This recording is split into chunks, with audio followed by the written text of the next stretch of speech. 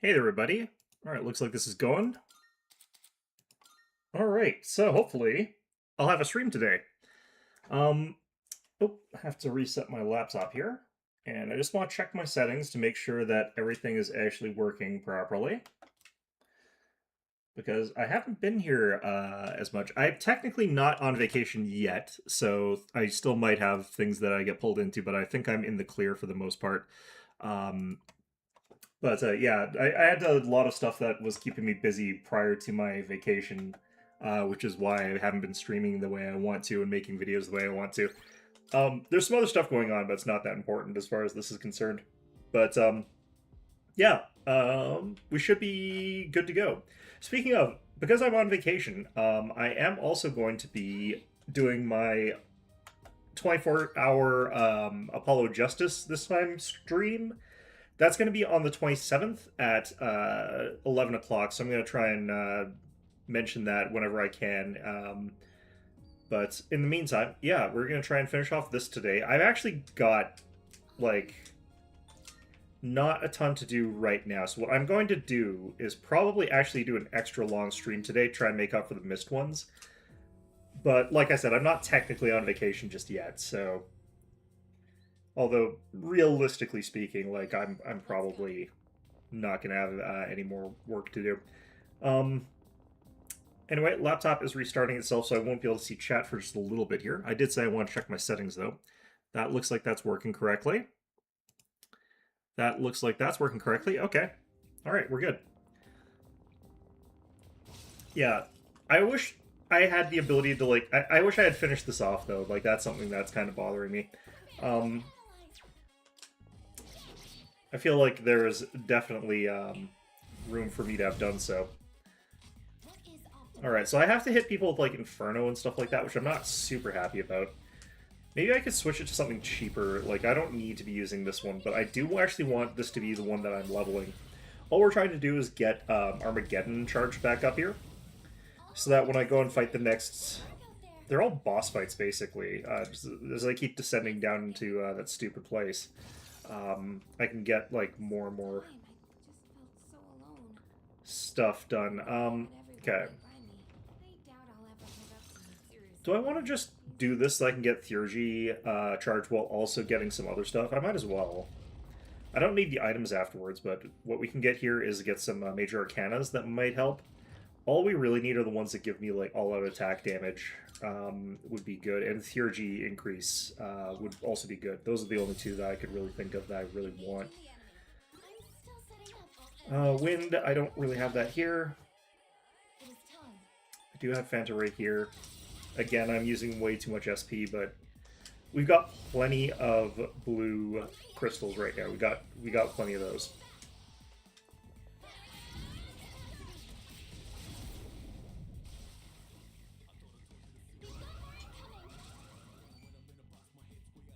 And of course, we could also get Yukari to do a lot of these as well, so... Like, I could just Inferno here and then pass it on to Yukari and then get her to charge some stuff.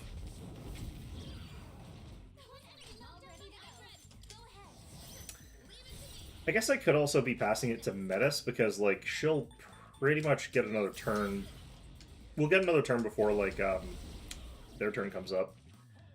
I guess it doesn't really matter that much.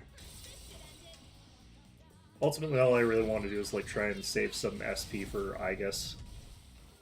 Because she's spending way too much, way too fast. It's like 120 a turn. I'm fine with that in boss fights, but it's not great here. Do I have a slash? No.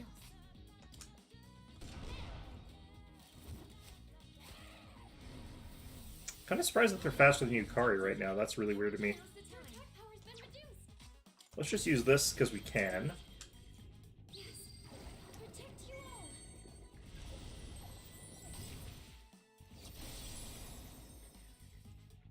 The accuracy up's going to be good here.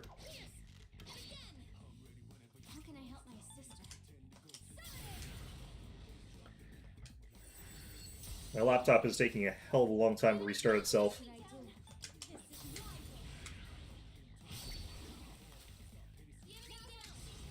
Alright. The odds that we get like a good Major Arcana are really low.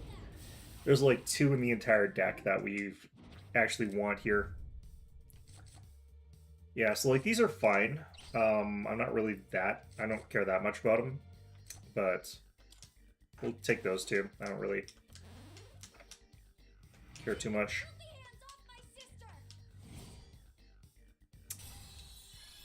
Yeah, so that'll be just about max level Lucifer. We don't have the best abilities on him, but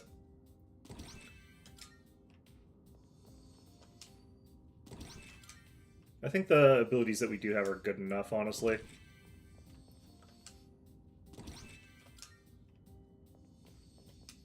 I'm not sure why I'm even picking this stuff up. I'm not even sure if like the consumables are worth it, or the crafting items. Well, Dakunda Gem is actually kind of useful, but not that useful. Alright, we just get like 2 more fights, and then we're pretty much good. I think. Probably depends a little bit. Maybe these floors are a little bit too low for me to really gain any meter on. Filthy monster. Alright. These guys are wind, right?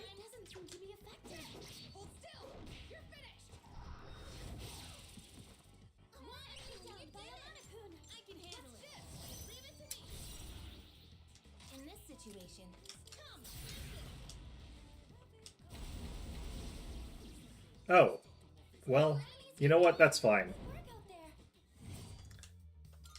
I was hoping to get a Theurgy just or sorry, a all-out attack there, but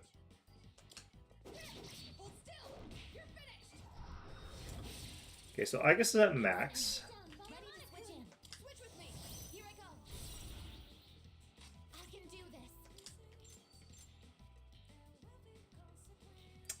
What I kind of want to do is just this, and then pass it off to Metis.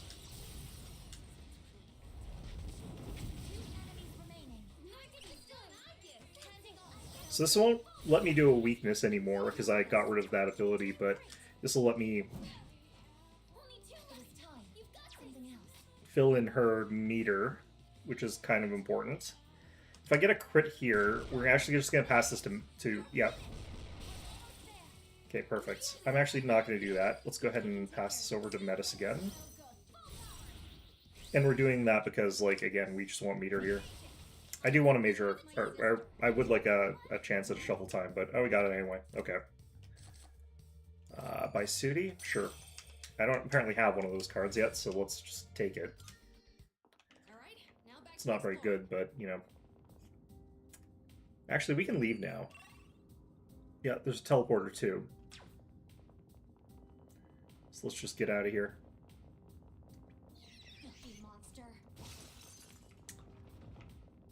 Okay.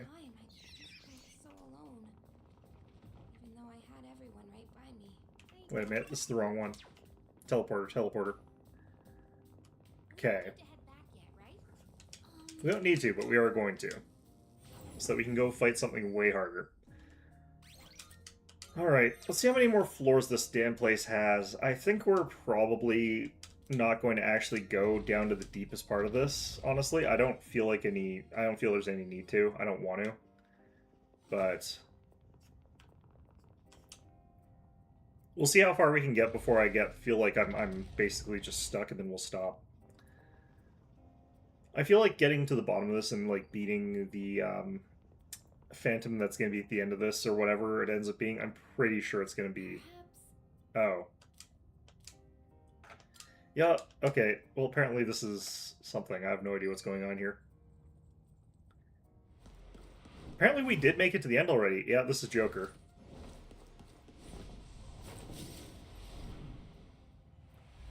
See, if it was my Joker, this would be easy, because he wouldn't be any stronger than, like, Aegis is. So that's where that reading was coming from. I can't make sense of the state. It's powerful, but somehow faint. It's like he's not actually here. He's going to attack. Aegis, get ready. Okay, so we'll probably, like, get our butts kicked, and then just, I won't bother retrying this, because, yeah, I want to get 2 here. Yeah, they were playing Takeover too. That's not my preference. Heat Rising himself. We should be able to get through that fine. I'm gonna do this.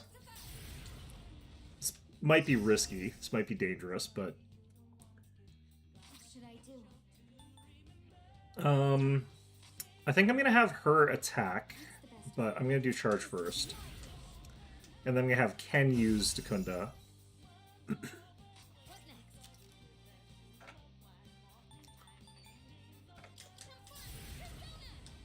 I'm guessing he also is going to have rotating things, so we're going to end up having like a bunch of different types of attacks that we have to sort of cycle through or whatever.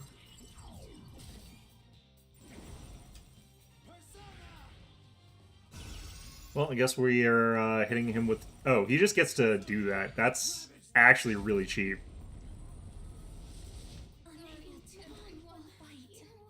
There's probably a rule that we're breaking if that's what's happening. For that amount of damage, like, I don't think that that's survivable even if he did have some other thing, but, like, there's probably a rule that I'm breaking for that one.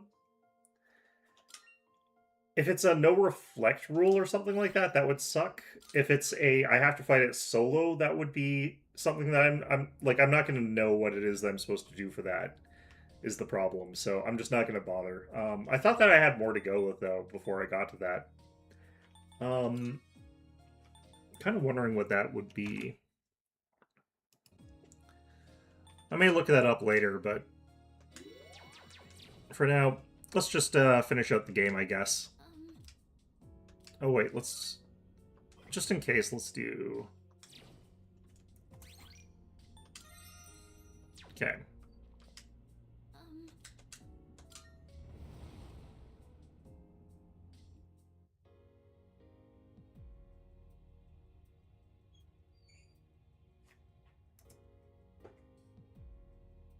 What is this place? I can feel it. This is the site of the final battle.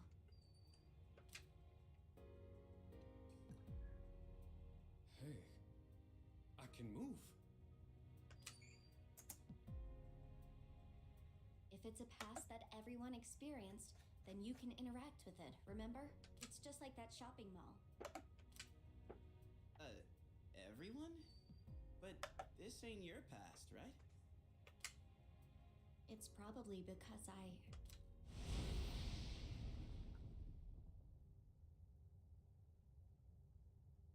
Nyx.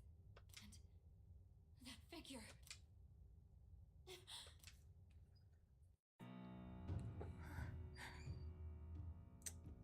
My laptop is having some problems here.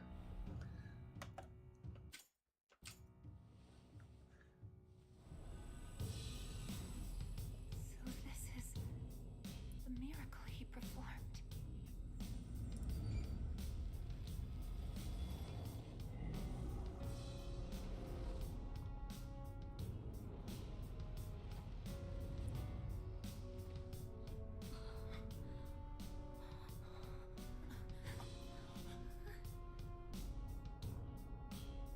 I do kind of wonder why he turned into a rock. Also, I really hope he still has his pants. He's not wearing a shirt there. That'd be so embarrassing if not. What is this? That's his life essence. This is what happened that night. Using the power of the Great Seal, his own essence became the seal. But when someone's life essence leaves their body, they die. To do this intentionally, he must have already found his answer to life. His answer to life? I don't think he has any regrets. He even managed to keep his promise to you all before his consciousness finished fading away. His promise? You mean to meet up on graduation day? Wait, how do you know about all that? How? I just do. I'm probably like Nyx, or this person who became the seal. I think I belong on this side. Nyx is able to bring death to all things, but if she's that powerful, then what was stopping her before he became the seal? Huh. Was there someone else? Then what about before humanity existed? What are you getting at? I'm not sure why this occurred to me, but I don't think Nyx is malicious. Normally, a seal shouldn't be necessary. What? Are you saying he did this for nothing? No. I think what he was actually trying to do...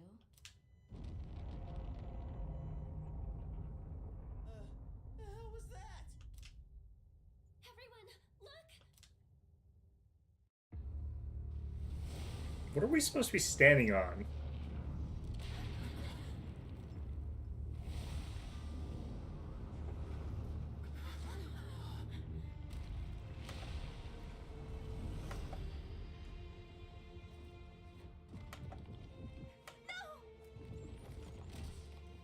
This is not a shadow.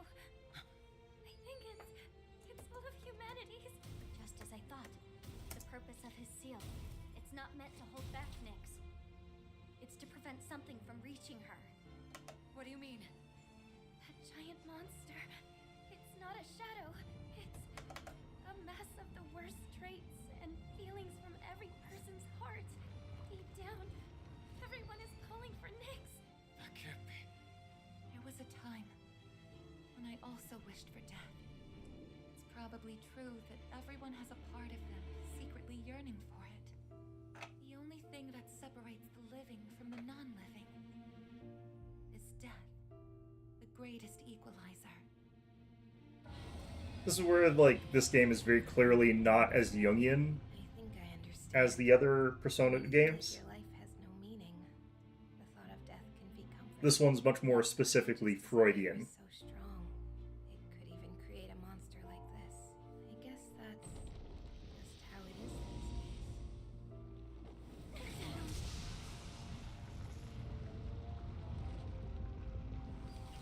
Hell? Alright, we're gonna name this guy Todd.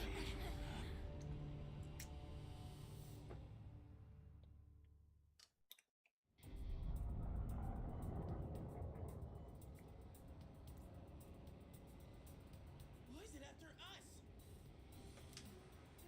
It must want my sister. She has the same power as the one who created the seal. Are you going to fight it? You can't take on something like that! This is a battle we can't run from. Feelings that created this monster came from within me as well. I couldn't accept reality. So I wished for the past. Despite that past harboring death and bloodshed. There isn't a doubt in my mind. This is the cause of all our struggles. Sounds good to me. Let's take it down. This isn't just a fight against a monster. I'll be facing myself as well. And I'm ready. He won't run away this time. He's watching us, and we can't let him down.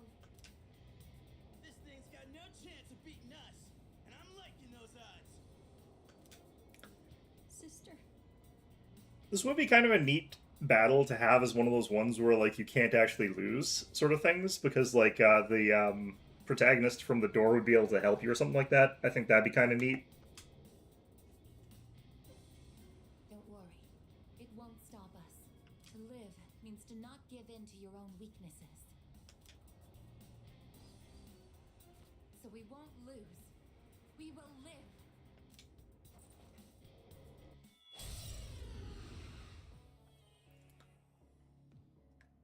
Alrighty. Does this thing actually have 2 hitboxes? Let's find out. Doesn't look like it so far. Who's next? Yeah, I can't switch to anything else here. This is my result. I'm gonna operate under an assumption here that's probably wrong, but we'll find out. What should I do?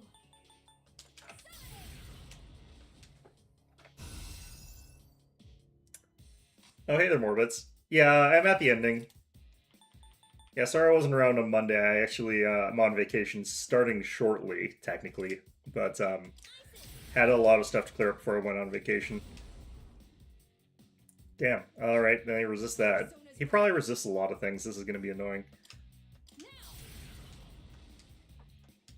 Same thing with, like, last week on Wednesday. I had to, like, cut out pretty quickly. Oh, that sucks. Should be actually fine. Except for that happening.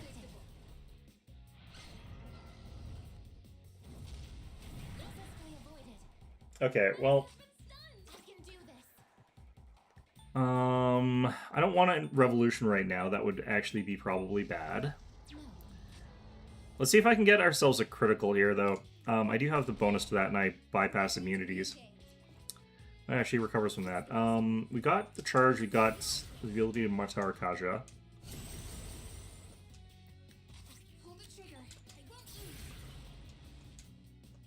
Get that all set up there. Ooh, I should be able to scan now. I'm guessing, yeah, resistant to all elements. Do we just try to get lucky, then?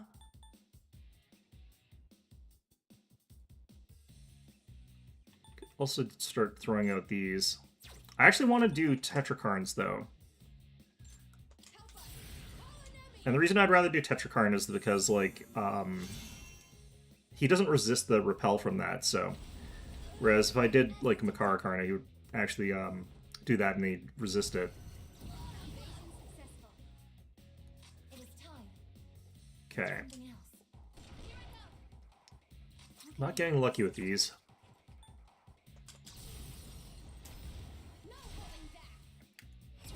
So, I'm actually suspecting I'm probably going to be done that relatively soon, so I'm not going to know exactly what I'm going to be doing after that one.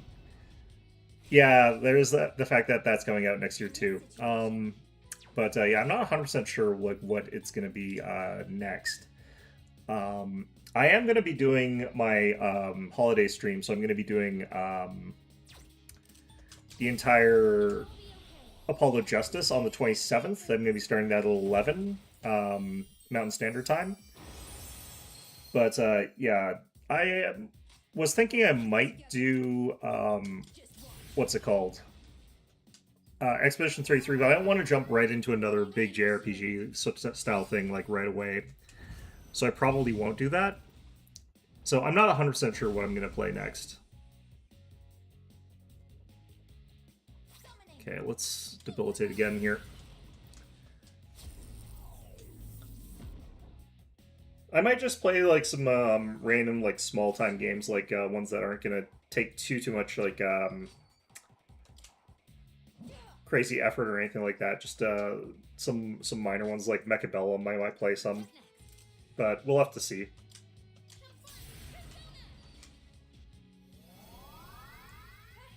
I might even try to like stream some Sins of Solar Empire, or I've wanted to like check out Songs of Conquest because that's been released for quite a while, and I haven't gone back to that in quite a bit. But I'm gonna wait a turn for this, and I'm gonna use that as the heal for that turn.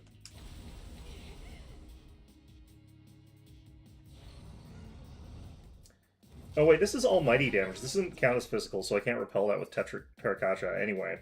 Crap. Alright, I'm going to have 2 of these, so I'm going to actually drop Armageddon on this guy right now. Because I'm about to Divine Intervention.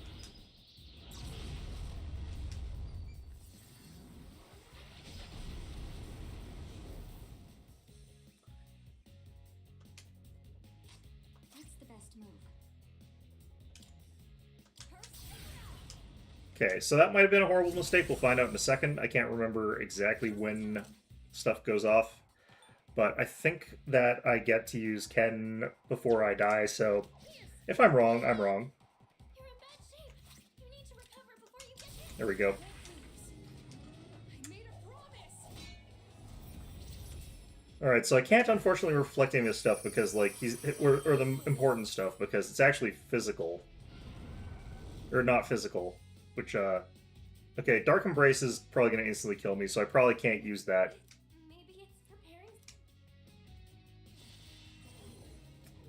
Okay, that also sucks. I'm kind of wondering how much time I've got to respond to this. I'm going to block here just in case, but we're trying to just learn. I'll redo this fight if I have to.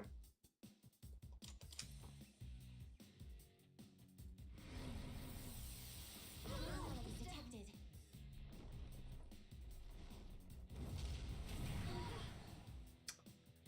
Okay, so clearly we should have, like, not done that at that time, but we'll keep blocking until we do this, and we'll just redo this fight afterwards. This might be an instant kill, like, no matter what, and we just have to, like, damage race him to stop him from doing this. That's kind of looking what this probably actually was. But, you know, too late now.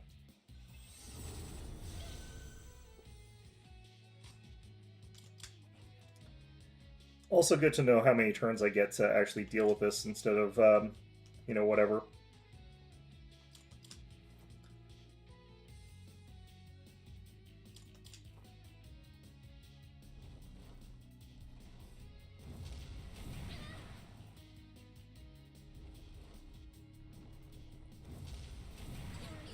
Everyone. I'm picking up a. No! Yukari-chan! Yeah, this is a timer. Okay. I wish I could actually, like, restart the fight from any point, but I have to actually just lose, so we'll just get there. Okay, so he'll get Primal Darkness. We're blocking. Does that do a difference? Sister, Mom. It's not an instant kill, okay, but we have a lot of turns before that triggers. If that attack were to let. Oh no! Amada-kun! Alright, so that's good to know. I'm just gonna try and lose here, though.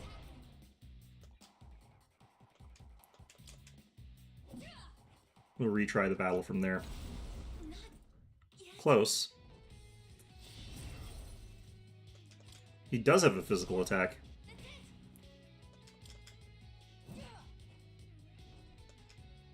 This does actually mean that we can Revolution, though, because that... Oh, God.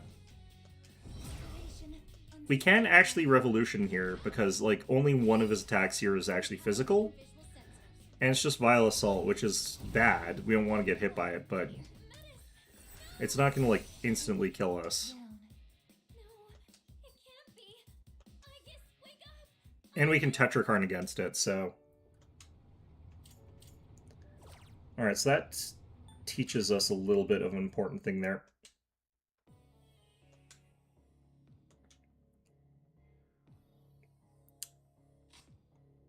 Summoning. Persona.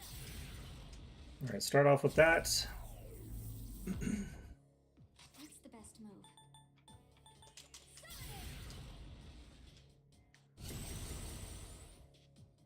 I have to do this. I guess technically if I use physical attacks, I have that chance of getting a critical, getting lucky with that. This thing might be immune to criticals or something like that, though. You never know. I'm ready to go. I'll end this.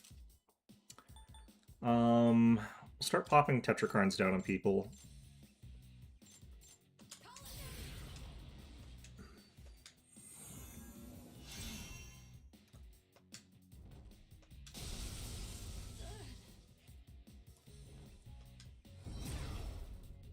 Okay, that's good. Persona. Pop Revolution here. What should I do? This is my wish. Pull the trigger.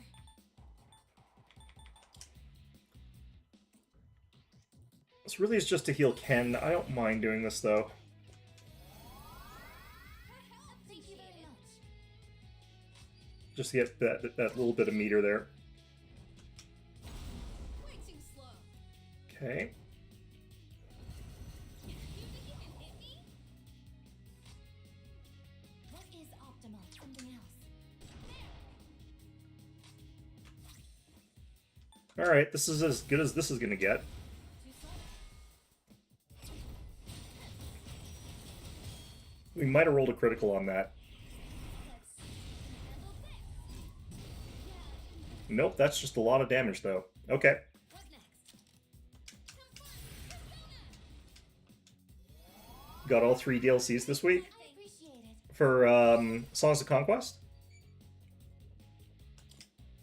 Yeah, I haven't actually picked those up yet. I really actually want to check to see which of those factions are ones that I'd be interested in. I'm probably not going to get all of them. I always like just buy DLCs for things that I really like instead of just buying all of them. But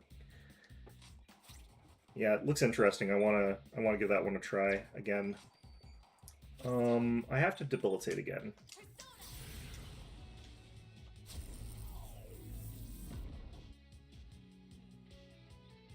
Oh, you got them for different games. Solaris Nomads, Age of Wonders 4. Yeah, the new Age of Wonders one looks actually kind of interesting. Oni Aquatic Pack, I have no idea what that is. How can I help my sister? Let's see here. And another. Target. Oh no, he's not immune. I was wondering. He's immune to getting knocked down by criticals. What the heck? Right. Okay. Trigger. Okay. Well, that's kind of a cheap mechanic. I don't really love it when games pull that kind of stuff. For your support. I do think that, like, when you have a mechanic where it's like you get the knockdown on a critical, like it being the final boss, even if it's like really powerful, like negating that as a strategy kind of really sucks. Maybe next time. Really not a huge fan of that. Summoning.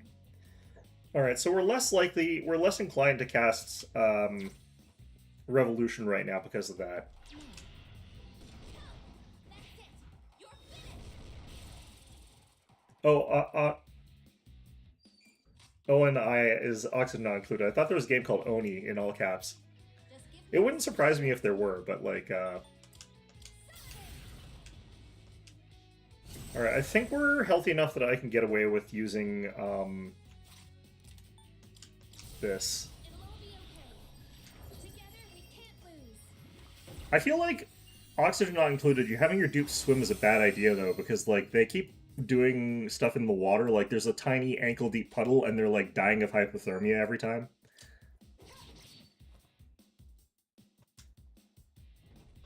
Myriad arrows? What the heck?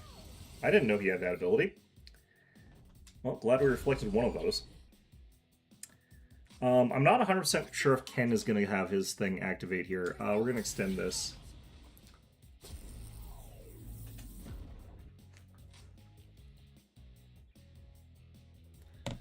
Okay.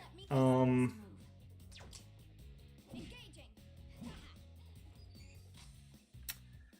I don't want to risk it. I'm going to go ahead and use this. Thank you very much. Okay, we did have that. Okay, that's fine now. I'm going to wait a little bit for that. I feel like what we should be trying to do here is getting him down to like half health normally. And then we use Armageddon once he's like that to get rid of him once that big ball comes out to play. Something else. What should I do? Are we... I don't think we cycle that yet. I think we have one more. What next? And we can actually do just this.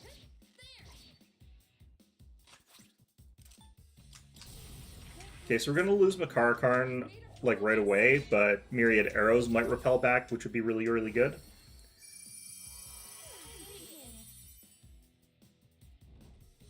Yeah, so we immediately lose that, and it doesn't really do that much damage to him, but it's still 400 damage. Okay, never mind. This came out way earlier than I thought it was going to.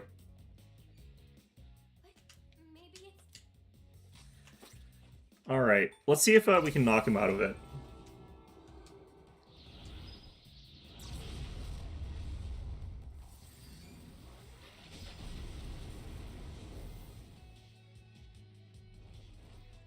You can. Okay, that's perfect.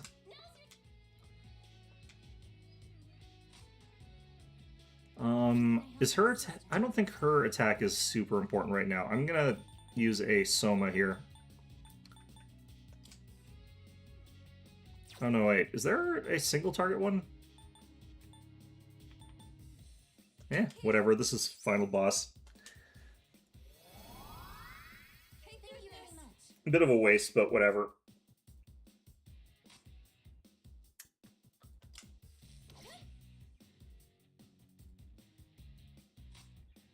I want to check something here. Oh, And now, Persona.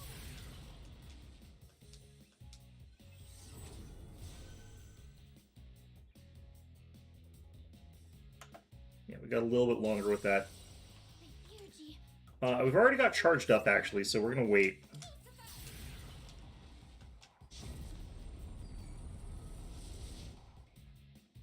It's pretty good. What's the best move?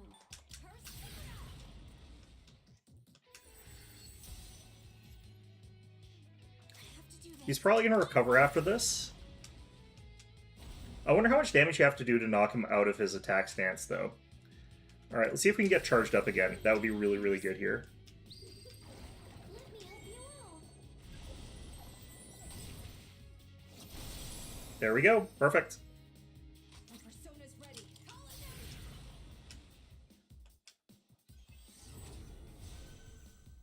Getting multiple sets of charged up attacks always like that is really, really good. Alright. Yeah, so he's pulling that out again. Does that count as an action? I forget. I think it did. Focus. Never mind. Okay. As I expected. Okay, so Ken is poisoned. What is optimal? That actually really sucks because he actually does... He is susceptible to poison. He is not just going to auto-recover. How can I help my sister? Let's do this first.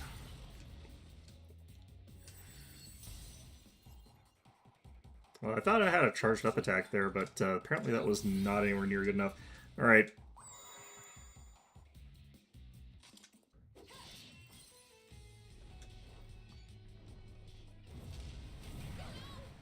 Okay, that can critical. What the hell?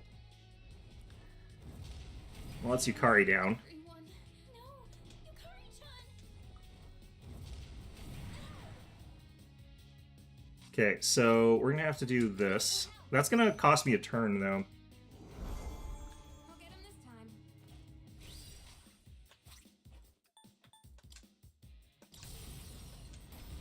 No holding back. Hopefully this is enough damage to knock him out. When I fight, I show no mercy. We have a lot of time, though. Like, the amount of time that we get to knock him out of this is quite extensive, so... In this situation, Isis. Thank you for your support. Keep it together. Did I scan on this enemy? I see. So this Oh. is where My I began. persona's ready. When I do... Okay, never mind. Interesting.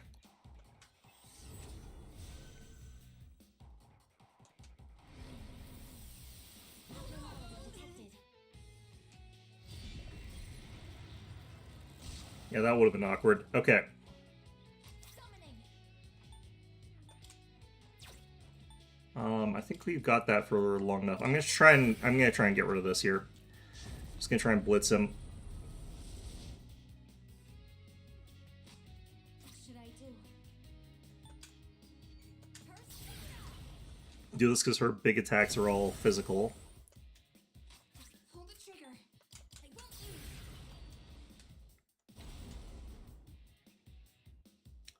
Keep it together. Now.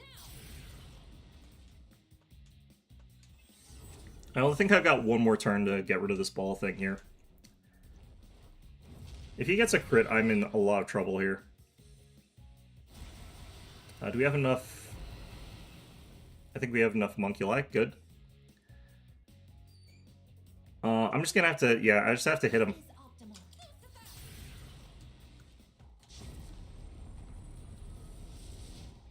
I wonder if I had to hit him, like, all in one hit, though. Oh, no, we got him. Okay. Now then, I've already scanned this one. Engaging. I have to do this. There's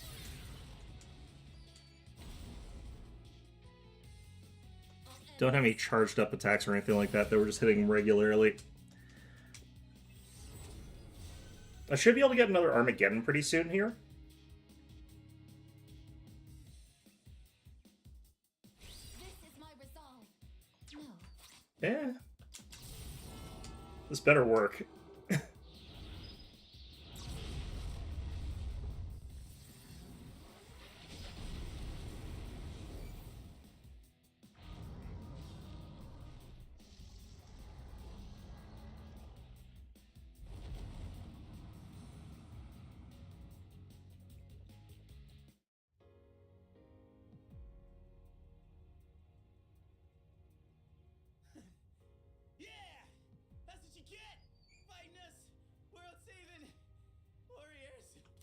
Take that, humanity's collective will. We actually did it.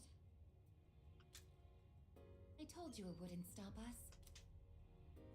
But won't that monster reappear eventually? I mean, since it's the conceptual will of all of humanity to self-destruct, which I believe in, um, I'm not even sure that's gone. It's just like, still there, but Because people will still keep having those feelings, wishing for destruction. yeah.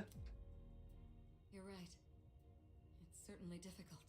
People struggle to keep death at bay, all the while forgetting what makes life worth living in the first place. I get it. Without it, people would just call for Oops. this Oh well. again, wanting everything to end. Can't help but feel that way.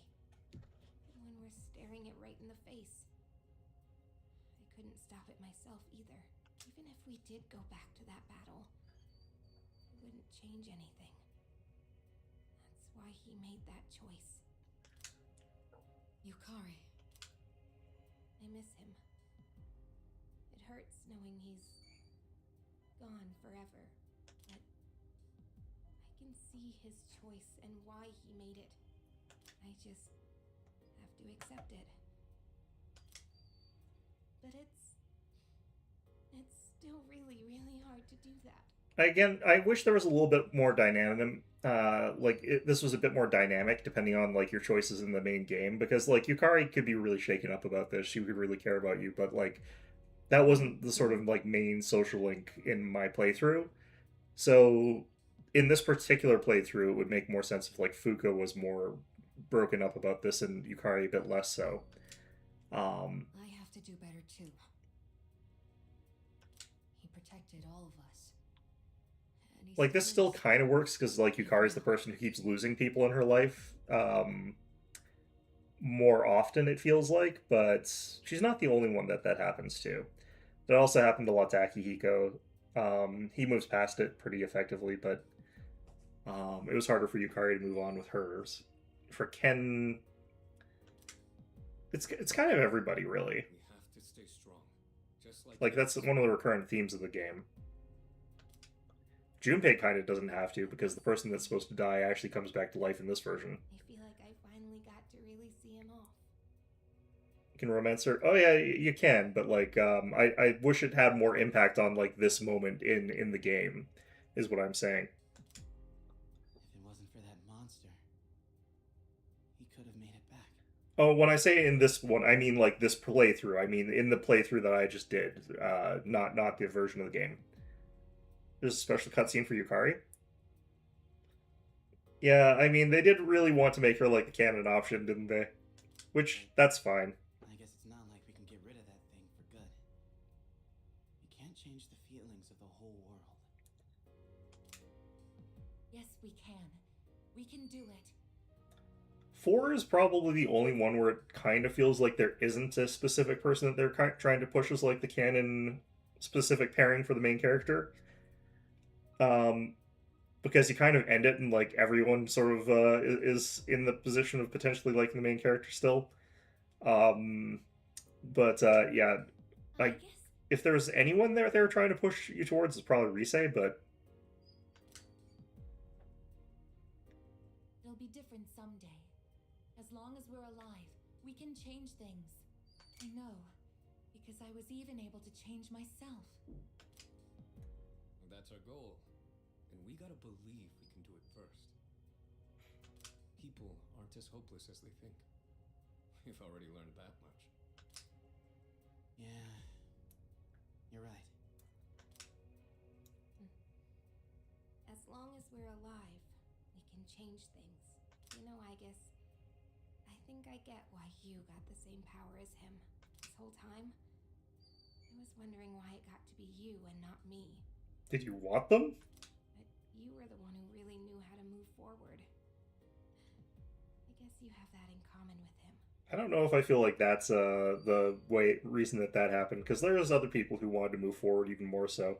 She was actually kind of stuck at the very beginning. She didn't want to move forward at the very beginning of this particular adventure. Oh, really? Well, I'm glad to hear that. I'm glad that you're glad. You know, I was pretty jealous for a good while there.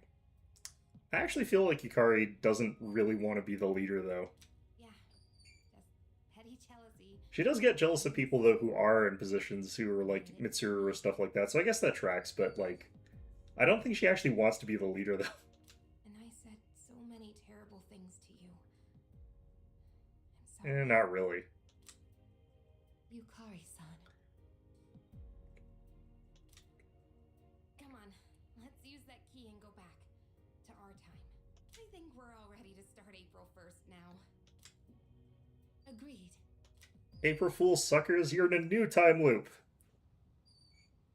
All right. Aegis? Yes.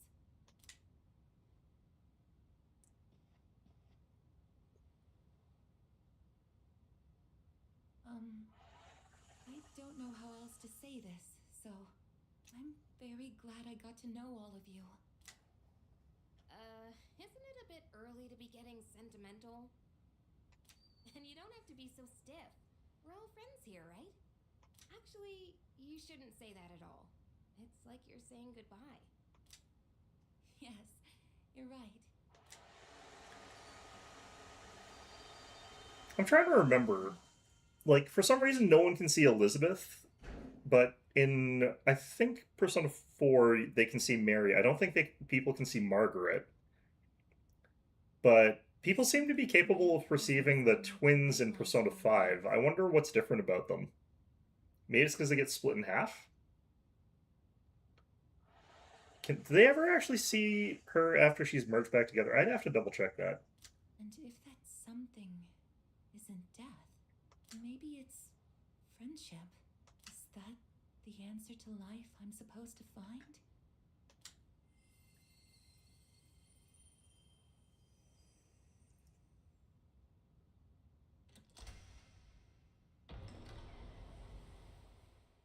Congratulations, sister.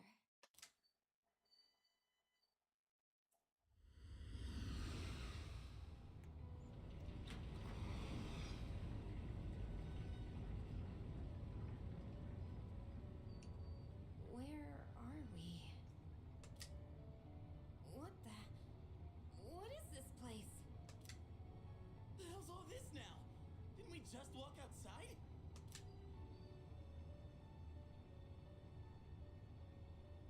How are you all here? There is no need to worry. I simply summoned you that we might say our farewells. This is quite a surprise, however. I did not expect your friends to follow you here. It would seem that the power of the wild card within you has had an effect on them as well. I guess you know them? This is a place where those soon to awaken to their power can receive guidance. Both my sister and your friend who sealed Nyx were guests here. Metis, why are you over there with them? Just what's going on?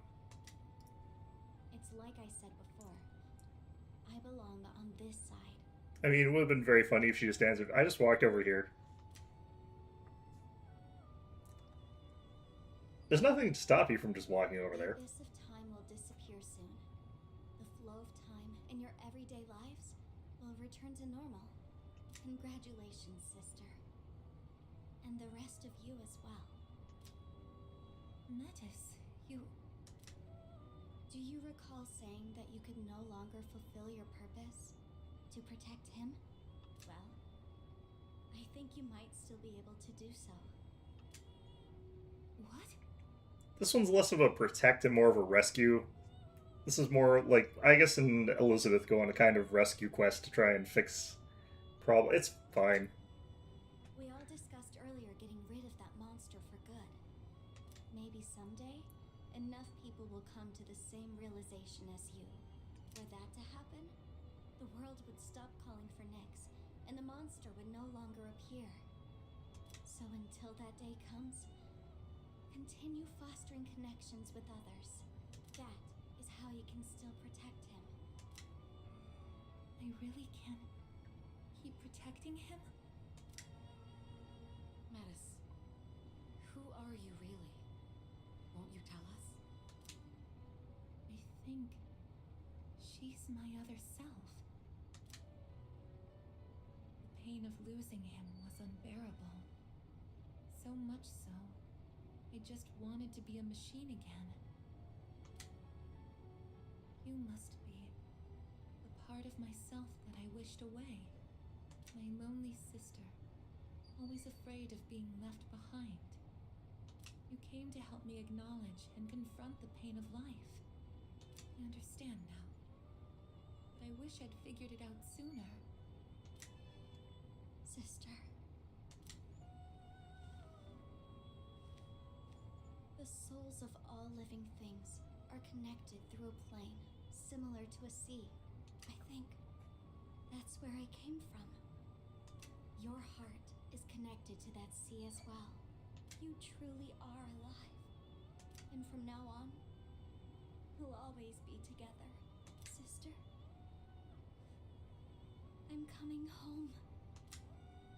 Welcome back.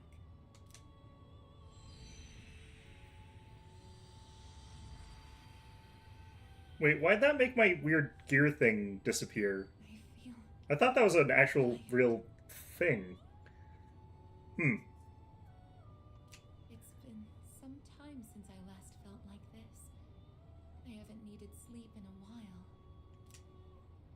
Well, it would appear our guest has safely reached her destination. I'm trying to remember where she got that equipment from. I think Metis did give it to her, but I thought it was stuff that she pulled from, like, Aegis' bedroom. She has found her answer. Maybe not, though. Her answer to life? Please, tell me, now that I've found my answer, is my life going to end? End? What do you mean by that? Aegis? It's strange, though. I feel satisfied.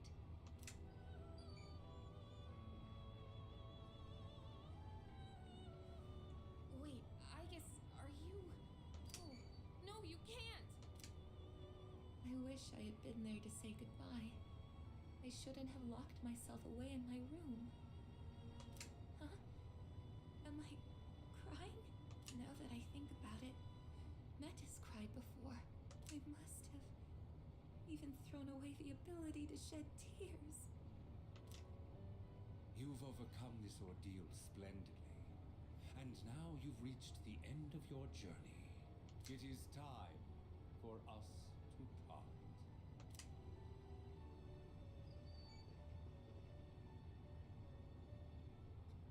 Aegis, cut it out. This isn't funny. Aegis, please! It's okay.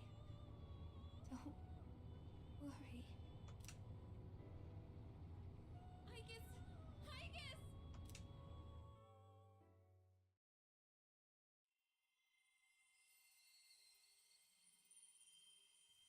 You know, you might be able to reach him now. Not so much with words, but with everyone's hearts and strength. If you were to do that, he wouldn't have to carry on alone anymore.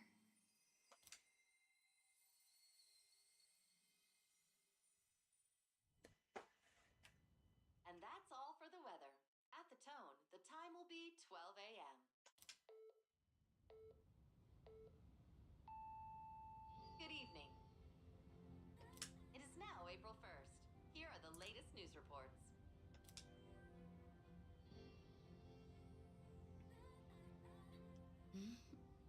What? When did we fall asleep? Huh? This is the dorm. Is everything back to normal?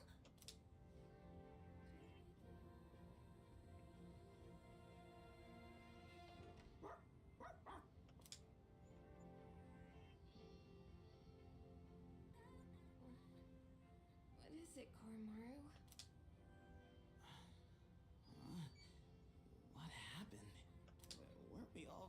entrance talking about a key or something? Yeah, we were. But it looks like that's been settled. Everything outside is back to normal. We're no longer blocked from leaving either. So the Abyss of Time is gone then.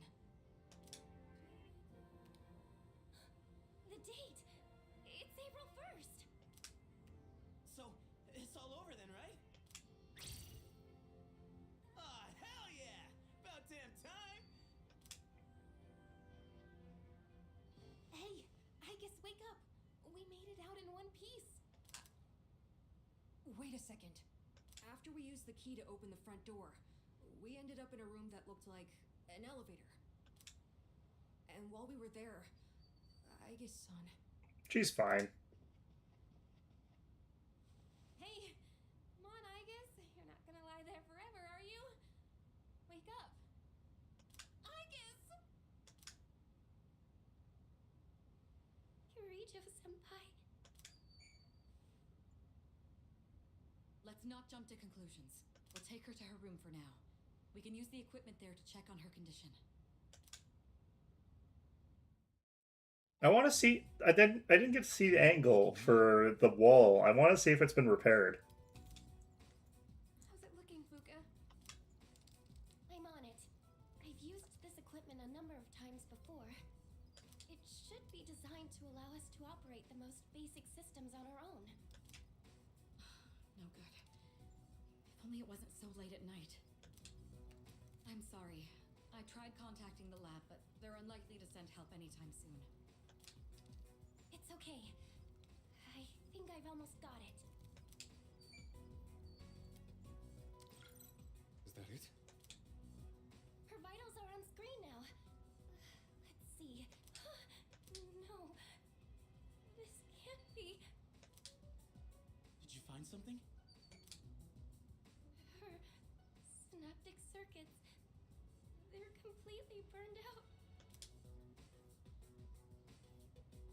There must have been a massive system overload that took her way over capacity. I imagine it's related to her gaining the ability to use multiple personas. Burned out, but she can be fixed, right? It would be easy enough to replace the necessary parts, but the Aegis we know is already gone. No, Aegis. Did you call my name?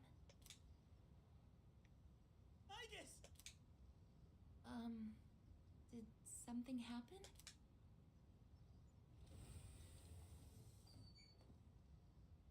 Jeez, way to give us a heart attack, you sleepyhead. You took so long to wake up, we thought you were dead. But how? Her synaptic circuits shouldn't even be receiving power anymore.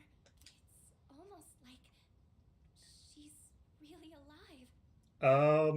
I don't know. Our synapses. We actually need power for our brains to function. That's not really. Whatever. I'm sorry if I caused you all concern. I was having a dream. The first one in quite some time. It was full of memories of the time I spent with everyone. And strength of heart, when united, is barred by no door. It's nothing. Painful goodbyes may be one of the most difficult aspects of living. But I believe that spending time with those who care about you is one of the most joyous. I really am lucky to have such wonderful friends. I guess we were right next to each other, suffering over the exact same things. Looking back, I feel kind of stupid. Why did we ever think we were all alone? I guess we're more alike than we thought. Man, is this nightmare finally over? We're not gonna wake up and see April 1st again, are we? Hey, quit tempting fate, would you? In any case, that's it for now. crap. With the danger gone, I feel like I'm gonna pass out. Well, it is dawn, so if he falls asleep right now, he will wake up and it will be April 1st again. Because he'll probably wake up in the afternoon and it'll still be April 1st, so. Oh, Junpei-kun! Alright. Let's head back to our rooms and get some rest for tonight. It's dawn, it's daytime, man. It's too late. Is there anything else to take care of before we turn in? Actually, there is one thing I'd like to announce. With regard to collecting everyone's evokers, I'd like to reverse that decision. My opinion of this one is that it's worth it for me to play because I like the Persona series and I've played literally all the other content first. I do rate this as lower than most of the other content that's out there for Persona. So, unless you mean like Persona 3 in general, I think that Persona 3 is definitely worth playing. The DLC is only worth playing for like really diehard people who really like the series. Someone was asking me about this in one of my other streams, and I was saying that like if you want to get the most of the experience and you know you're going to want to, then play like them in order. So like play Persona 3, then like episode Aegis, and then go to 4, then go to 5, and so on and so forth. But it's definitely the one that I would recommend snipping if you just don't really need to get the whole experience. I do like that expands on the characters a little bit more. You get a little bit more out of all of that, but it's not as much of that as I would like. I would have liked more social interaction in the game. This whole incident gave me a lot to think about. And if some other random bullshit happens and we need to actually use our evokers, we should probably still have them. In a way, I may have been trying to bury the past by collecting the symbols. Like, what if we all get thrust into a fighting game? So, Oops, shit. everyone whatever, should hold it's on to fine. their own. Even with no shadows left to fight, we marry in battle against ourselves. We don't know that there's no shadows. We had that whole thing where it's like, oh yeah, it's finally over. Entire new dungeon, full of shadows.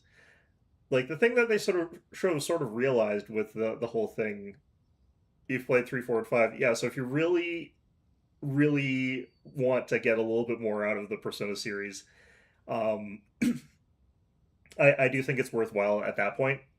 But like if you hadn't played Royal, yeah, like if you're not trying to like just get the most that you can out of the series, then I think it's the one that you could snip. I actually think the same thing about like the difference between like Baseline 5 and Royal. You could play regular Persona 5 and not have to play Persona 5 Royal as well. Although I did both, and I enjoyed playing both, so it's kind of the same sort of thing. Until the day when everyone can change. Right? Same with... I think that's the same for like all of them. The expansions are kind of skippable. Like Golden, you don't really have to play. I think that Royale and Golden are both better than episode Aegis. Have been shipped. They do a little bit of a better job of like balancing out the things that they're supposed to balance out, especially Royal. I think does a much better job, but I don't think it's bad either. I don't think it's a bad game at all. It's just that it's a series with really, really high standards, and I don't know if it lives up quite to the standards of like the rest of the series. I just got word. Our transportation will be here shortly. You're taking everyone else too? Yes, their new dorms are on the way to the lab anyway. And since we're all here, I thought we might as well travel together. It would be dull otherwise. Has anyone seen Junpei? I told him not to be late. Bet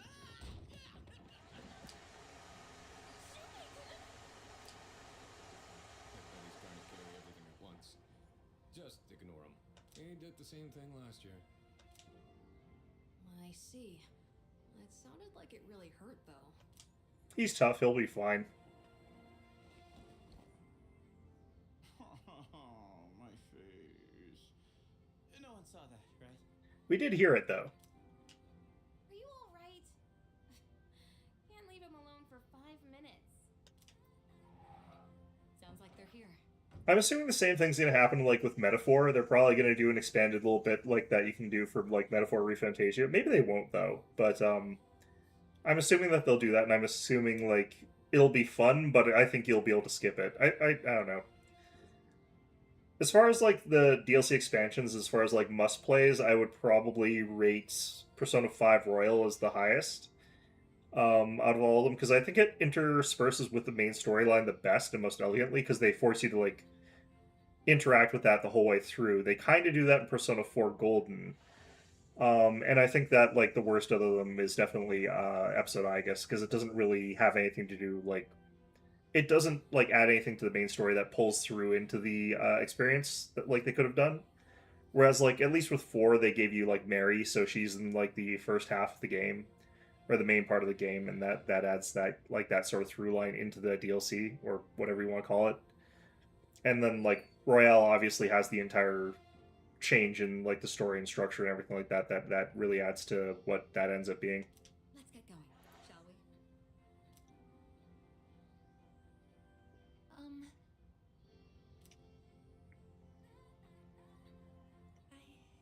I actually have a favor to ask.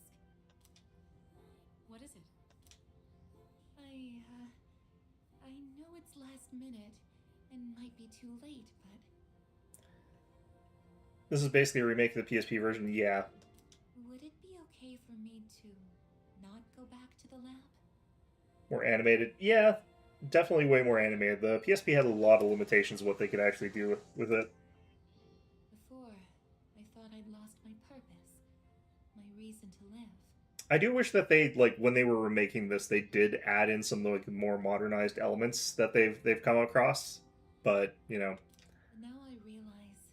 I also understand that like if they did that, it would upset some fans that wanted like a one-on-one remake that just like looked different. If possible, I would like to keep attending school with Yukari-san and everyone. Well, you can't continue school with everyone because Mitsuru and Akihiko are both graduating. And Ken doesn't even go to your school to begin with. Let alone Koromaru. It's really just Yukari, Fuka, and Junpei, and Fuka's not in your class. Well, whatever. I want to continue experiencing new things with you all. If it's not too late. Well, it would be difficult since I'm no longer involved with Gekkoukan High. I'm pretty sure she is technically still involved. Your transportation has arrived, ma'am. Because, like, isn't the Karijo group, like, the people who own the school? And she is the Karijo group now, so... Senpai! I apologize, but there's been a sudden change in plans. We'll now be going to the school's Tatsumi Hall. The transfer to the lab has been cancelled. Senpai! You mean... That poor lackey there must be like, ma'am, can you please give me more than 1 second of notice? This isn't even 1 second of notice. This is after I arrived. Hell yeah! That's what I'm talking about! Thank you so much. It's an honor to be able to stay with you all.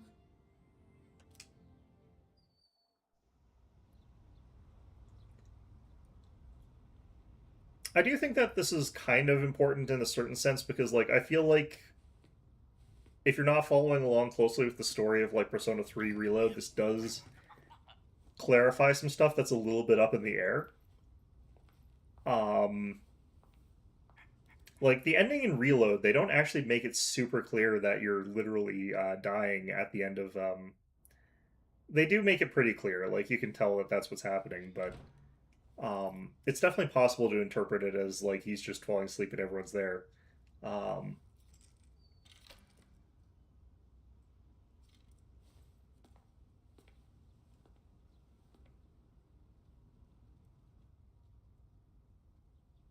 It's weirdly kinda sad to leave, huh?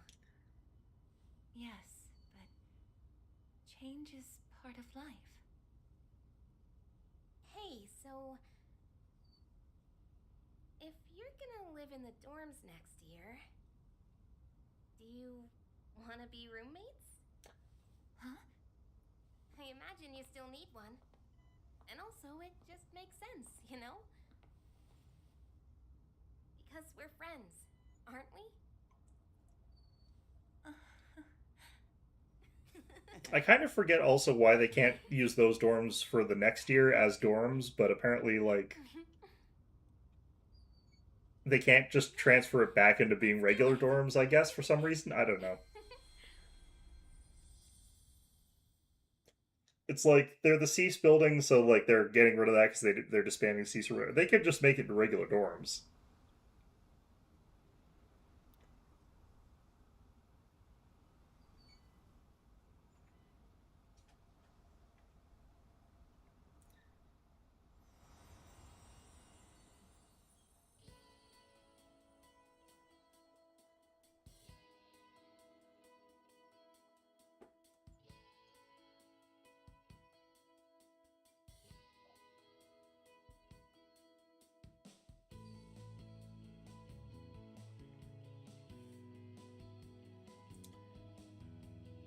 Okay.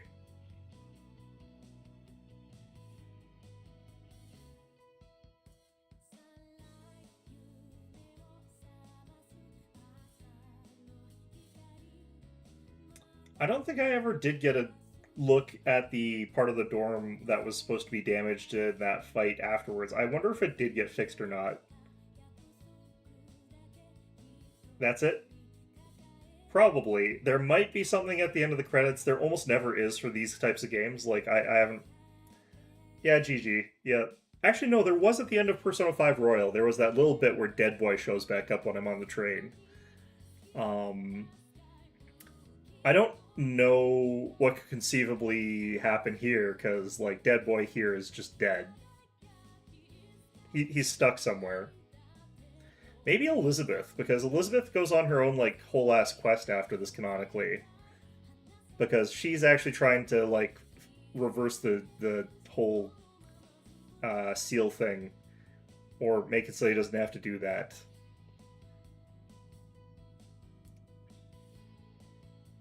And I don't remember if they really fully explained that in this game. That she was going to be doing that, so maybe her, like, preparing for her own little adventure could be what they do at the end credits, but they probably are going to do nothing, is my guess. And even if they did, like, when they had, like, that train platform moment with Akechi in Persona 5 Royal, it was only, like, 1 second.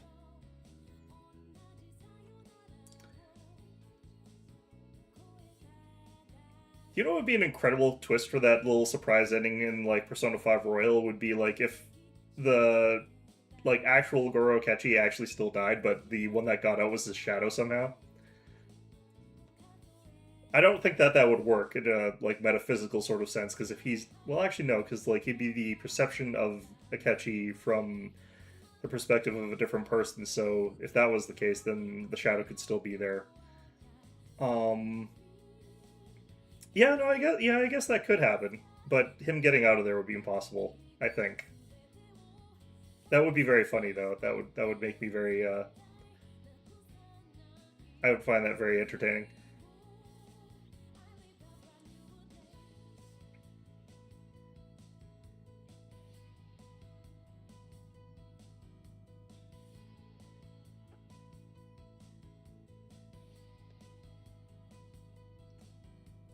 Yeah, Sins 2 has been funny lately because I've been doing the sort of videos that I've been doing, and like a bunch of the stuff that I talked about apparently got looked at by the devs.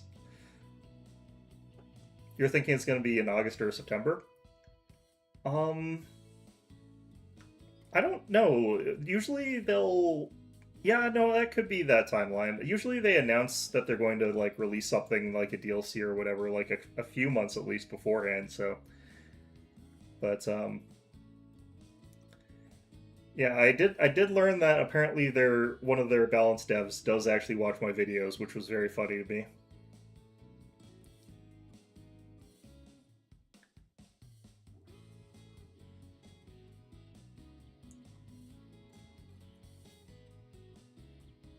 I actually have to like get to doing some more videos for that. There's 2 more videos at the very least that I've got in the pipeline, and I just haven't had time to do them because I've been really busy lately. But now I'm on vacation, or kind of on vacation. I'm on vacation soon, I should have time to get those done. Hopefully, we'll find out.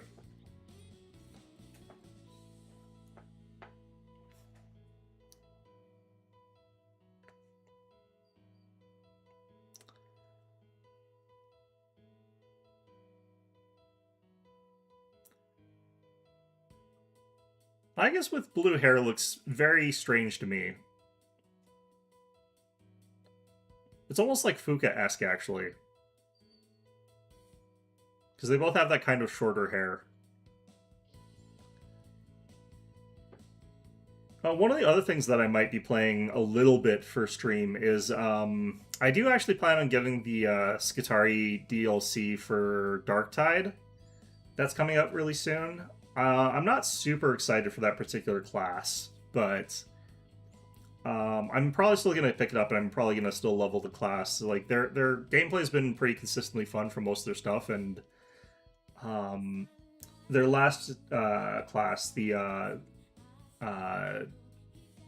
drug addict, is a lot of fun to play, actually. So if they do a good job with this class as well, I think I'll probably play it. The thing for me is, like, I have a very particular sort of playstyle of things I like in that game, and I think this Skitarii will probably have that option of being, like, more gun-focused rather than melee-focused. I think that the game tries to get you to, like, do 50-50, but some of the classes can almost lean entirely into their guns.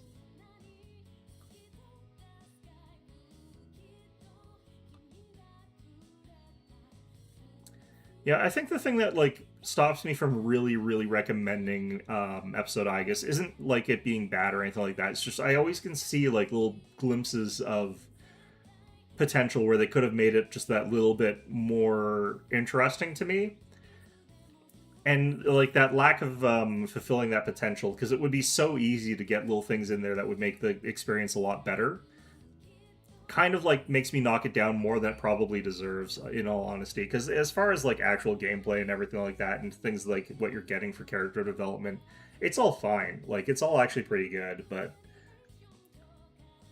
there's so many little things that I wish that they added in, unlike the main games, which I usually just sort of like as they are, and don't want them to add in too much or change too much. I think this one really could have done with a few other things added into it.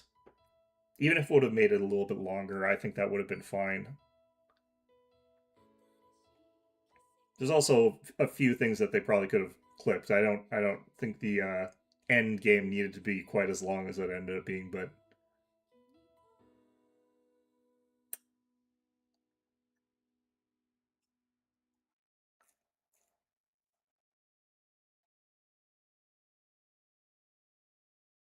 I am thinking there is no after credits thing.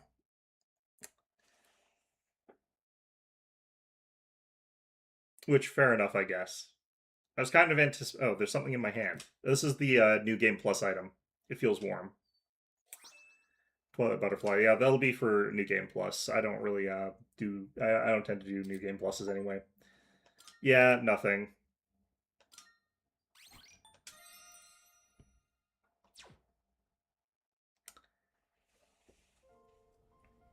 Does change the image to the dorm afterwards, which, yeah, that's probably, I don't know. I think there's other images that you could have done that would have been a little bit more interesting, but I understand thematically why that's there.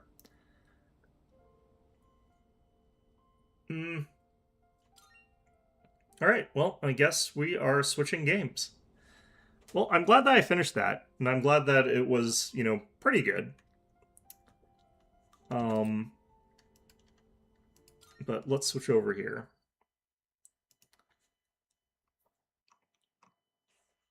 One of the nice things about that as well for me is that I completely forgot, like, a lot of it because I haven't played episode Aegis in ages. It has been so long since I played that.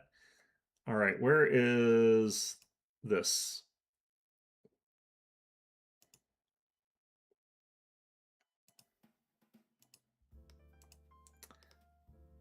Alright, now the problem I'm going to run into here is that on the 27th I'm going to be playing Apollo Justice, and I'm going to be playing it all the way through, so hopefully I don't get sick of these kinds of games in the meantime. So I barely got anywhere last time when I was doing this. I started the last Wednesday talking to this guy, and I had to end it talking to this guy in the same conversation because I was pulled away by something I had to do. So we can actually skip that because I remember already doing that. I can actually do this because I remember already doing that.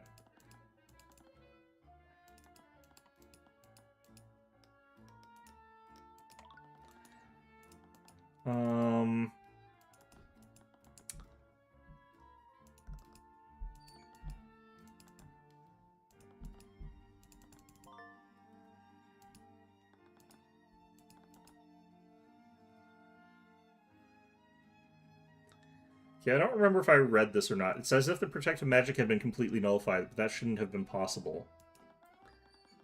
The locks are designed to be immune to anti-magic fields. The only thing that could bypass it was the sword of spell eating itself, and that only works when being held by someone. If they had access to the sword already, they wouldn't have needed to break the display case. It's more likely that someone used an extremely powerful spell. Probably. No, we already did.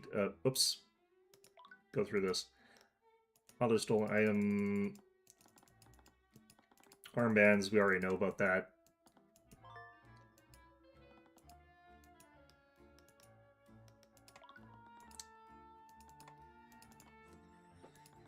According to the Inquisition, Beatrice Soraya, yeah, we already did this, I think.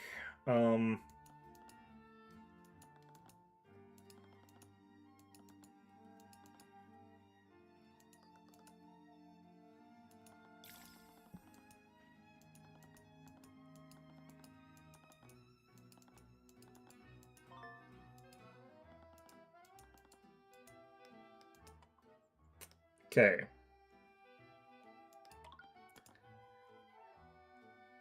I think we read this already. I think I got a little bit further than I thought I did.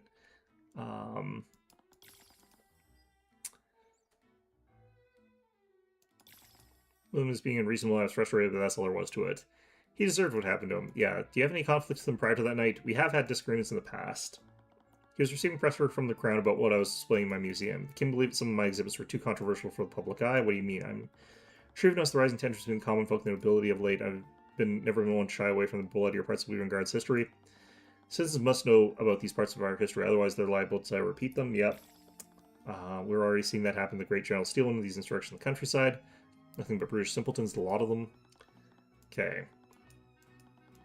So many people had a motive to murder William Frege, but who actually did it? Okay.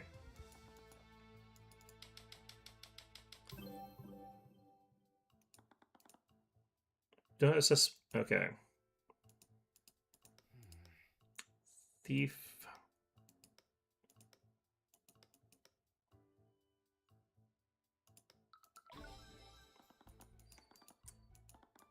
I'm pretty sure we did this one already.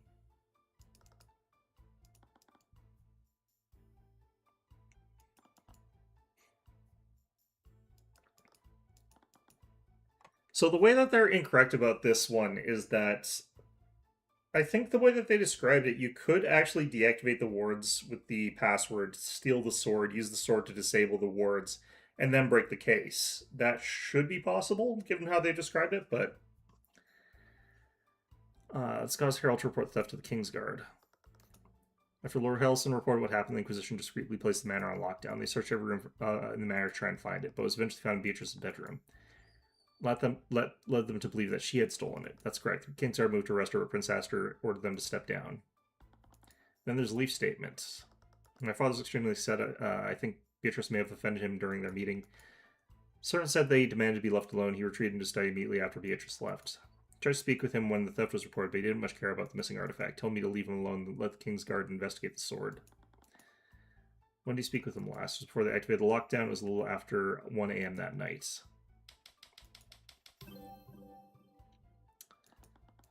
Oh, I think that I don't remember doing this one. Leaf's account gives us a clear fact about when William died.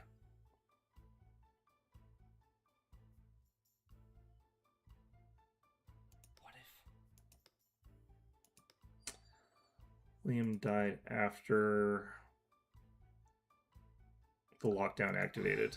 Linfrey was murdered after the lockdown was activated. That means that whoever killed him bypassed the lockdown, broke into the magically locked room, which is what they suspect the Sword of Spell Eating was used for. No, they could have gone through the chimney. Most magical locks are immune to the anti-magic field. Otherwise, lockdown will just disable the locks. The Sword of Spell Eating must function differently if it produces that effect. That's not concrete evidence, though. We haven't even spoken to all the suspects yet. Right, I never got a chance to speak with Lucio Steelwind. Given his stats, I wondered if that would even be possible. Either way, it's a good start, and it's not as if we're defending this case. Trial's getting close anyway. I didn't doubt Miss Tamora's abilities, but I could still compare notes with her before the trial began. It's a little strange that I hadn't seen her since the investigation started. Aren't we the prosecution in this case? Maybe she was meeting with Beatrice at the dungeons.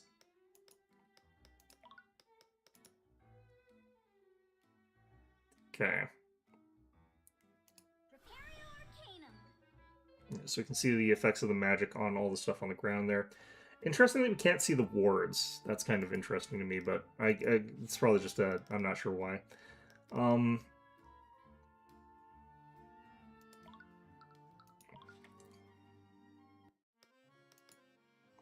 Already got that.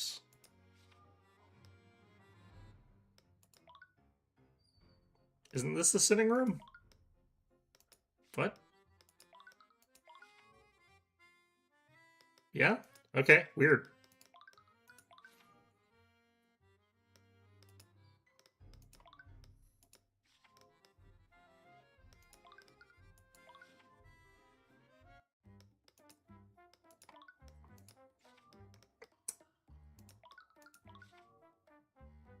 Man, I cannot remember everything that I've done here. I'm gonna be so screwed.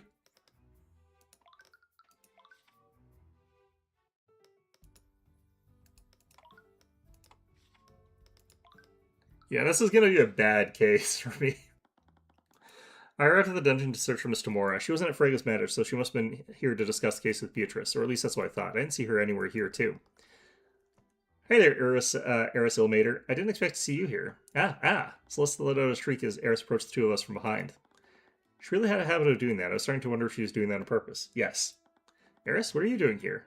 Beatrice is actually an acquaintance of my father.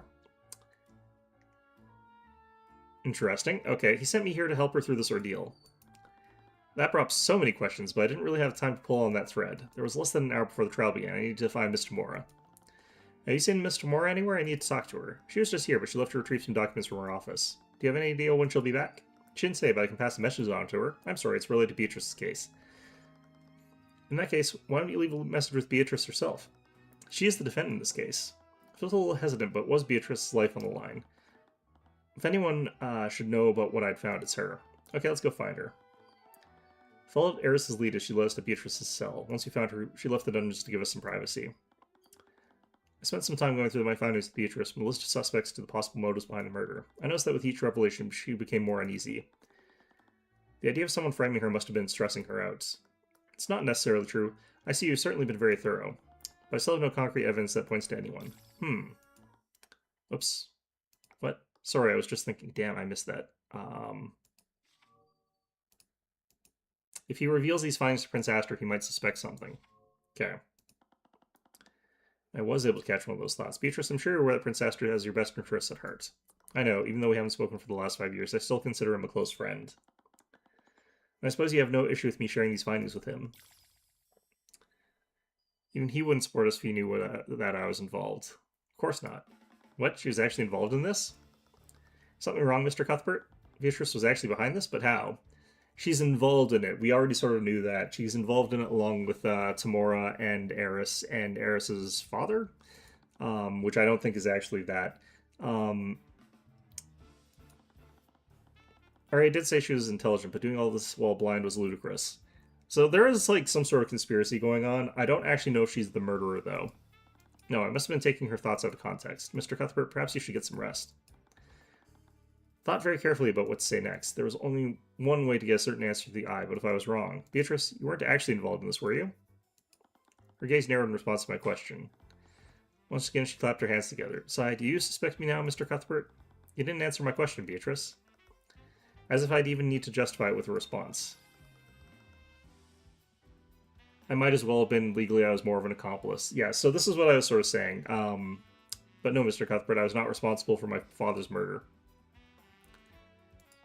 An accomplice. Someone else was involved in this. Cuthbert. Miss Tamora? My mentor seems to have sensed the mood in the air. She raised her brow at me. Miss Tamora, can I speak with you alone for a second? Okay. What's wrong? Is everything okay? Miss Tamora, Beatrice, she actually did murder William Frege. She didn't. She actually says she didn't do that. Miss Tamora's lips pursed, her eyes darted around the room to make sure the guards didn't overhear us. What are you talking about? How do you possibly know that? I saw the Eye of Horus. She conspired with someone else to orchestrate William Frege's death. Have you told anyone else about this? No, it's not as if they believe me anyway. You're the only other person who knows about my abilities. Okay, we'll talk about this later. I need to get ready. The trial starts in half an hour. What? You're not seriously going to defend her, are you? Of course I am. I'm her attorney. But she's guilty. I saw it.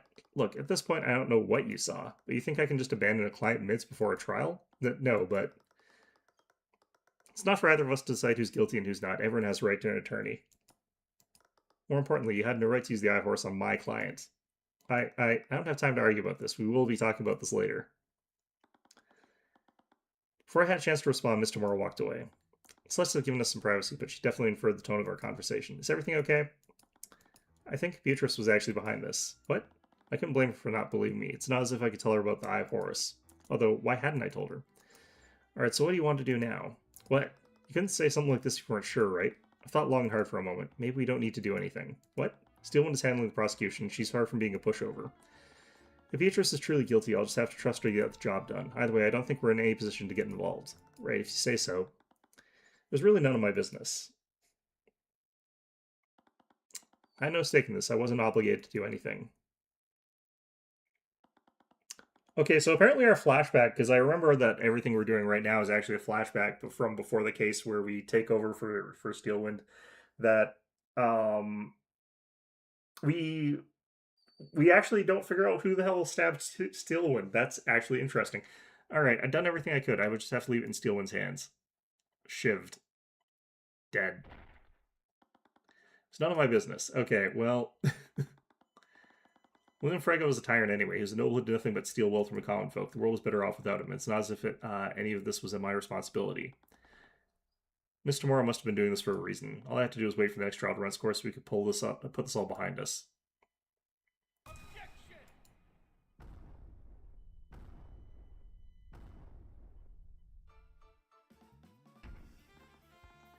There's actually another reason why I don't think that this is, like, particularly... Like, not only is he not qualified as a prosecuting attorney, this would actually be a case of, like, there is a, like, strict conflict of interest here, where the prosecuting attorney should not be, like, somebody who is subordinated to the defending attorney. That would create a pretty obvious conflict of interest. Are we standing on top of Steelwind's corpse right now? Mr. Cuthbert? Cuthbert? What the hell are you doing? I don't know. What I know is there's a massive contradiction in Miriam Frege's testimony. Who was I kidding? So if I had to ever stand by and do nothing. Okay.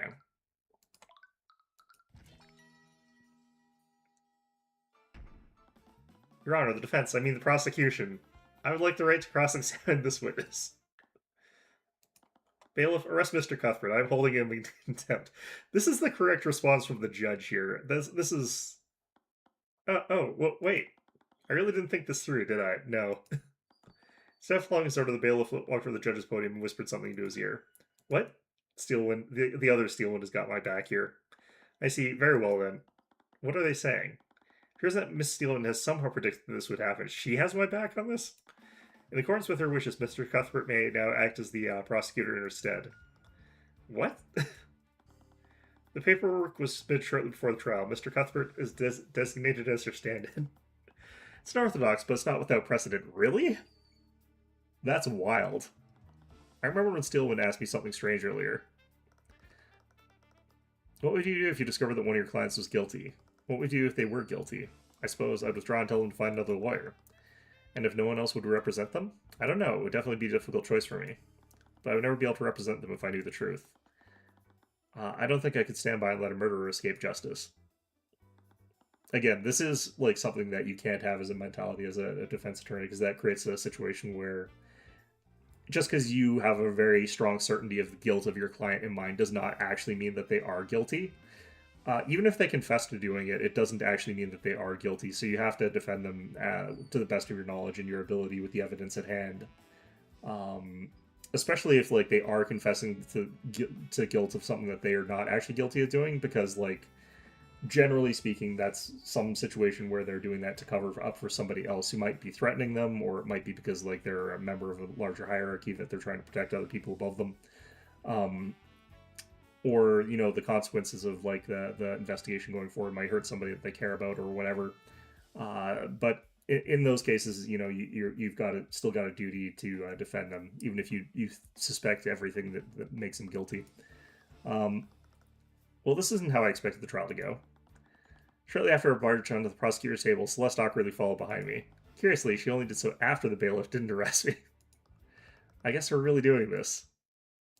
What's wrong? It feels weird. We're on the other side of the courtroom. I mean, this is where the prosecutor. Is this like Ace Attorney where you're guilty until proven innocent? Um, yes, except it makes a little bit more sense in that we're in like a dystopian society where there's like aristocrats and nobles who are usually the people up on the stand here. So in actually the case here for Beatrice, we do have to prove her guilty because she's wealthy and an important person. So actually, no, she's not. She's been disinherited. So I'm not sure how this one's gonna go. But generally speaking, if the person that is accusing you is like higher status than you, it's guilty until proven innocent. Whereas if you're accusing somebody who's got higher social standing, then they're assumed innocent until proven guilty. It's that kind of society, you know, feudal society or whatever. It's not actually feudal. It's a little bit after that, but I don't like this. Ruby, can we switch tables? What? Your Honor, please ignore her. No, this is way too weird. Tyrion, file a motion. Care to switch with us? Celeste? For the love of... I genuinely don't care. Cuthbert can have the side if he wants it so badly. I also don't care.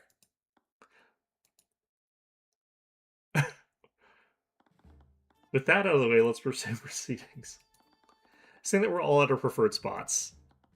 We are, Your Honor. As much as I hate to admit it, I was more comfortable here. Presumably Tamora is as well, since she's also a defense attorney. France was like that, yeah. Well, so was England. So was like basically any country that had a nobility was like that. Where generally speaking, like if you were part of the nobility and you had a lot of politics, it was still kind of like that, actually, honestly. But you know,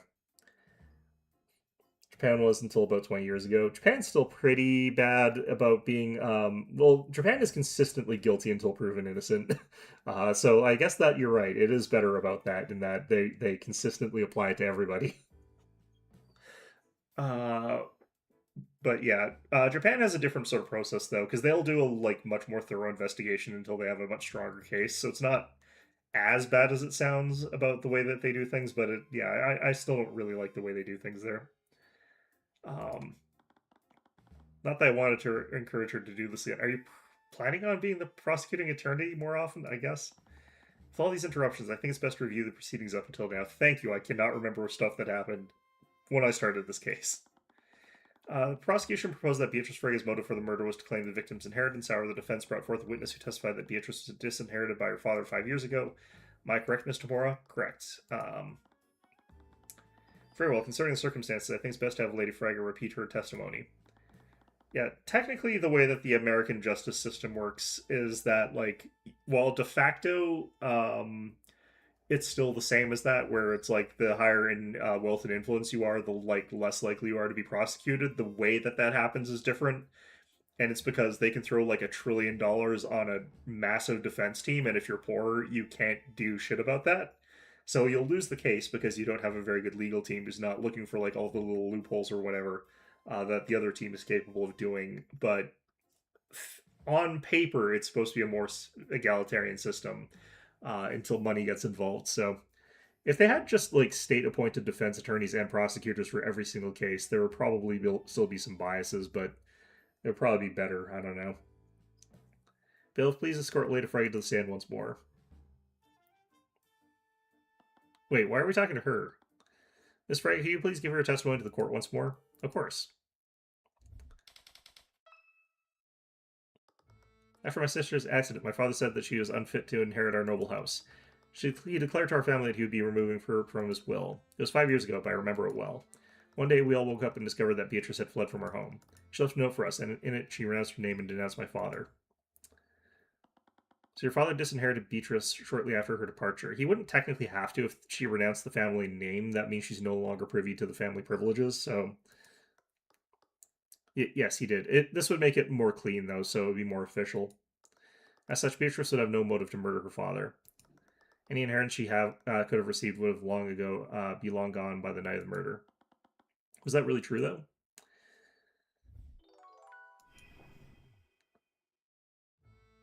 After my sister's accident, my father said that she was unfit to inherit his assets. Seems awfully cruel to him. It was just an accident, wasn't it? He just wanted an excuse to punish her. My father was always thinking about the broader picture. He must have thought that this was my sister's own good. She probably didn't want to speak ill of her father in courts, but it seems that she understood the type of person he was.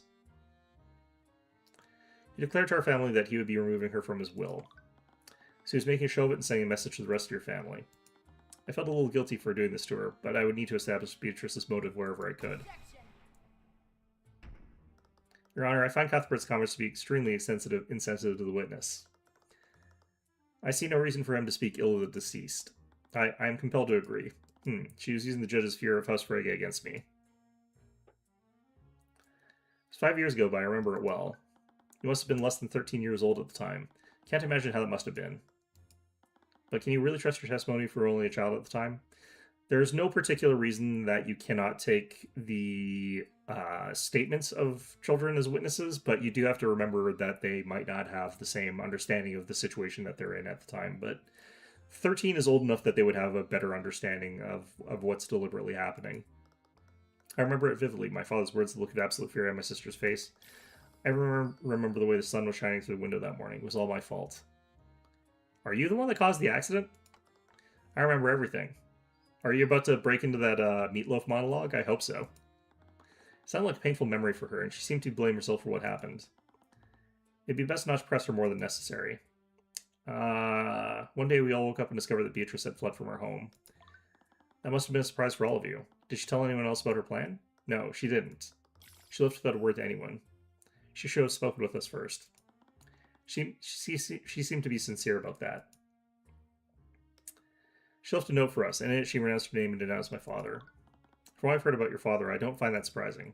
It's clear to everyone involved that my client was not treated well by her father. That's what drove her to leave the Frege estates. My father had many responsibilities. He had much to consider. And that justifies treatment of your sister? You're not the one cross-examining this witness. Despite being her witness, Mr. Moore really wasn't holding back against Miriam. I felt it like while I was watching from the gallery. A part of her testimony didn't match up with what I'd learned from my investigation. It must have been something that Leaf told me.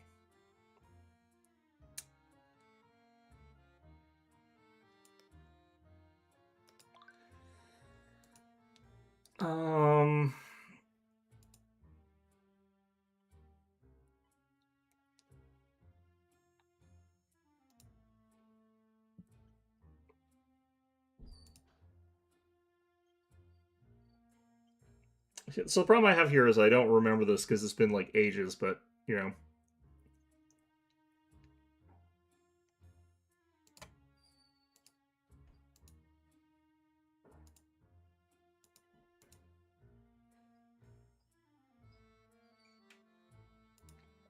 Okay,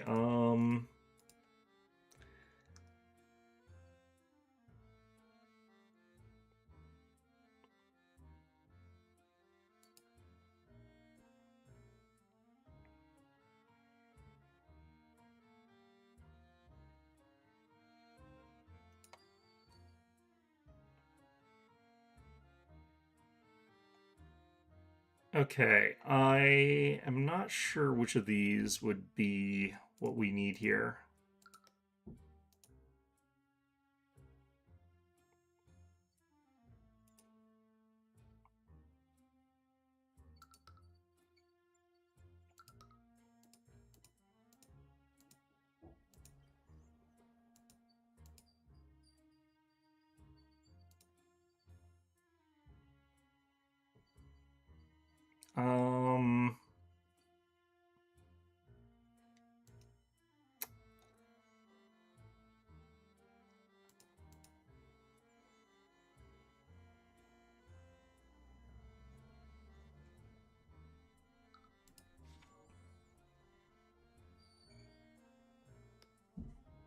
Okay, is it this? I'm just gonna have to try stuff.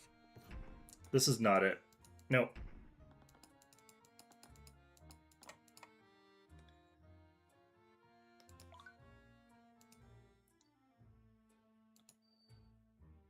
Um...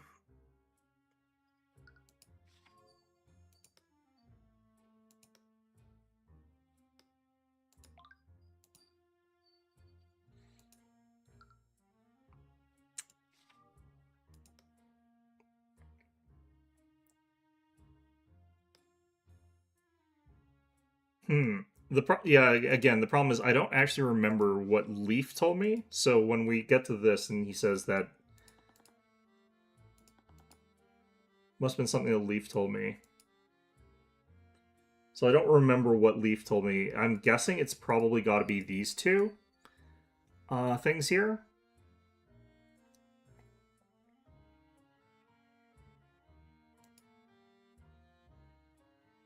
But was she the one who told me this?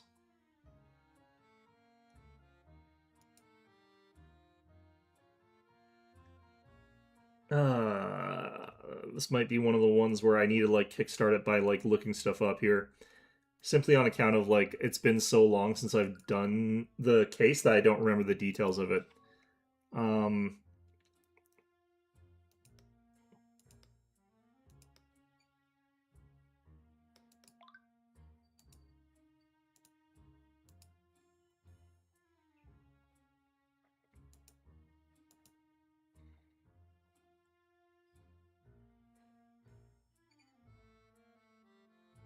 It wouldn't be any of this based on what was being talked about here specifically.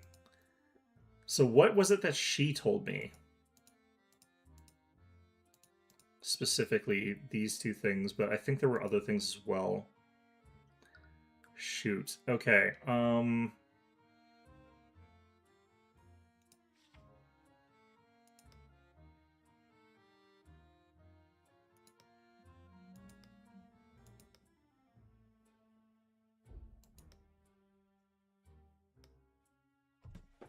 All right. Let me look this up here because I'm stuck.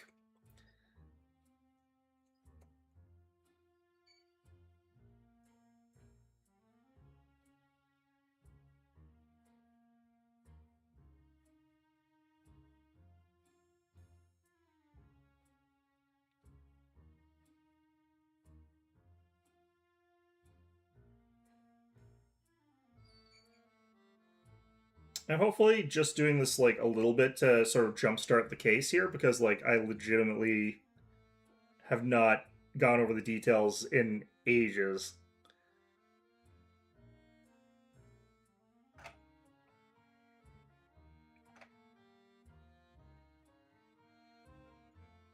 Okay, we're at 4 dash.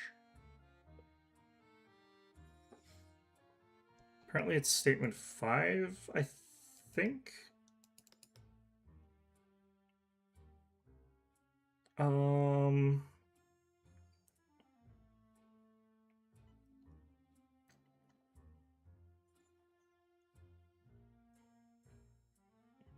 Okay, I don't.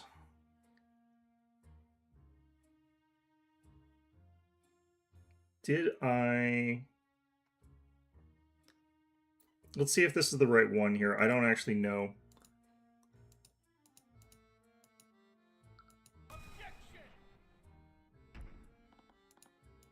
Nope, this is the incorrect part of it. What part am I on here? I guess I can look that up through this. Let's... I'm on 4-4.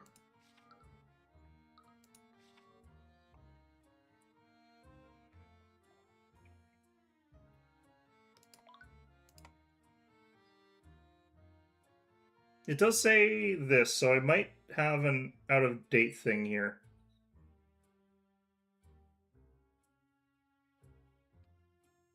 Because I know that they actually adjusted the game.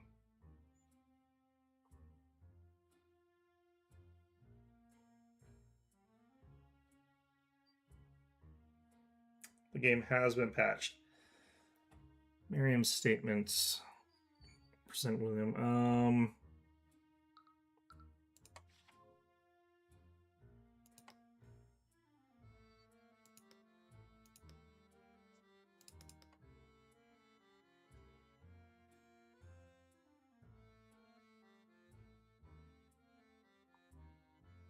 What?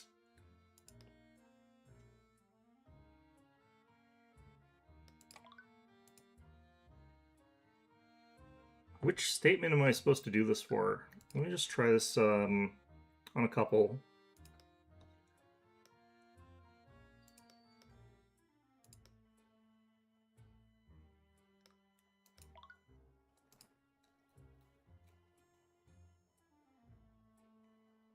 I think that they must have patched the answer to be different than the ones I'm finding from the guides here, so I actually really don't know what's going on right now.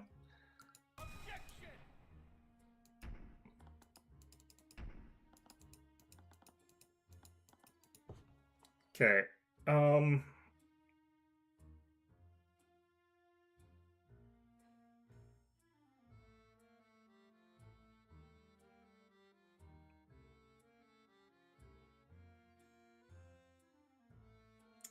Man, shoot.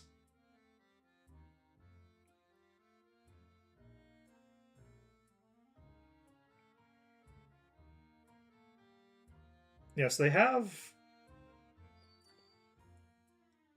Okay, updated case 4 to 5.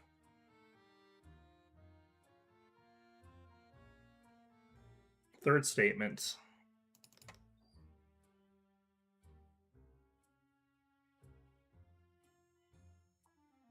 It says 3 out of 4, though. Let's try it. Leaf's engagement.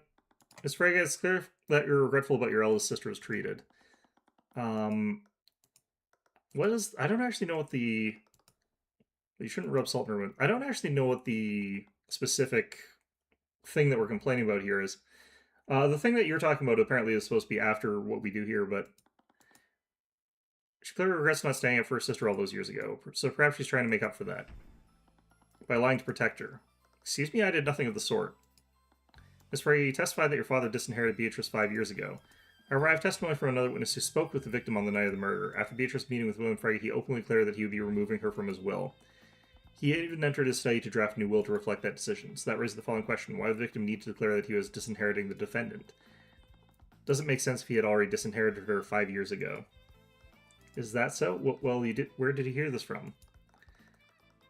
It's clear that they had no understanding of my father's estate. They had no understanding? Maybe this testimony came directly from your sister, Leaf Frege. Miriam Grimace. She probably didn't talk to Leaf about this beforehand. And she should have also been present during this alleged meeting 5 years ago. But, well, she must have been mistaken then. Your Honor, how can we trust secondhand testimony from a witness who isn't here? Wouldn't it make more sense to have Leaf give her testimony directly? I must agree with you, Mr. Mora. Leaf Frege should be allowed to clear up this misunderstanding. She looked way too confident. What was she planning? I'm not sure if it was intentional, but Miriam's testimony was clearly contradictory. It's not actually clearly contradictory. It contradicts the evidence that you've been told, but which might not be accurate. There's also other things that could have happened. There could have been other things that occurred during that evening before he went to go and adjust his will that had nothing to do with removing or adding Beatrice to it. So there's some other elements that could be going on. There could be lying to protect Beatrice. Mr. Mora might be betting that Leaf would do the same. Bailiff, please escort Leaf Frege to the stand. Leaf, when we spoke earlier, you mentioned that your father decided to disinherit Beatrice. You decided this after the meeting on the night of the murder, is that correct? Yes, I did say that. You see, Leaf, Cuthbert does the testimony given by your younger sister. He seems to think that she's committed perjury. What? I wouldn't go so far as to say, witness, lying under oath is a serious crime. It could have harsh consequences even for someone of your status, not really. No, she couldn't have. Wonderful. Are you saying that you can corroborate your sister's testimony? Mr. Mora, you can't just intimidate the witness. It's true, she should not be doing that. I have no idea what you're talking about, Cuthbert. I'm just informing the witness of the law. What she does is ultimately her choice. She really was as ruthless as people said she was. I just never expected to have to deal with this myself. So, Leaf, assuming Miriam wasn't lying under oath, can you please testify to the court to confirm what your sister said? Yes, of course. Was she in the witness stand? I wonder. You see, Miriam was quite young when my father called us to a study 5 years ago. She didn't understand what he was really doing. My father would often lie to us. It was one of the many ways that he kept us in line. Being kept that Miriam describes was just another one of his lies. Despite their disagreements, my father would have never disinherited Beatrice without a good reason. Even when she left, he always assumed that she would eventually return home. The truth is that none of us knew what my father was planning for House Frega's future. See, Cuthbert, the truth is much more complicated. No one could have really known what William Frege was planning for his estate. Leaf was definitely trying to cover for Miriam, and Mr. Moore was playing her like a fiddle. Luckily for me, she wasn't the only person who gave a statement to me.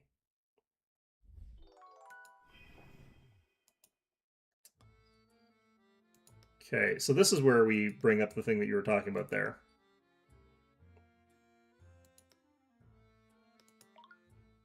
It's probably this here. This isn't actually necessarily a slam dunk refutation of what she's saying, though. While this is a plan, clearly that plan could come and go as necessary, like with Von Sanctus's family like going straight into the gutter, basically. There could be reason for him to be willing to back out of that agreement or try and maneuver around it in some way. Especially if like he's got some other options that he could sort of pull on at that point in time. Miss Frege, do you really have no idea about House Frege's future? Yeah, no, we'll see you next week. I'm not sure what I'm going to be doing next Wednesday, but I'll definitely be around on Monday because I'll be on vacation by then. And yeah, I'll be doing Apollo Justice on Saturday the 27th at around 10 o'clock. So try and just say hi so that, or no, 11 o'clock Mountain Standard Time. Yeah, just say hi at some point when you can so I maintain my sanity at least a little bit. Totally, you kept many secrets and wasn't above lying to us. With Beatrice gone, you would have been the next one to inherit your father's estate. Would you really be ignorant of your father's plans for House Frege? Unfortunately for you, I don't think you'd be that careless. In fact, I have it on good authority that you knew exactly how William's inheritance would be divided before that night. What? Leaf, according to Lloyd Von Sanctus, you were arranged into a diplomatic marriage with his son. You expressed resistance to this arrangement, am I correct? I have no reason to comment on that matter. Cuthbert, the witness' personal matters are hardly any of our business. Yes, I must ask you to keep this discussion relevant to the case. Your Honor, at least resistance to this marriage is exactly how I know that her testimony is false. She would make sure to know every detail about how it would affect her and her house. And that includes how House Frege would be inherited by her future husband. So that raises the question, Leaf. If you already knew the intricate details of this marriage, why would your father tell you that he was disinheriting your sister? That statement would only make sense if Beatrice was already in the will beforehand. No, that's not necessarily true. That would render Miriam's testimony false and constitute a motive for the defendant. That's not necessarily true. It would count as a motive for the defendant, potentially, but it's not actually... It's a decent argument, Cuthbert, but it relies on one assumption. And what assumption would that be, Mr. Mora? Even if I was lying, the victim declared that he was revoking Beatrice's inheritance.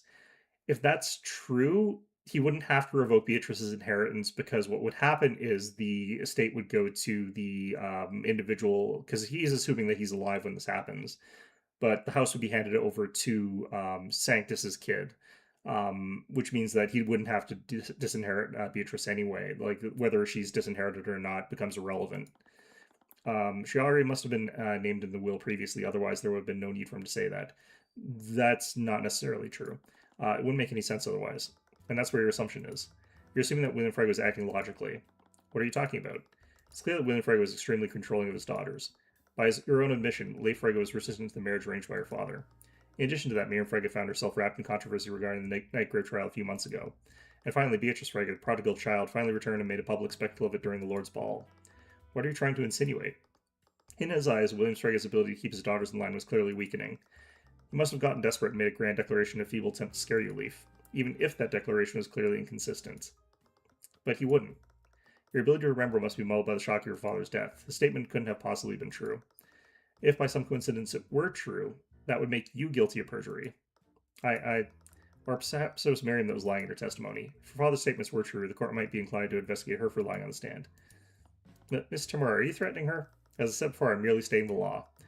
I'm just asking her to consider the potential consequences of what she says next. What do I do? Damn it, she was really pressuring Leaf to side with her. She's clearly conflicted, though. Wasn't there anything I could do? I could feel a sense of clarity when I looked at her. The eye of horse reacting to her stress? I'm sorry, I need time to think. Please don't stare at me like that, Mr. Cuthbert. Yeah, don't stare at her like that. You're in focus. Wait a minute. Your Honor, I would like to... I was too late. I activated the empowered eye once again. There had to be something in her mind that I could use. The state of her father's inheritance is the backbone of my case. Was there anything in your mind that could definitively prove what was on his will?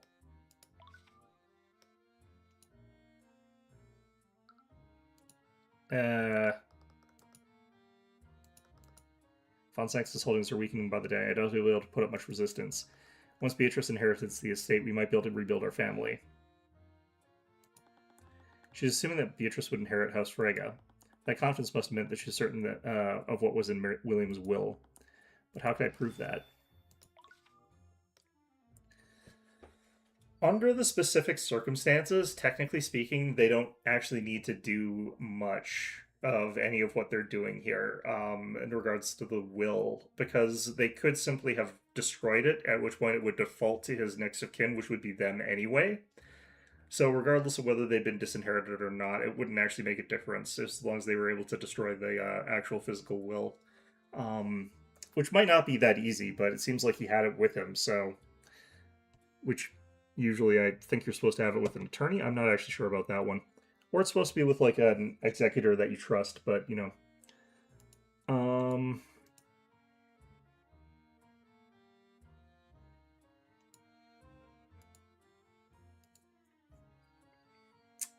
What are we trying to do here? Murder weapon?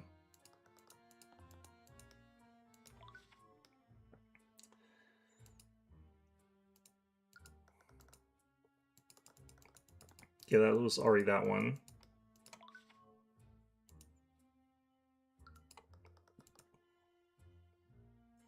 I need to make sure that I tell the truth without harming Miriam or Beatrice. Beatrice couldn't have possibly done this. I'm sure Miriam also has her reasons. They couldn't rely on me back then, but they can now. I didn't get any leads from that.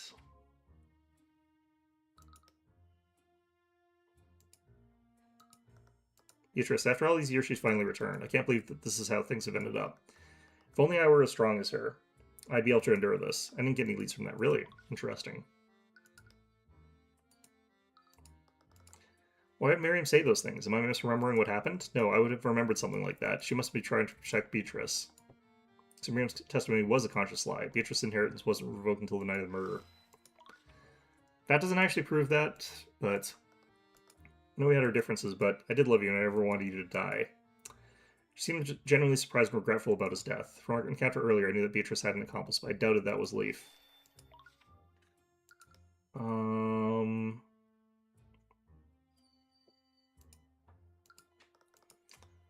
Oh, that at least the same thing. Okay.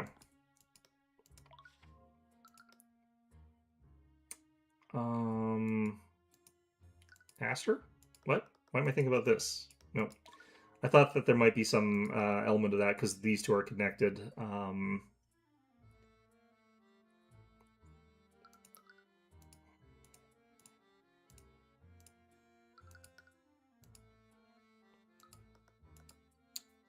No, that's still the same as just basically doing Beatrice there. Okay.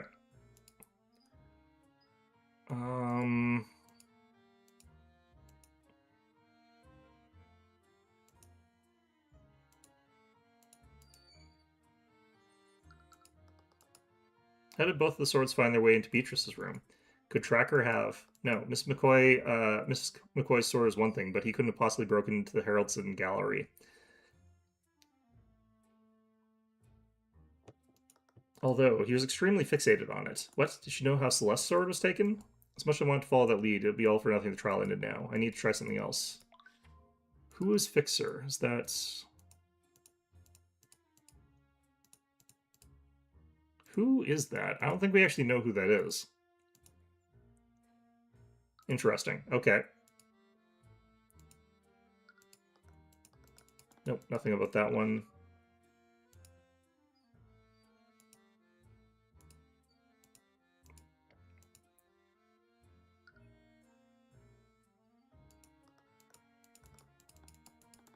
Okay.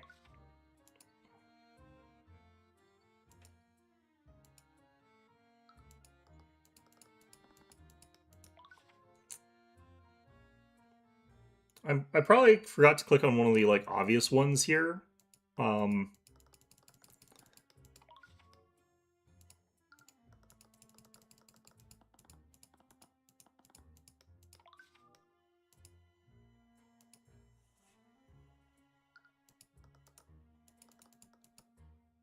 Who's Tracker?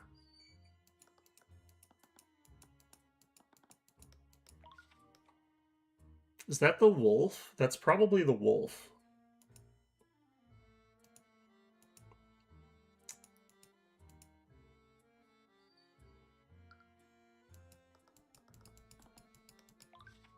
Hmm.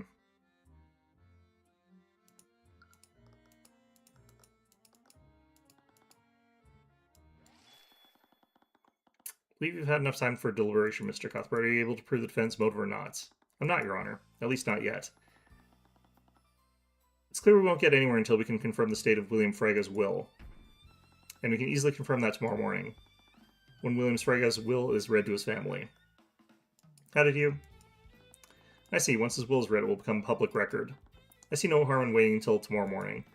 I have no choice but to suspend this trial until William Frega's will can be read. This is ludicrous. The case against my client is completely outrageous. We spent the entire court proceedings arguing if her motive even exists. The prosecutor has very little evidence that physically implicates my client. Mr. Moore, you clearly don't believe that the defendant had anything to do with the murder. Of course I don't. She's completely innocent. Well, if your client didn't murder the victim, who did? Again, this shouldn't be relevant here, but you little... Your Honor, with no other suspects, are you in a position to pass a verdict? No, I am not. This is one of those instances where I feel like it probably is actually not in the judge's best interest to side with Tyrion, because he's siding on the deceased head of the former family against who will probably end up, like, any one of the three people who are clearly conspiring together in some capacity, whether it be emotionally or directly, will become the next head of House Frega. And whatever person that ends up being the sort of powerful individual, you would want to not make an enemy out of them. So no matter what the actual evidence is, he needs to be more careful about siding with Tyrion as opposed to siding against him. In that sort of sense there. She'll just taught me to use any play I could win anyway. So in this particular case, I don't know that makes sense within the context of the game for us to be saying this or for the judge to agree with it. I don't think that this would actually be very sensible. Mr. Cuthbert is correct. The court does not have enough information to pass a verdict. Until the Inquisition has time to investigate these new developments, I'll be spending today's trial. We will resume the trial tomorrow afternoon. Court is adjourned.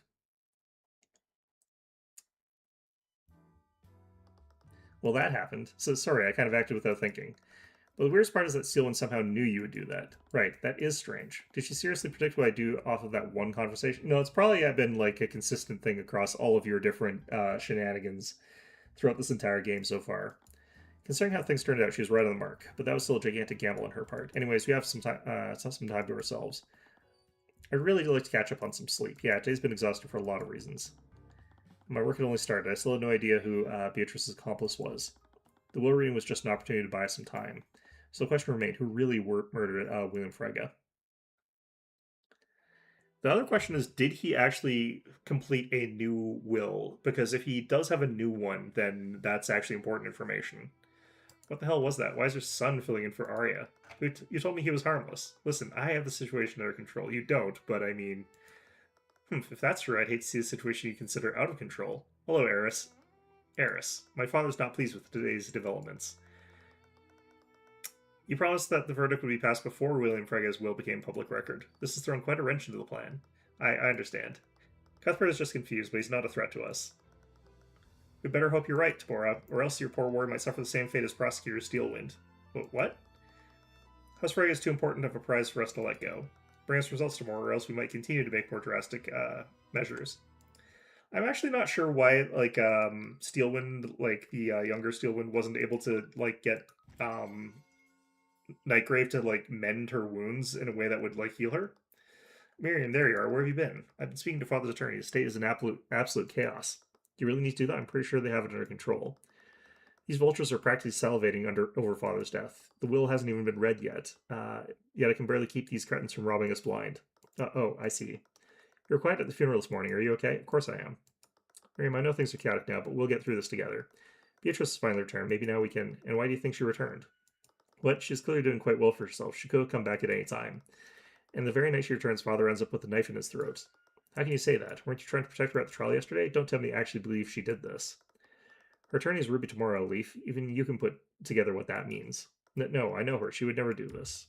You know her, Leaf? She's a completely different person. She might as well be a stranger to us.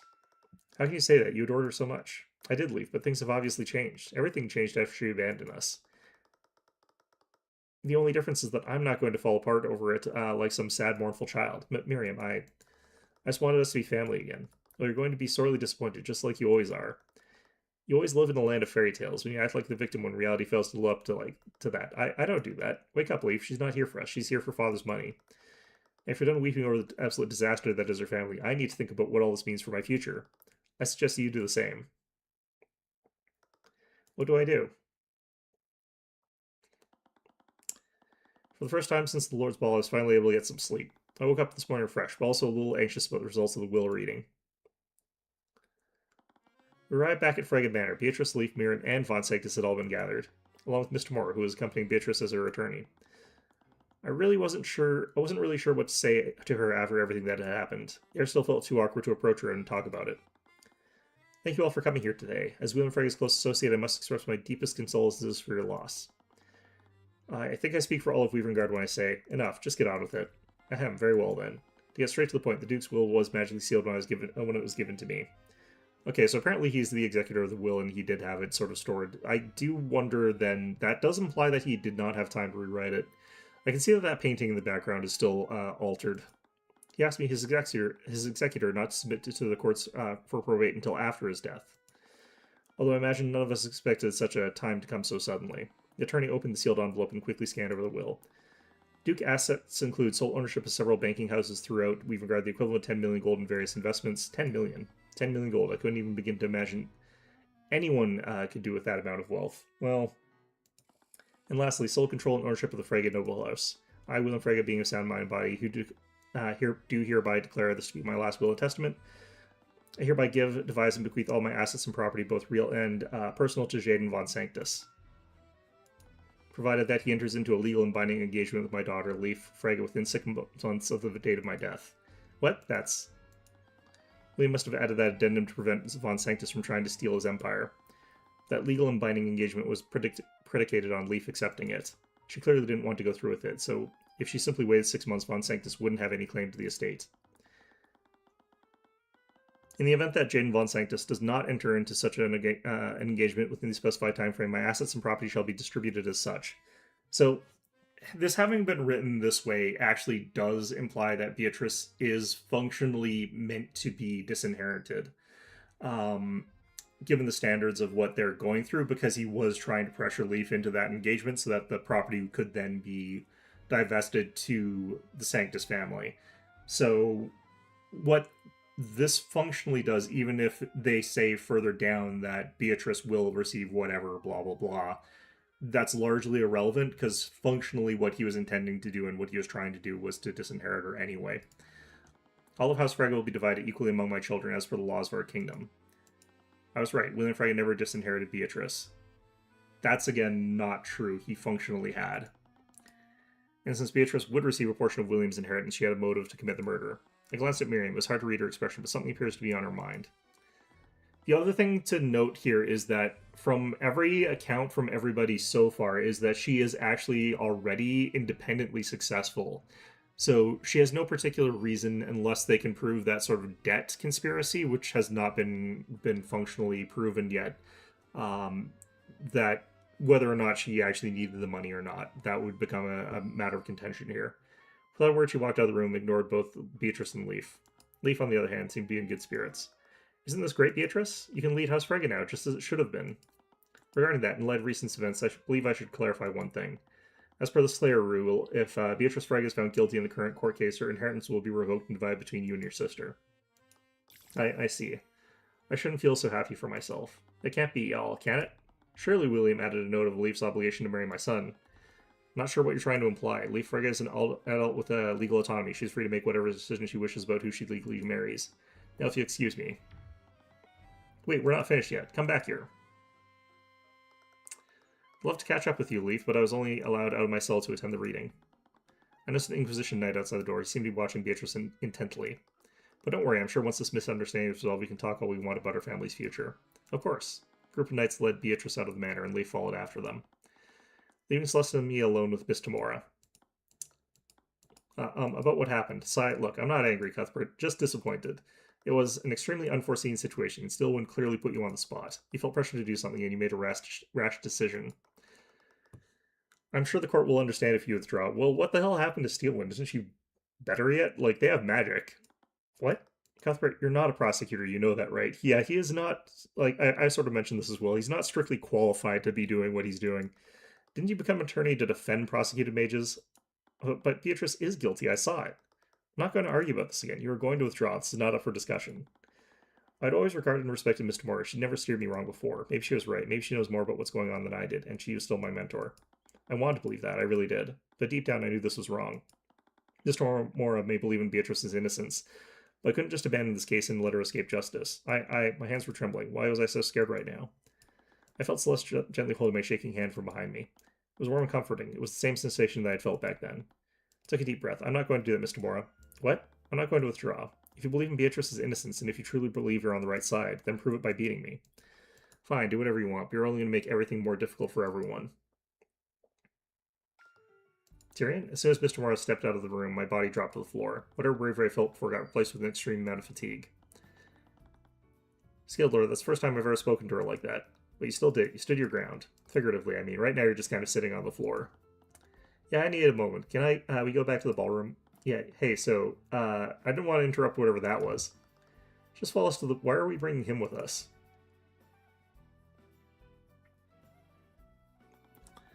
We returned to the ballroom. You okay? Yeah, I just needed a moment. I closed my eyes and took a deep breath. I still had a job to do. The will reading brought us a few more hours to investigate the murder. We should take advantage of the new information we just learned.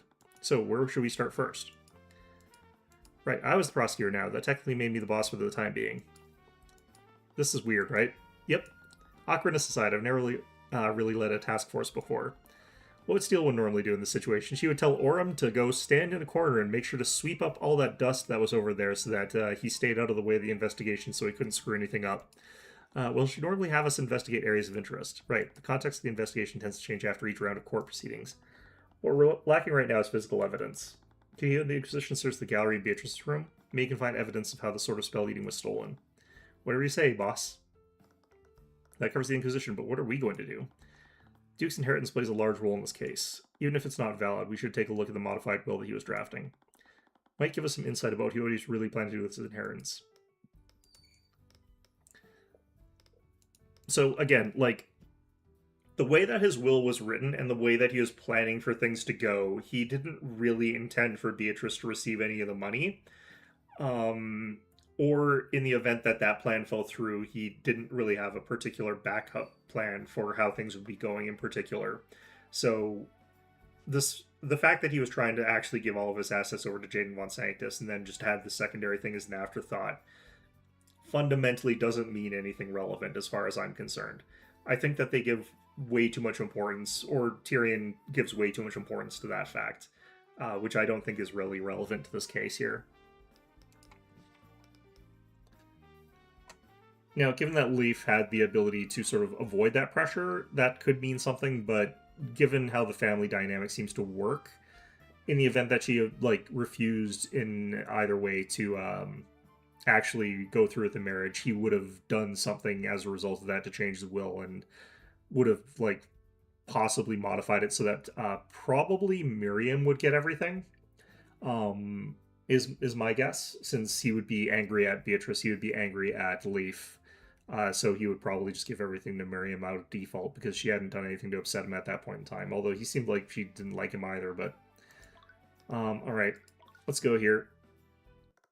Come on, where is it? As we entered William Frega's study, we saw a small figure rifling through the drawers on his desk. Why isn't it here? Where else would he put it? Miriam? What? She banged her head before she quickly stood. She tried to subtly slide the drawers closed, but I had seen it clearly. This is a crime scene. What are you doing here, Miriam? As if it's any of your business. Considering that I'm the prosecutor, it's very much my business.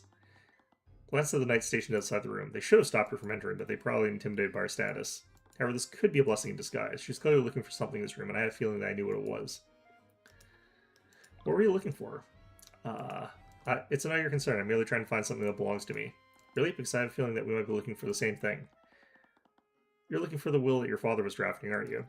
That's... Were you trying to destroy it before we could get to it? No, of course not. I just need to see it for myself. Did you really do this? The modified will. Why are you so determined to see the drafted will, Miriam? I just want to see what my father's final wishes were. But your father already had a will file previously. Wouldn't that be enough? You also suspect something, don't you? Of course not. Beatrice would never do something like this. Miss Frege, I never even mentioned Beatrice. Yeah, but it's implied. I know you're not in the best terms, but please understand we're just trying to get to the truth. I don't think your sister did this, but she may have been involved. She may have worked with someone else to orchestrate her father's death. Well, we know that that part's probably true, but given the context, unless we can actually prove that she's a co-conspirator, like, we actually would have a hard time proving anything in our case here. We have very little to go on. Unlikely if she didn't immediately deny it. Where's the will? She doesn't know. She was looking for it, obviously. I don't know. I haven't been able to find it. I recall that she was frantically searching William's desk earlier. She's probably telling the truth. It should have been here, but I can't find it. He locked the door when he began drafting it. In addition to that, the Inquisition closed the area off after the body was discovered. It's in the fireplace. That means that someone took it during the lockdown. William's modified will. On the night of the murder, William Frege retreated. Hey there, Optics. What was the thing that you were saying that you thought we were right about? Because that was like 3 weeks ago or whatever. I think that you believe that was Beatrice. So no, I metagamed it successfully. So from the evidence that we've seen, Beatrice did not commit the murder, but she is implicated in being a part of a conspiracy that sort of like results in him getting murdered. So she's not the murderer. She is responsible in some way or another.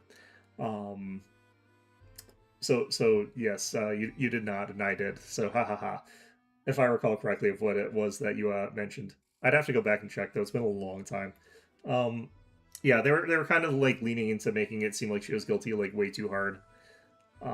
She might still go to jail though anyway in this game, but I think that it's gonna be like Eris, because our ability to tie her to it is gonna be really, really hard. It was probably stolen by whoever murdered him, right? Yeah, that would make the most sense. Which means that whoever did this wanted to nullify whatever was written on it. It was looking more and more like the motive behind this was William's inheritance. Anyways, it looks like we won't be able to find the will. But the fact that it was taken must imply something. For now, we should follow our other leads. We still don't know who committed the murder and how. Don't we already know the how? The murderer stole the solar spell being used to break into the study. That's true, but I think how they would have needed to move around the manor. Murder took place on the first floor within Frege's study. Okay. But the gallery was on the second floor. They would have needed to go upstairs, steal the sword from the gallery, and then use it to nullify the lock in the study. Not only that, they would need to go back upstairs and plant the sword in Beatrice's room.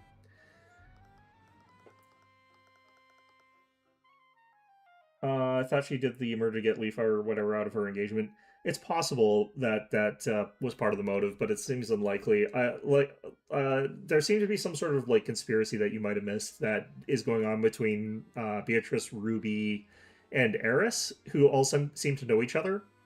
So they're all trying to do a thing, and I don't know what that thing is yet, but possibly revolutionary stuff. I support it, whatever it is. The people that they're trying to do this to are assholes. So. Why did they plant the sword in her room? That's a good point. Maybe they had a falling out. Her partner might have tried to betray her by pinning the blame on her. But if that was true, why wouldn't she just sell them out and make a deal with Steelwind? It would be because of the Slayer rule. Slayer rule, I remember the guy at the will reading also mentioning that. What does that mean? It was a law passed by the Crown centuries ago. If someone is involved in another person's death, even accidentally, they will not be allowed to inherit the deceased property. So even if Beatrice wasn't directly responsible, she'd lose her cut of the inheritance if she took a plea deal. More importantly, it didn't sound like Miriam believed in Beatrice's innocence either. If that was true, what else could she tell us? It all sounds like you suspect Beatrice as well. Am I correct? I don't know what to think anymore. Why else would she threaten me? Wait, she was threatened? Miriam, did Beatrice threaten you in some way? Well, what? Of course not. Your testimony yesterday was quite convenient for the defense. It almost got the whole case thrown out. Strictly speaking, it was probably Ruby that did that. And Leaf didn't seem to understand what was going on either. With the way she gave her testimony yesterday, it was almost like she was covering for you. Did he seriously not know?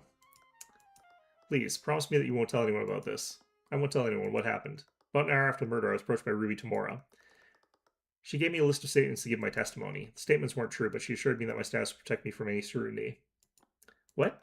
She had information that I tried to keep secret, and she threatened to make it public unless I cooperated with her. No. No, she would never do that. I'm telling the truth. Please, you can't tell tomorrow that I told you. She'll ruin me. The eyes showed that her fear is genuine. She wasn't lying. I've seen how she defends her clients. Forgery, bribery, blackmail, she'll do whatever it takes to win. Doesn't matter what you say. I know you're just like her. Those rumors, were they really true this whole time? No, absolutely not.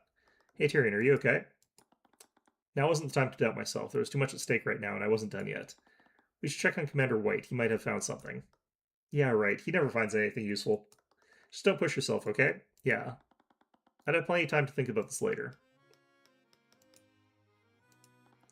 It's a fireplace. Could the murderer have entered through here? It's pretty small. The chimney is probably narrow, too. Even a kid wouldn't be thin enough to fit through it. Yeah, but we're not thinking monkey enough.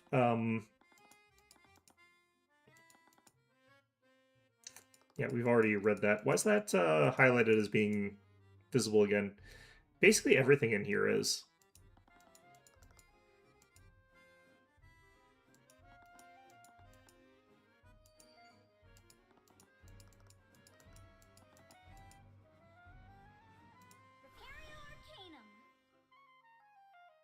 Yeah, nothing here.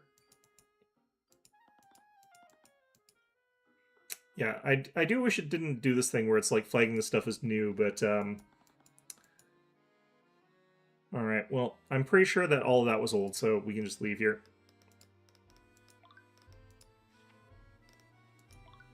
This just is the summary room.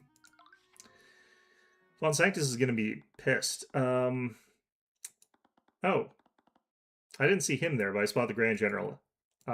This aura. You must be daft if you think I wouldn't notice your presence, Illuminite. What? Do you notice us? I was barely inside the room. Before I had a chance to respond, Lucio grabbed the handle of his great axe and charged towards us. He swung his weapon, using his hefty weight to propel him forward to close the distance between us. But wait, I brought my arms to block his blow, but in hindsight, that probably wouldn't have done much against a weapon that large. Protagus. Celeste did that. Okay. Out of my eyes, Celeste was now standing between the Grand General and me. Not sure what happened, but it looks like she knocked him several feet back. Oh, it's you two. That's all you have to say? You could have killed him. You shouldn't have snuck up on me like that. I almost cleaved him in two. Tyrion didn't do anything wrong, but who the hell do you think you are? What happened? Why is his aura so much stronger? Celeste, it's fine. I'm not hurt. She looked more than a little irate right now, but she begrudgingly put away her sword. The Grand General was one of the people with motive to murder William Frege. Not to mention that he was clearly no stranger to violence. He might know something, at the very least. He might have some knowledge about William and his affairs. Looks a kill. McCoy, one might misinterpret that look of yours as murderous intent. Ah, guess you do have some battle instincts after all. I honestly wasn't sure, since you obviously have a silver spoon stuck up your Celeste. Such lack of respect and discipline. If you were one of my soldiers, I'd have you hung. If I were one of your soldiers, I'd hang myself. Anyways, Grand General, you were here at the Lord's Ball when the murder occurred. I was. Do you mind if I ask you some questions about what you saw that night? If that's okay with you? You don't need to be scared of this guy, Tyrion. That was easy for her to say. I suppose I must oblige, considering that my daughter has so unceremoniously thrust her responsibilities onto you. How is she doing, by the way? I'm sorry about what happened to your daughter. I'm sure that you're very worried. It's her own fault for exerting herself despite her injuries. There's a clear line between bravery and foolishness. How can you say that? Your daughter did everything she could to see justice done. By prosecuting the heiress of House Frege, she had very little evidence to substantiate a conviction. If she wanted to strike a blow to her rival house, she should have made sure her first attack would be her last. But now, if Beatrice Frege is found innocent, any hopes of an alliance between House Frege and House Steele will be completely annihilated. Where were you throughout the night, Grand General? I so loathe gatherings like that, and I couldn't do with all the badgering about the recent news. I was in this room, but then I received word that the Duke's lost heiress made an unexpected appearance. She was supposedly speaking with the Crown Prince, so I made my way to the ballroom. Do you speak with him at any point? No, I kept my distance and stayed near the Kingsguard. I wanted to make sure she wouldn't try anything. Was this because you were wary of Beatrice Frege? This is probably because he knows that his daughter is betrothed to the prince, and that Beatrice Frege had previously been betrothed to the prince, so he didn't want there to be any sort of, like, messy love triangle-y bullshit going on, because he looks like the sort of person who doesn't like love triangles in his romance novels. Anyone who knew Beatrice Frege would be wary of her, and her allegiance with Ruby Timur is only more concerning. The Crown Prince has always been a bleeding heart, and the Fregas are taught to sharpen their tongues from birth. I need to make sure that he wouldn't try to interfere with with his engagement to my daughter. You were worried that she was going to try and take Aster back. I was, but it was clear that it wasn't her intention. But you did overhear their conversation. What were they talking about? Their conversation was completely inane. It was all just small talk. Lady Frege spent most of her time entertaining Prince Alaric. Right, the younger prince was there too. I knew that Beatrice had some role in the murder, even if she wasn't directly responsible. Did she have some goal when speaking to these two princes? Was she trying to establish an alibi? You went to the ballroom when you heard that Beatrice had returned. Was this before or after the lockdown? It was before the lockdown. That sounded about right. That meant that she was present before the theft was reported. And did you see her leave at any point? No, she spoke with the two princes for quite a while. She didn't leave their side until she was arrested for the Duke's murder. So she was accounted for the entire night. We already know she's not the murderer, so, like, I don't know why he keeps trying to find physical evidence that she committed the murder. He has to find the actual murderer and then corroborate why that person would have a connection to her. And the difficulty of threading that needle is if you find a definitive person who definitely did it and you can't draw the link between the two, then you're stuck in a situation where the judge will end the court proceedings because they will find her innocent of having committed the murder because she didn't. And the physical evidence definitely proves that. And the court will have ended, so you won't be able to tie her to the murderer. So there's a lot that has to be done here that's difficult with the evidence that we have. Like, the evidence is entirely circumspect. Like, we have nothing as far as, like, actual links. It's like, she would benefit from the murder taking place, and there's a lot of people that are benefiting from the murder taking place. She's an accomplice in William's death. We know that she's an accomplice, so you need to stop thinking about her as the murderer. That's the problem with what he's doing here. How did she participate if she was with the prince the whole time?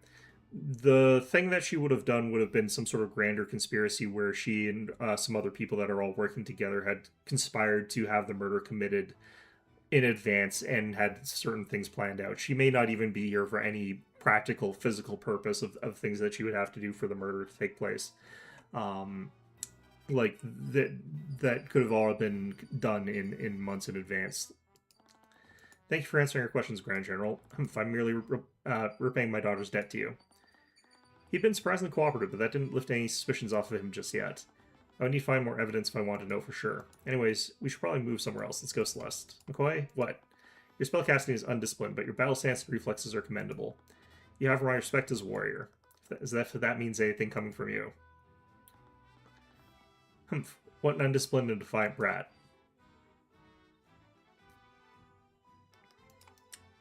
Nothing there. Do I see anything new here? Okay, so this is all going to be the same here. And again, I can't see the magic that was done there, and I'm pretty sure it was because of that. I'm pretty sure it's Eris that did that.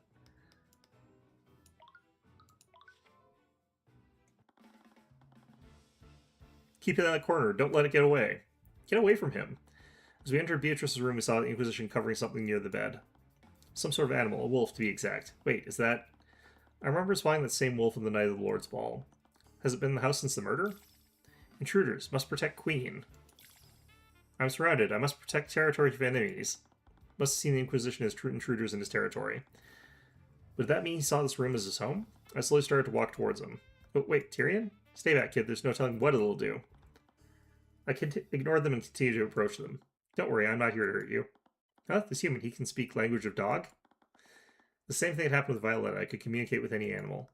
Why are you talking to it? There was a good opportunity before me. I had access to a witness that no one else could talk to, and one that couldn't lie to me. So, Tracker, is that your name? Yep. How did you... Yes, Tracker is Tracker. That's the name Queen give to me. Tracker, dog, age 3. The best boy. The bestest boy who ever bested a boy. Tracker gestured toward to Leaf when he mentioned his queen. He called you his queen. Do you know him, Leaf? Yes, but how? How are you talking to it? I was so distracted by Tracker that I didn't realize how strange the scene must look to everyone else. I'm a dog whisperer. You've never mentioned that before. Do you honestly expect us to believe something like that? But Tracker says he can understand him. He told me himself. Wait, how do you know that? It's a familiar. So, Leaf, how are you able to communicate with Tracker? Sigh, Tracker's my familiar. Familiar, so you have the same magical bond Harold has with his monkey. Familiar bond allowed the caster to telepathically speak with their familiars. That must be how she could understand him. You never mentioned him during the questioning. I don't really know why that would have come up for this. It wasn't relevant to the investigation, and I've been keeping him a secret from my family. I suppose that makes sense. I doubt William Frege would have allowed you to keep an animal in his home. Well, I don't appreciate you keeping this info from us. I'm just glad no one's hurt because of it. Aside from this dog, we haven't really found anything new. They couldn't find any more physical evidence of the theft. It looked like we'd run into another dead end. Unless... Tracker, I saw you in the night of the murder. I don't know if he knows that a murder happened. But what? Tracker? Uh-oh. He's supposed to stay in this room. Wait, is that why you won't allow the servants to enter it? I didn't want to keep him in Beatrice's room, but he was very insistent that he stay here. Tracker liked the ambience. Right. Wait, if you live in this room, did you see who brought the sort of spell eating here? I already asked him about that, but he didn't see anyone. He must have been taking a nap. I thought he was roaming outside even though I told him to stay here. Tracker sees a lot of other things, though. Tracker see many new people that night. Right, he was roaming in the manor during the Lord's Wall. He must have seen a lot of new people. Wait, if he was walking around, do you see something that the other witnesses didn't? Can you tell us what you saw at the night of the murder, Tracker? Tracker see rat people. This might have been a little more difficult than I expected. I need you to be more specific. Can you go in order? Tell me about everyone that you saw that night. Okay. Tracker was taking a nap in a room, but Tracker woke up from loud sounds outside. Tracker hears small things running in the walls. Running in the walls? Tracker called Queen, but she didn't answer, so Tracker decided to check sound alone. Tracker follows sound outside. That's when Tracker smelled bad smell. Bad smell? That's when Tracker smelled flying rat. You smelled a flying rat? You mean like a pigeon? Tracker could smell where a rat was, so Tracker bark at him and bite. He tastes bad. Tracker must have scared Rat because he fell onto the floor and dropped his stick. Okay, so I'm thinking flying rat might be a bat. We haven't seen anything that flies, though. It could be a squirrel, I guess. But I'm guessing that it's someone who's got transmutation, so it's probably Harold, but I don't remember him having a bite that he had covered.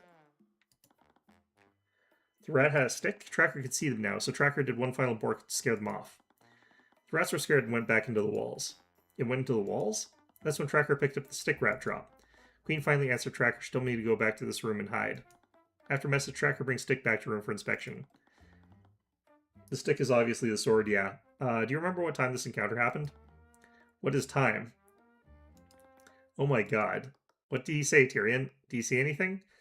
The question is, which of the two swords would it be? It shouldn't... Would it be the Spell Eater sword? Could you carry it while you're under a transmutation? Because in that sort of sense there, would it, like, dispel that? I don't know.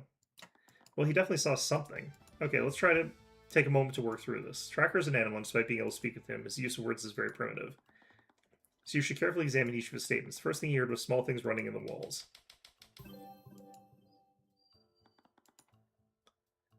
You recall that someone else observed something similar that night. I actually don't remember.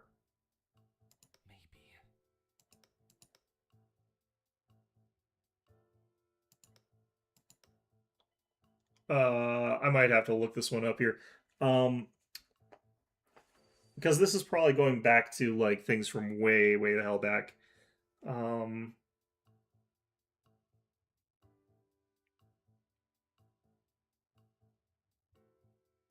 at least I think it is.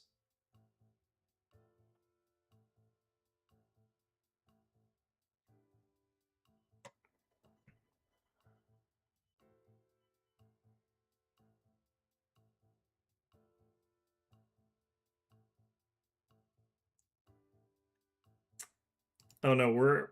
okay, never mind.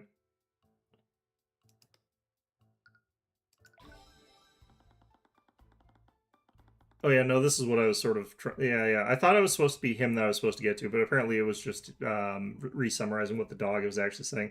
The servants were complaining about rats running through the air vents, so they sent me to take care of it. Oh, he didn't actually hear them. I thought he'd heard them. Heard one of them running... Oh no, he did hear them. Okay. Yeah, so that's kind of what was confusing me, because I thought we were supposed to, like, land on Yen. I heard one of them running in the vents upstairs, and I followed it here. I figured I had nowhere else to go, so I opened it up and put a trap down. You must have heard the rats that Yan mentioned. They weren't actually running in the walls, they were running in the vents. The next thing I did was call the queen, but she didn't answer. Why didn't Leaf answer Tracker's message? He was referring to Leaf, but she wasn't with him at the time. He must have called out to her telepathically.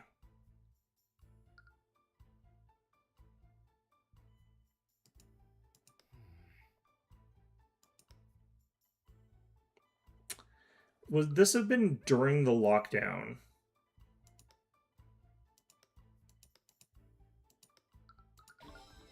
Leaf didn't respond because she never got Tracker's message. The telepathic capabilities granted by familial bond were disabled by the anti-magic field, which meant that this encounter happened during the lockdown, so that covered their first two statements, but I wasn't really sure what to make of the flying rat he saw.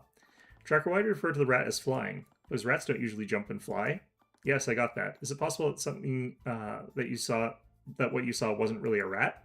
Rats are rats. They're small things that run and hide. Yeah, so it's just a small thing that runs and hides. So rat is a general term for him. He uses it to refer to small animals that are... So he refers to it as rodents, basically. Anyways, with everything I knew, his last statement didn't make any sense. Why did Tracker finally hear Leaf? The anti-magic was lifted. Oh, no, wait. He picked up... So this was when he picked up the nullifying sword, then. But that... If he was holding it...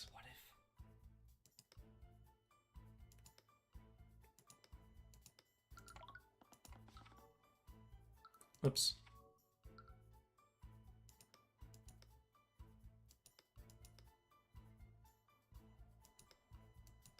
What if...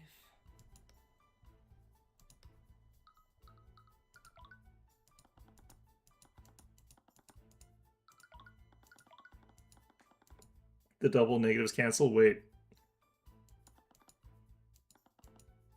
There's no double negatives here. The stick that Tracker obtained? Tracker... God damn it. About that stick you found. Where did you put it after you came back to this room? Tracker hides stick in safe space under the bed. And the stick, did it look like the sword that my friend is carrying? What? Hey, your friend stole my other stick. Wait, your other stick? Yeah, Tracker found it while he was hiding from the Metalmen. Metalmen? Is he referring to the Kingsguard? He must have left the bedroom when they were searching for the Sword of Spell Eating. Wait, are you the one who stole Celeste's sword? Tracker. Did Tracker do a bad... That's as I suspect, the Tracker's loading brought the Sword of Spell Eating here. What? I have no idea how or why, but the Sword of Spell Eating was lying in a hallway somewhere. The anti-magic sword and the anti-magic field cancel. The thing about the anti-magic sword is it's not supposed to, like, actively nullify things for the person who's using it, is what they sort of explained. Which is, I think, why the people who were transmuted into rodents, because I do think that there are people who were transmuted, or something like that. It could be a familiar as well, but there were two of them. In that particular case, that would cancel the anti-magic field, but still allow them to use their own magic because they're holding the sword that nullifies the effects. It had to be familiars. It had to be two familiars, because if they're able to have two of them running through the walls during the anti-magic after they drop the sword, that means that that has to have been the case there. Tracker found it and brought it to Beatrice's room, his room. That can't be, so the person who framed Beatrice for the theft was. If it weren't for Tracker, the Inquisition would have never honed in on Beatrice at all. But why would the Sword of Spell Eating be lying in a random hallway? Leaf, do you mind if I borrow Tracker for a little bit? It's okay, Queen. He smelled good. Tracker, trust him. Thanks, I guess. Okay, but only if I can come with you. I knew Miriam's position, but how did Leaf feel about me prosecuting her sister? I nodded to Leaf, but I also sent a subtle gesture to Celeste to keep an eye on her. She silently nodded and I slowly followed behind her. Alright, Tracker, can you take us to the hallway where you found these rats? Sure thing, King. Sounded like I'd received a promotion.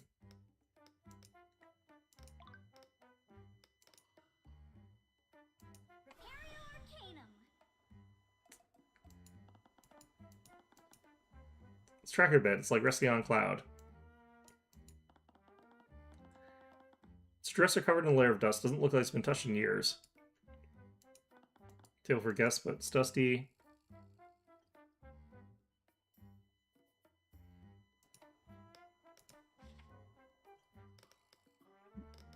Probably this one? That Tracker to lead me to the location where he found the Sword of Spell Eating. Surprisingly, it was fairly close to Beatrice's room.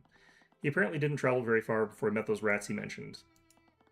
So continue towards their destination, Tracker suddenly became extremely tense. Tracker, what's wrong? Enemy. He was growling towards the end of the hallway. Astra was there, so was Eris. Eris, you're letting your evil show. You don't normally do that in public very often. How did she even get access to the Frege Manor? Oh.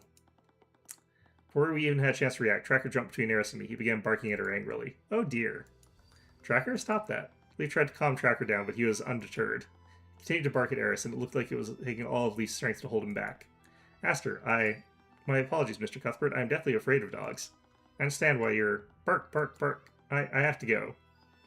Before I could get a word in, Aster quickly excused himself and ran down the hallway. I'm terribly sorry. He's not usually like this.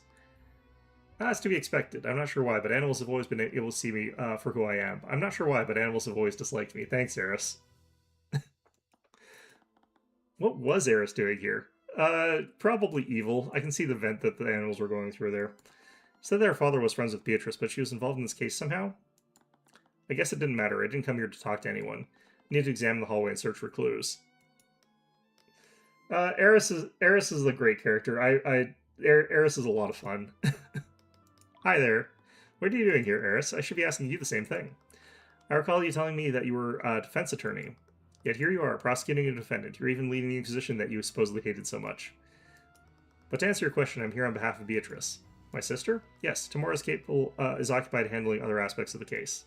So she sent me here to investigate on her behalf. What? I'm surprised she trusted you to handle something so important. How do you two even know each other? You said she was acquainted with your father, but... Eris is obviously the investigator again? Could be. We met during her days at the Imperial Academy. Both studied illusion magic together. Age 16, huh? I've always been a patron of hers. One of my position would be saddened to see her in this dreadful situation.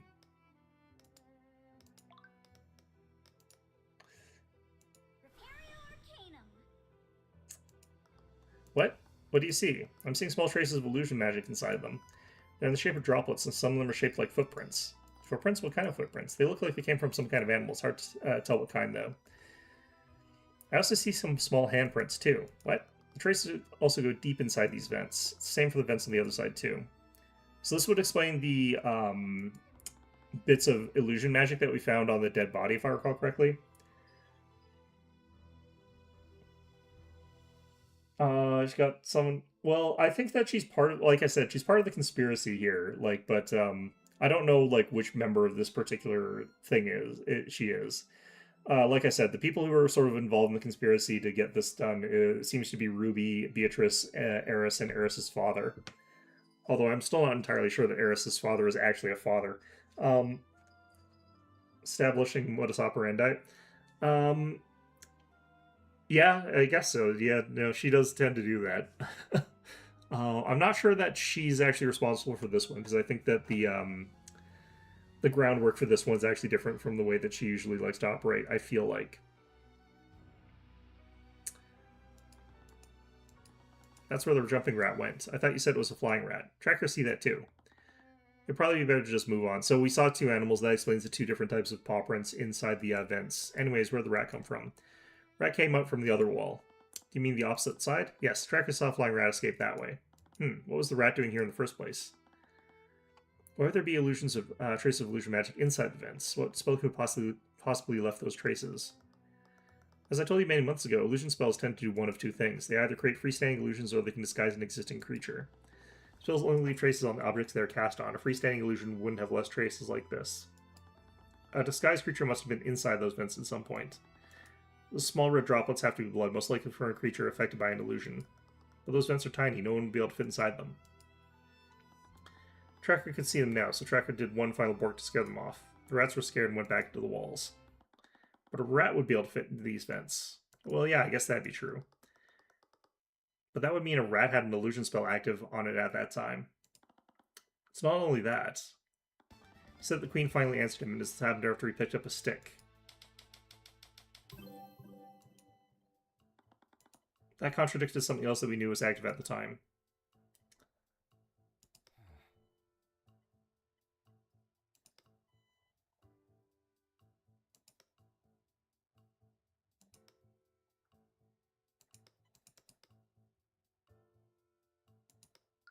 Okay, so anti-magic field was active throughout this hallway.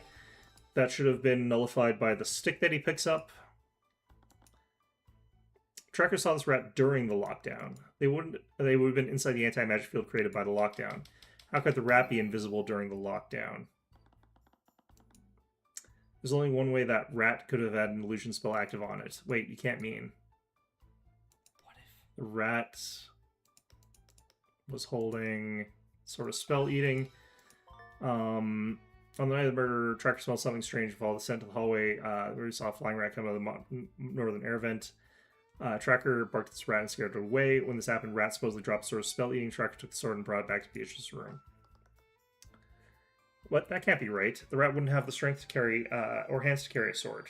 Tracker's vocabulary is limited and primitive and limited. He uses the word rat to describe small creatures that hide and act suspiciously. But even if it wasn't an actual rat, it still wouldn't have been a human, right? Right, it would have been a small animal. A small animal with strength and dexterity to traverse small air vents while holding a sword. Sorry, but I really have to ask, is that a monkey riding on your back? Yes, this is my familiar Eugene. No, are you serious? We know that Harold had a motive to kill William Frege. He was planning to defund the Haraldson Hall of History. They had an argument that night, and that's when William Frege decided that he was going to defund Harold's museums. He must have struck a deal with Beatrice, and with Beatrice's portion of House Frege, she could have easily kept his museum funded. He could have faked the robbery and sent his familiar to murder William. I can't believe this. And there's something else that Tracker said. Tracker could smell where Rat was, so Tracker borked at him. Tracker must have scared Rat because he fell into the floor and dropped his stick. The rat had a stick? Tracker, you said you had a smell to see where the rat was. When dropped his stick, you were able to see him. Does that mean you couldn't visually see him before he fell down? Yep, Tracker couldn't see the rat with his eyes. Tracker uses his nose to see it. The monkey was invisible. No one would notice the small invisible animal. In addition to that, he could move through the air vents. Eugene would have been nearly undetectable that night. Beatrice was a master of illusion magic. It's possible that she cast invisibility on Eugene. So what we could sort of guess if we're going for an invisible monkey solution, the monkey could have been invisible inside the case with the sword. And while he's in there as an invisible monkey with the sword, at a given time he could lean the sword against the display case, which would nullify the abjurative wards. And then someone else could break it without having to use overwhelming magic, which means that that's potentially how that was done. He could even have broken it from the inside with the sword by himself if the monkey was strong enough, which probably would be, I guess. I don't actually know. Beatrice is master of illusion magic. It's possible that she cast invisibility on Eugene. Leaf Frege. Okay, Culture clap both hands together. 1 hour concentration. No, one of the highest forms of illusion magic. The spell makes the target creature or object completely invisible. While invisible, target will be completely transparent and not undetectable visually. If targeting a creature, the spell will also affect anything the creature is wearing or holding. Then there's the position of this air vent. We're currently in the hallway just north of Beatrice's room. Okay, so that'd be up here. This air vent connects to the ground floor. If we align the two maps together, this vent must lead to the storage room. Right, the air vent there curved upwards. This must be where it leads. And according to Yan, that air vent led directly to William's study. Would have been the perfect route to enter William's study and leave undetected, but he wouldn't have needed to nullify the lock to enter the room. Why would he need to use the sort of spell eating at all? Because of familial bond, they can telepathically communicate with each other. Harold probably needed Eugene to hold the sword so he could tell him exactly where to go. Sword's magic affects anyone magically connected to the wielder, and familial bond connects them magically. It makes sense now. Harold could have easily faked the robbery to take suspicion off of him. It's even possible he was lying about how the display case glass was shattered. Well, I've known Lord Harrelson for many years. I just can't believe that he'd be involved in this. She may have known Harrelson for a long time, but she'd never read his thoughts. His thoughts can be very hostile and rude despite his kind expression. He was very good at hiding what he was truly feeling. And Beatrice, there's no way she'd participate in a plan like this. Look, Leaf, I know you don't want to suspect your sister, but Beatrice would never trust anyone enough to work together like this. She's completely blind. She wouldn't have much of a choice. She's not the type of person to trust her accomplice to stay quiet. She wouldn't leave a loose end open like that. She couldn't have been working alone in her condition, and I couldn't think of any other way she'd be involved in this. Anyways, we're finished here, aren't we? Yes, thank you for lending Tracker to us, Leaf. I want to help you find out what really happened. I know my sister is innocent. I hope once you find the truth, you'll see that. I guess we'll have to see. Now, if you'll excuse me. So that's it, right? We finally know who really committed the murder. And if we could get Harold to confess to the stand, we might reveal Beatrice's involvement as well. If we did that, I might be able to convince her and Mr. Moore to take a plea deal. Although, knowing Mr. Moore, that would be easier said than done. Anyways, this is definitely the lead that we've been looking for. Was it really enough? We still don't have any physical evidence. It'll have to do for now. We're running out of time. We'll just have to call Harold to the stand and testify about what he did that night. If we can push him far enough, I might be able to catch him lying. But I doubt it would be that easy. He clearly had a good poker face. Just how much would he be able to hide his true thoughts? I already gave my statements to the Inquisition. Is my testimony really necessary? Sorry, old-timer, my orders came straight from the prosecutor. We're going to need you on the stand today. Okay, I'm trying to see if there's any indication of, like, injury or anything like that. Doesn't look like it. Like I said, he's a transmuter, so we already knew that.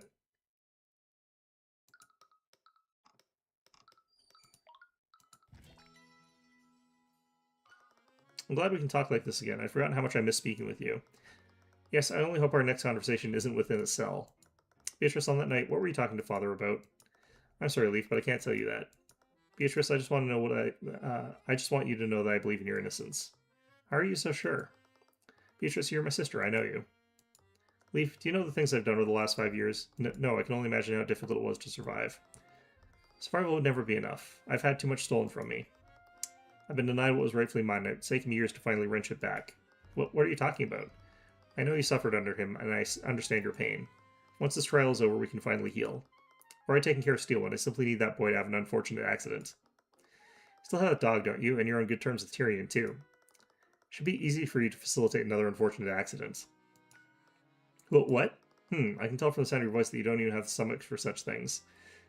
I feel like she wouldn't be telling this to someone like this particular sister, because, like, the person she's talking to is way too timid to do anything like this. No matter, I can take care of that, but I suggest you keep quiet about this, or you might end up being the same fate as Father. Leaf trembled, her hands going to her mouth in realization of what her sister was saying. She said nothing in response, but she just ran from the dungeons. Must you flaunt that ability so recklessly? You're making me envious. Fine, hell, Zaris, what do you want?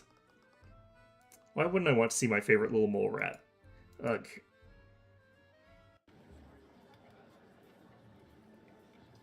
So she's trying to scare away Leaf there. She's not actually saying that she actually wants that to happen.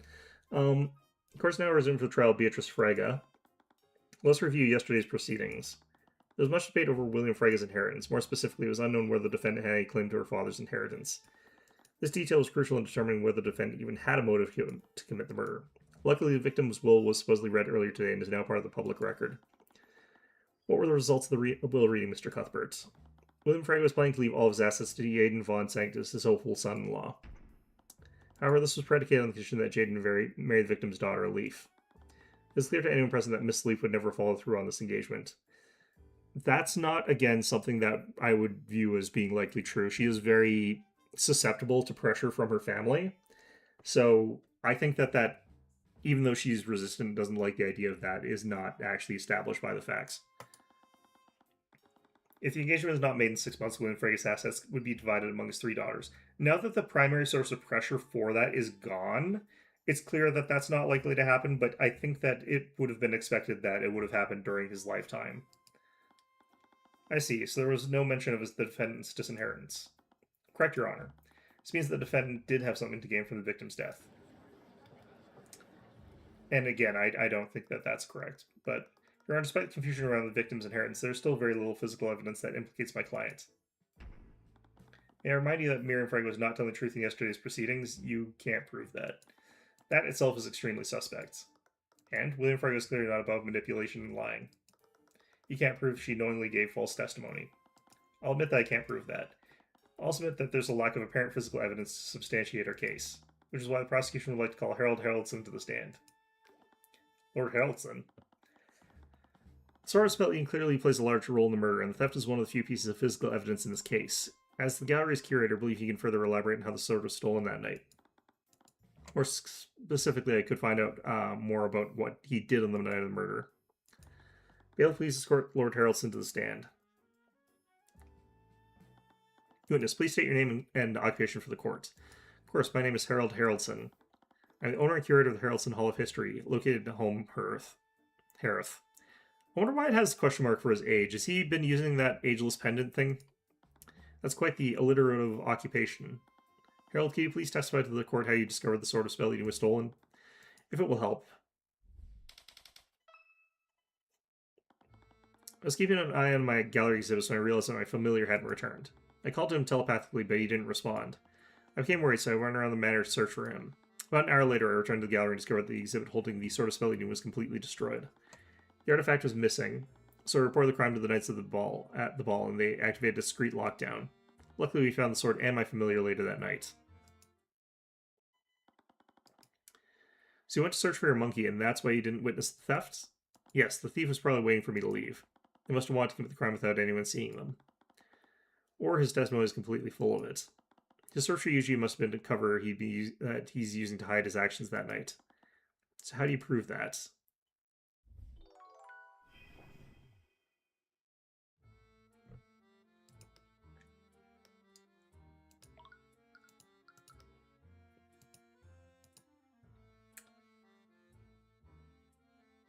I guess we'll press first.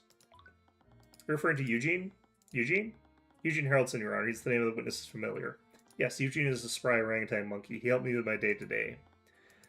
I see. Anyways, you said they hadn't returned. Does this mean they left you earlier in the night? Yes, he always likes to explore large buildings like Frege Manor. But he usually doesn't leave for that long. I called to him telepathically, but he didn't respond. Does he typically ignore you like that? Sometimes. He's a young boy, so he likes to have his privacy. I tried to pry, but I was worried what would happen if Noble or Knight came across him. He usually knows not to bother people, but you never know what might happen. Okay, you left the gallery room? Yes, as I said, I was worried that something had happened to Eugene. Where'd you go during your search? Eugene usually knows to stay out of people's bedrooms, so I went downstairs and searched for him there. I checked the bathroom, sitting room, and coat room. Then I finally checked the kitchen and pantry. You might have gone there to steal some snacks.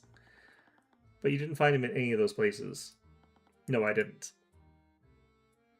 About an hour later, I returned to the gallery and discovered that the exhibit holding the Sword of Spelling was completely destroyed. If I recall correctly, the glass was completely shattered.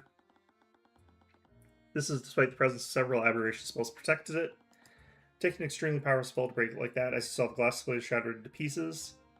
Harold told me that the thief shattered the glass while the protective wards were active. But if he was involved, could he just have been lying? The artifact was missing, so I reported the crime to the Knights of the Ball, and they activated a discreet lockdown. Sword of Spelling makes a wielder immune to magical effects. What use would the lockdown have been? Honestly, not much. The wielder would have been immune to the anti-magic fields and the spells that prevented people from leaving. But at that point, the Kingsguard just wanted to activate it for good measure. It would actually probably get in their way more than it would the thief. Luckily, you found the sword and my familiar later that night. His statement just now is missing some details. I would need to ask for something I could use against him. How did you find Eugene? How did you eventually find Eugene that night? After an hour's silence, he finally responded to my telepathic messages. He met up with me in the gallery before we went to search for the sword. This would have been after the theft was reported. Yes. He would have had to pick up Eugene after he murdered the Duke. This must be the alibi they're using to account for the time that no one could see Eugene. This detail could be extremely important. Please add it to your testimony, witness. Harold. Yes, of course, Harold.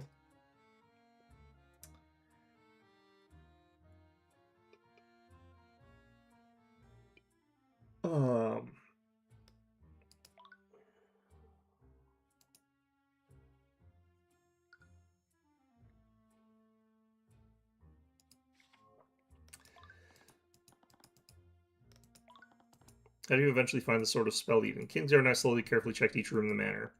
After about an hour, we finally found the artifact under the bed in the defendant's room.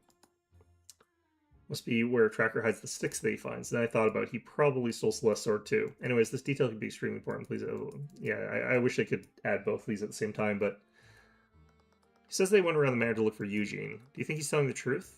Maybe, but the so-called search for Eugene gave him a good excuse to be unaccounted for. It's a decent alibi, but it's not without its flaws. I just need to poke some holes in it.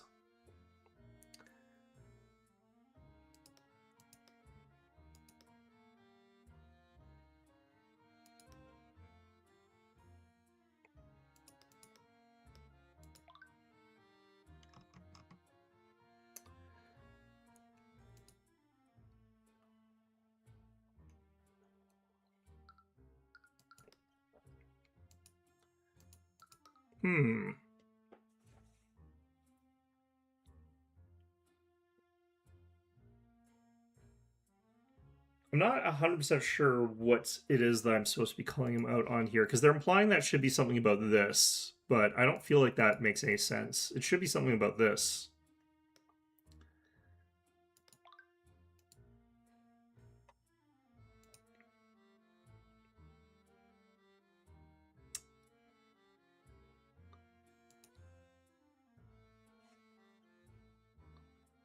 So kind of related to each other.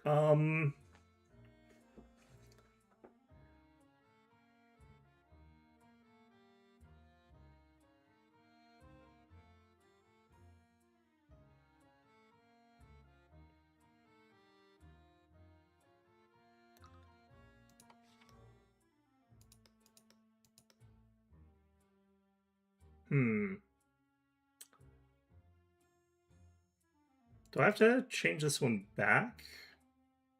Guess. I wish I could have it do both. Like, I don't know why I can't just have it be both, but... Alright.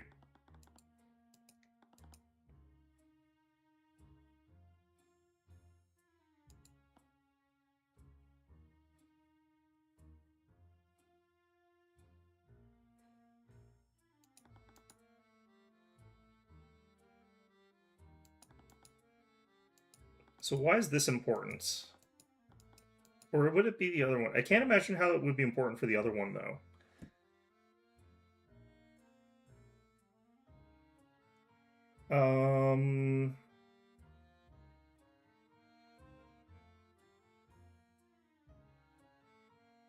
Not of any use here. Well, it's got to be this one, because otherwise they wouldn't have me switching it back and forth, and it can't be about the sword, I don't think. So it's got to be something about this statement here. Gene finally responded to my telepathic messages. I met up with him in the gallery room before they finally found the artifacts. What? I think I might know it now. Let me just double check something. Blah, blah, blah.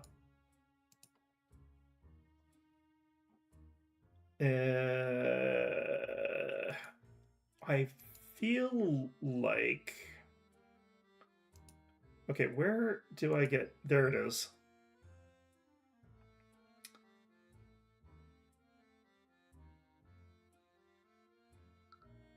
Is it that? Okay, I don't know exactly what I should be doing here. I feel like... I don't remember for sure, but I think they left the lockdown on until they found the thing. Yeah, that's sort of what... But I don't actually remember the timeline perfectly. They might have turned it off before they found it. I don't think that's true, though. I think that they found the artifact and then they turned it off. So is it this thing? Harold, you found Eugene before you went to search for the Sword of Spell Leading? This would mean that this all happened while the lockdown was still active, am I wrong? Correct? Yes, as much as I was worried about the artifact, Eugene's safety was far more important. That's the thing, Harold. You said that after an hour of silence, you finally received a telepathic message back from Eugene. What? So that leaves one question. How did you communicate with Eugene telepathically if you were both within an anti-magic field? What? Harold, in response to the theft, the Kingsguard activated the lockdown system to prevent anyone from leaving. That same lockdown system would have placed an anti-magic field over every inch of the manor. That field should have suppressed the telepathic abilities given to you by familial bond. One of the things that's sort of not true about this is that we actually know that he's got devices that are capable of emitting their own anti-magic fields that are capable of counteracting that because of the security systems on his own devices. So I don't think this is a perfect argument because he could have some way around this, but it's probably the best we got here. You wouldn't have been able to speak to Eugene at all. But he might not actually have that on his monkey in particular. Please, Cuthbert. Cuthbert is blowing this entire thing out of proportion. Anti-magic field is a resource-intensive spell. We can't assume that they managed to cover every inch of the manor, especially the areas that would have only been accessible to a small animal. Mr. Morrow, let's assume that Eugene managed to reach some sort of blind spot in the lockdown system. The magical telepathy granted by familiar bond connects two people. Even if Eugene wasn't affected by the anti-magic field, Harold would be. Again, he's got ways to get around that, I feel like, but that's very true. So how did I hear him that night? There's only one answer that makes sense. Harold, you did hear Eugene telepathically. Because Eugene was wielding the Sword of Spell Leading. That runs into the same flaw, though, that I just sort of mentioned. That means that Eugene and Harold both had to have been affected by something that... Because otherwise, yeah. So that still doesn't actually make sense. I'm sorry, Mr. Cuthbert, but are you saying the Sword of Spell Leading was stolen by the witness's pet monkey? I am, Your Honor. It's the only way the witness testimony makes sense. He wouldn't say something so ridiculous if it weren't true. She didn't have a rebuttal. I could push while I still had the room. Harold Harrelson, you were the one who stole the Sword of Spell Leading, weren't you? And what reason would I have to steal something that already belonged to me? Let's take suspicion off of you, because you were the one who had William Frey get killed.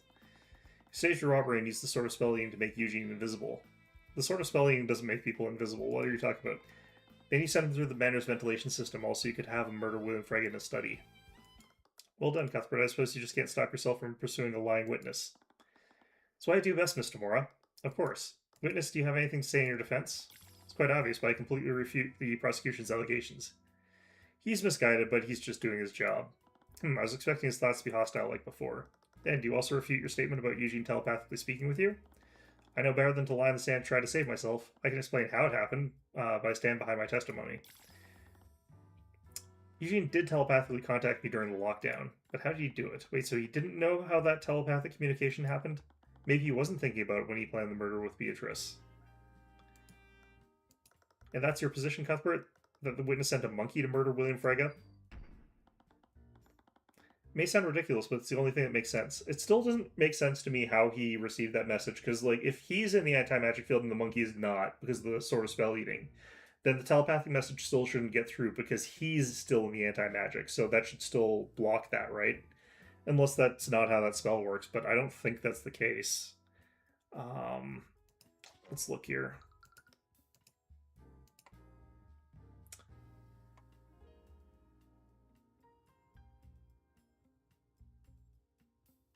Any spell that affects the caster will also affect the target creature and vice versa.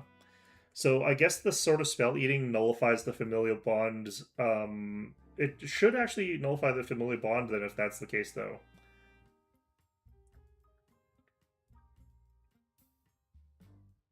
What?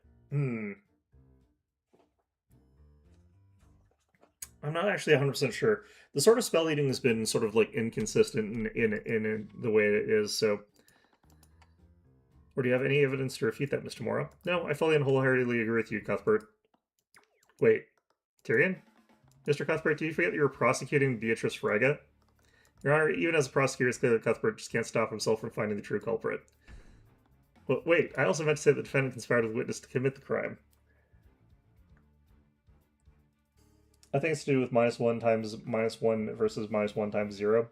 Well, it's still one of those cases where it's like, if the sword is capable of nullifying the things that the wielder has affecting them, which is the anti-magic field, that's fine. But I believe that there's a clause in there that says that it also it's not supposed to nullify things that the wielder is using. I'll double check that, actually. So that seems like that could be important. Immune to all harmful magical effects. Okay, so I guess So does the effect of the Sword of Spell Eating propagate from the familiar back to the caster, I guess, is what they're saying? I don't feel like that should be how that works, but okay. I'm not going to rules lawyer it. I also meant to say the defendant conspired with the witness to commit the crime. Oh, really? Do you have any proof of this conspiracy to commit? Of course you don't. But even so. But let's assume that you did have evidence to prove your statement. This was really a plot for my client and the witness. That what would my client even contribute to this plan? For what you said, this plot was completely carried out by Lord Haraldson and his familiar. But, well, the glass. He would have needed a powerful mage like defendant to break the sword's display case and stage the robbery. So her contribution to the murder was breaking some glass. Can you prove that my client shattered the display case? Can you prove that she did so knowing that it would somehow lead to her father's death? I might have been a little too eager to prove Harold guilty. Yeah, I sort of mentioned this was a problem with those particulars of what he was doing here. Physical evidence against my client is almost non-existent in the first place. Meanwhile, it seems that the prosecution has just brought forward physical evidence that implicates Lord Haraldson. Physical evidence that is supported by his own testimony. There has to be some explanation for this. Haraldson's interesting. Cuthbert, didn't you ask me something yesterday? If my client didn't kill the victim, then who did? I suppose I should thank you for finding the answer. Damn it, all I did was make it more difficult to prove my case. Yeah, but Harold had to be involved in this. I wasn't wrong about that. Only Eugene would be small enough to traverse the air vents. Wasn't there anything else he could use? With the threat of indictment, Harold must have been stressed. He seems actually pretty chill. It had got me out of tight spots before. Maybe I could find the evidence in his mind. You could use this every trick you have, Cuthbert. It won't help you. I calmed my mind and focused the eye of Horus on him. I need to find something, anything, that might tie the murder to Beatrice.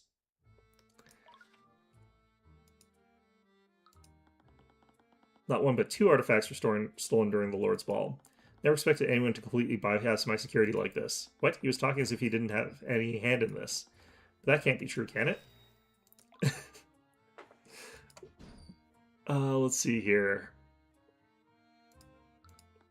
Can't believe that one of my artifacts was used to commit a murder. It's completely disrespectful to the culture and history behind it. What? He was talking as if he didn't have any hand in this. What? What's going on? He's speaking as if he had no idea what's going on. You could guard yourself from the Eye Forest, but you couldn't lie to it. And if that was true, was I wrong about Harold's involvement? Was he really innocent? See anything, Cuthbert? Your Honor, it's clear that the prosecution has nothing left to argue. There's very little evidence implicating my client. There's far more likely suspect in front of us right now. Yes, I must agree, Mr. Mora.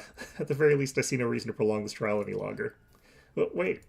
Beatrice couldn't have personally done this. Discounting the fact that she's completely blind, she was with the two princes for most of the night. So who actually killed William Frege in his study? It could still be the monkey. I needed to think about this. The reason why I suspected Harold in the first place was because of what Tracker said. Tracker's vocabulary is primitive and limited. He used the word rat to describe small creatures that hide and act suspiciously. Oh man. Do you know what would be really funny?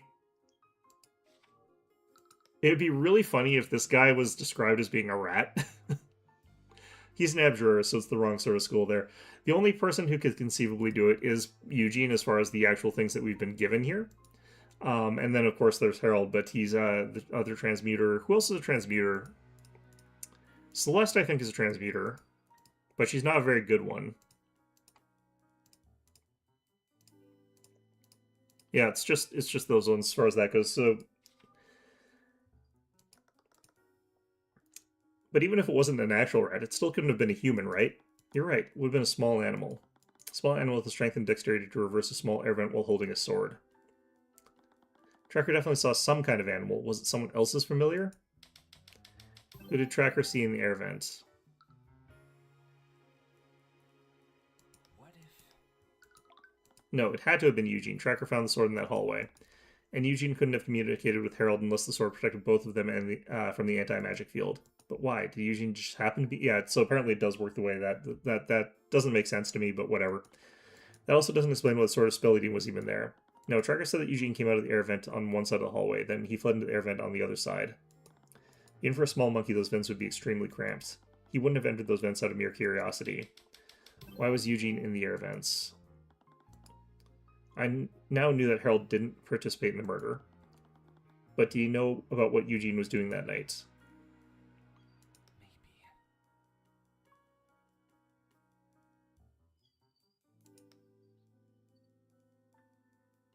Eugene was being blackmailed?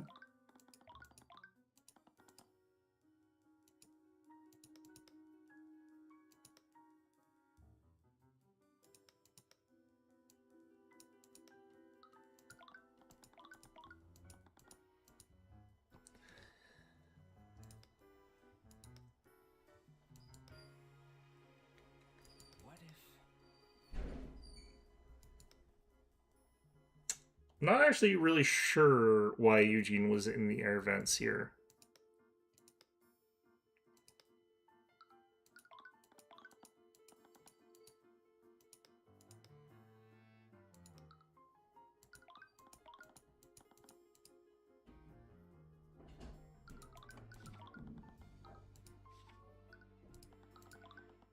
But it's unlikely that Harold even knew about it.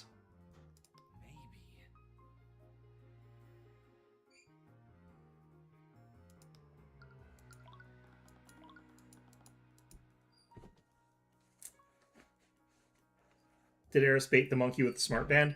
I'm thinking that someone did do something to the monkey with the smart band. That's probably why that was stolen there.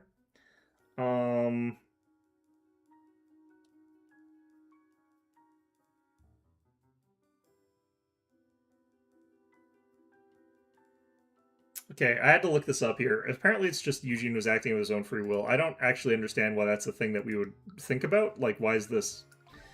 Eugene is acting of his own free will. That's the explanation that makes the most sense. But how and why? Harold's the only person who is magically connected to Eugene. And even if Beatrice somehow got Eugene to follow her orders, she wouldn't have been able to direct his actions telepathically. Beatrice couldn't use any other conjuration spell to contact him either.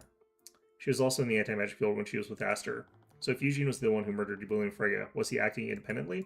No, that couldn't be possible. How could Eugene have carried out this plan independently? The intelligence things.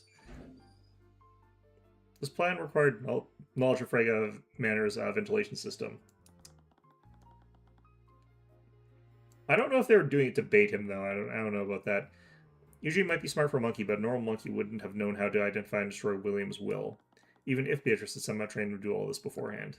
That's not necessarily true. What if? Eugene...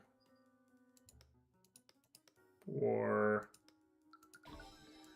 No, it couldn't be. I have sort of spelling was probably missing. I checked the other exhibits. That's when I discovered the armbands of intellect had been stolen as well.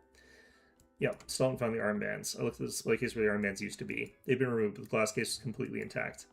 The thief didn't shatter the glass. Moreover, the armbands were actually replaced by a very well-made replica. How are they normally disabled? They can be turned on and off using a spoken password. And how many people know this password? Only myself. I personally oversee the transport of these items when they're removed. Only Harold knew the password, but someone could have overheard him saying it. Someone that's constantly hanging off his shoulder. The problem with the monkey actually doing that is that it wouldn't be able to vocalize the password necessarily, and since it needs the armbands of intellect to be smart enough to know the password, he wouldn't be able to pass on the password without the armbands, which he needs the password to get the armbands. If I didn't play this right, this ridiculous accusation could end my legal career. I'd have to be smart about this. Your Honor, I think there's one more witness that can clear up this discrepancy once and for all. I believe he can prove the prosecution states to the court. Really? I frankly find that hard to believe. Please trust me, Your Honor. There's an element to this that we all aren't seeing. And it's one that no one will believe. What do you have planned now? Very well, I'll give you one last chance, Mr. Cuthbert. But know that if your next witness fails to unveil any new information, I won't hesitate to end this trial. I understand, Your Honor, so I'm going to need you to bear with me for a moment. Why? Your Honor, the prosecution calls Eugene the monkey to the stand. Sigh. Never mind. I retract my earlier statement. I'll be passing my verdict. But wait, just bear with me for a moment. Mr. Cuthbert, I should find you in contempt for even suggesting this. Do you honestly think I'll allow a monkey to give testimony in my courtroom? Yeah, it sounds pretty out there even for us. I'd like to remind the court of the nature of Harold's bond with Eugene. Eugene is familiar. This means that Harold Haraldson can speak with him telepathically. He can relay Eugene's testimony to us. But this is absolutely... Show me the law that says an animal can't give a testimony. Show me the rule that says a dog can't play basketball. Maybe unprecedented, but it's not against the law.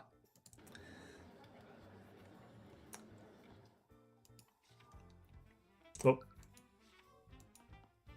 Very well. Your Honor, are you serious? Oh, Mr. Warren, I'm looking for any possible reason not to entertain this, but Mr. Cuthbert has a point. There's no law against this proposal, so I have no choice but to oblige this frankly insane request for now. Well, I guess it doesn't matter. It's not as if this will reveal anything. Alright, are we getting into bird law? Okay, great. I can't believe I'm saying this, but bailiff, please escort Lord Haraldson's monkey to the stand. Witness, please state your name and occupation to the court. I could do without the sarcasm, Mr. Morup. Eugene is Eugene. Eugene Monkey. Bailiff, make sure the stenographer gets Haraldson's translations. Ugh. I didn't see the armbands. He must have been at his normal intelligence. Although, how would he even wear them? Perhaps he held them in his hands at the night. They only require physical contact after all. Eugene, did you steal from the gallery on the night of the murder?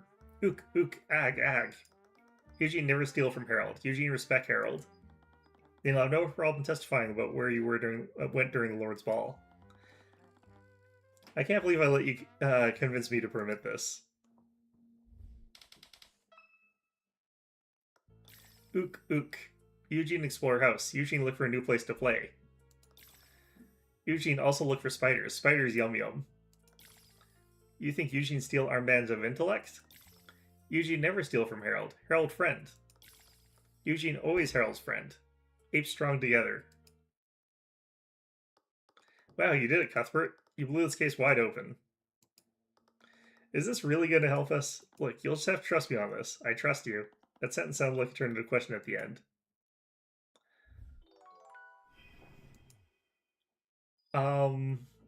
Eugene explore house. Eugene look for a new place to play. But Harold is an associate of House Frege. Surely you visited Frege Manor before that night. Manor constantly changes. William always doing renovations. Why is this so much more erudite? There's always a new discovery to be made. I suppose that made sense. William certainly had the gold for it. Anyways, what else did you do that night, Eugene? Eugene, also look for spiders. Spiders, yum yum. Do you enjoy eating spiders? Spiders good, rich in nutrients. Wait, really?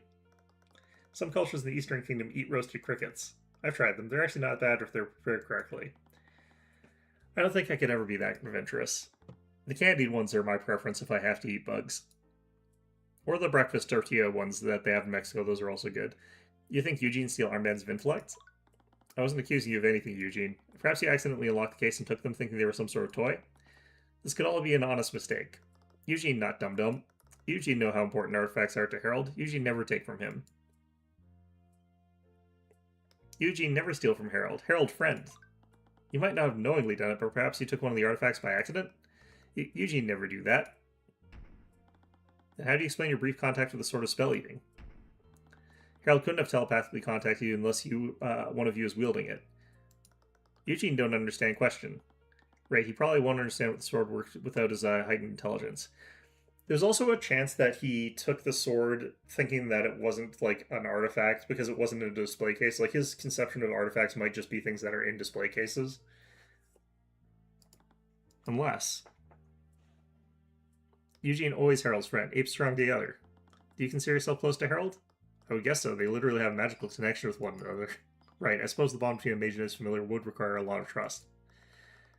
Harold saved Eugene from Bad Man many years ago. Eugene would never betray. So you're a rescue. Bad Man lock Eugene in cage. He'd tell people to throw peanuts at Eugene. Harold take Eugene away from that person. Lock up Bad Man. He seemed to genuinely care for Harold. Could that be why he did this? Certainly feels indebted to him. That might have been his motive. Talking about the motive for a monkey here. Alright, whatever. Tyrion? I know it looks bad, but I swear there's more to this. If you say so, that'd be something in his statements. He had to have been wearing the armbands on the night of the murder, which thought revealed that. Think about how Tracker spoke. Was there anything different with the way Eugene was speaking?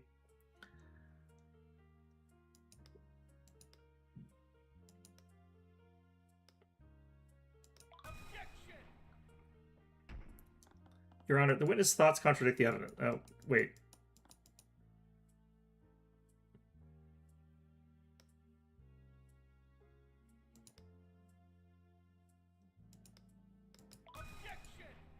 I'm not 100% sure what I'm looking for here.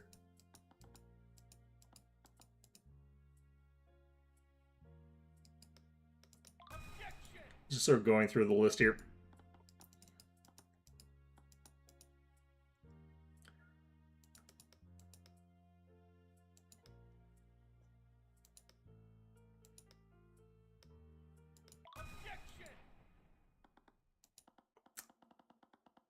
I asked you before if you stole anything from Harold's gallery. Eugene, no. Eugene would never steal from Harold. I'm wondering if someone gave him the thing. Don't waste time by having him repeat that statement. That's the thing, Mr. Morrow. That's not the same statement he made in his testimony. I asked the witness if he stole an artifact from the gallery. I never mentioned the armbands of intellect. Ook? Oh, that's what they're... Okay. The witness lacks the understanding to differentiate between the artifacts. If that's true, why do you use its actual name? I'm afraid I don't understand what you mean, Mr. Cuthbert. Your Honor, animals can't speak the same way that humans do. Even when a telepathic link is established, their vocabulary is extremely limited. Right, Tracker called the Sword of Spell Eating a stick before. It's hard to understand what he really meant. Exactly, so that raises the question. How did Eugene know that they were called the Armbands of Intellect? Wait, how did he know? The armbands were stolen during the Lord's Ball and placed in the well-made replica. Where are the Armbands of Intellect right now? If he had worn the armbands when he was sneaking through the vents, he would have never had the opportunity to put them back. And the armbands were still missing. What if...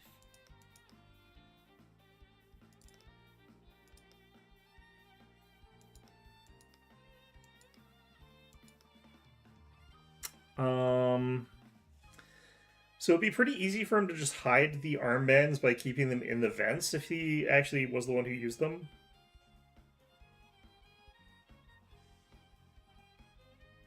What if... It couldn't be. Was he really? The armbands were designed to be worn by humans, so Eugene couldn't wear them on his arms. So where would he wear them? I initially thought he just carried them. There's a far simpler explanation. Eugene, did you still maintain that you didn't steal the armbands of intellect? Eugene told you already. Eugene never steal from Harold. He's just wearing them. He's probably got them as like a belt or something. I suppose you wouldn't mind. Taking off your hat. You can't be serious, Cuthbert. Do you seriously think he's wearing them right now? It's the only thing that makes sense. The armbands were taken on the night of the murder, but they're still missing. If Eugene did indeed steal the armbands that night, he would never had the opportunity to return them. He had no choice but to continue wearing them until the investigation was over. He could have hidden them in the vents, I don't know. That is absolutely ridiculous. You're spinning a fairy tale. If I'm wrong, the witness can easily refute my theory by removing his hat. Well, what's it going to be, Eugene? He finally broke character. His posture straightened into something far less primitive.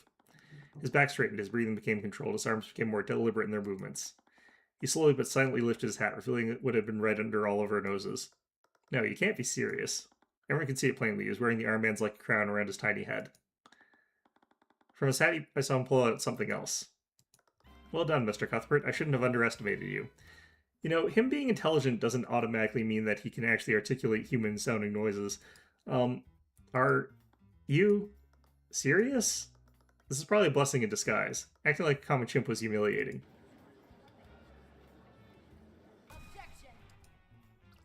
Objection, Your Honor. On what grounds, Miss Tamora? On what grounds? Everything about the situation is objectionable. It's downright absurd. Is he seriously Beatrice's accomplice?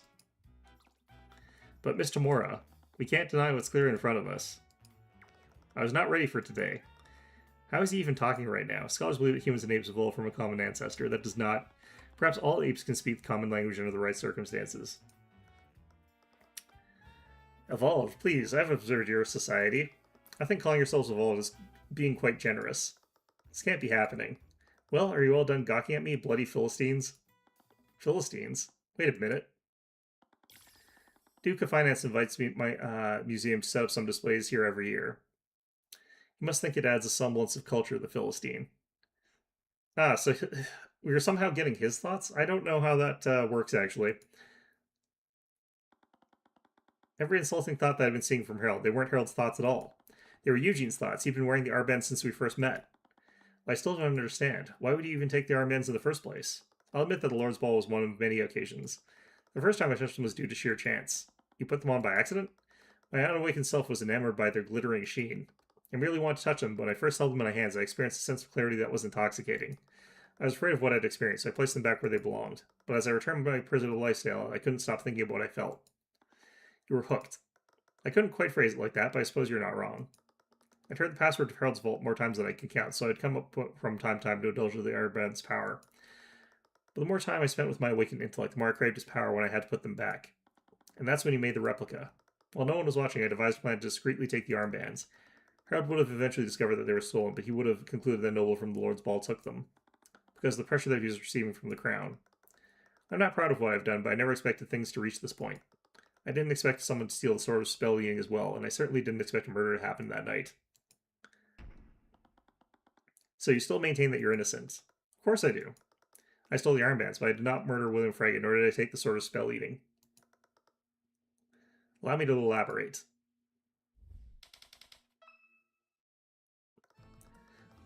Wait, does that mean that our ability to, like, tell... Because we had established earlier that animals aren't allowed to lie in front of the eye of Horus, but that might be because they're not intelligent enough to lie?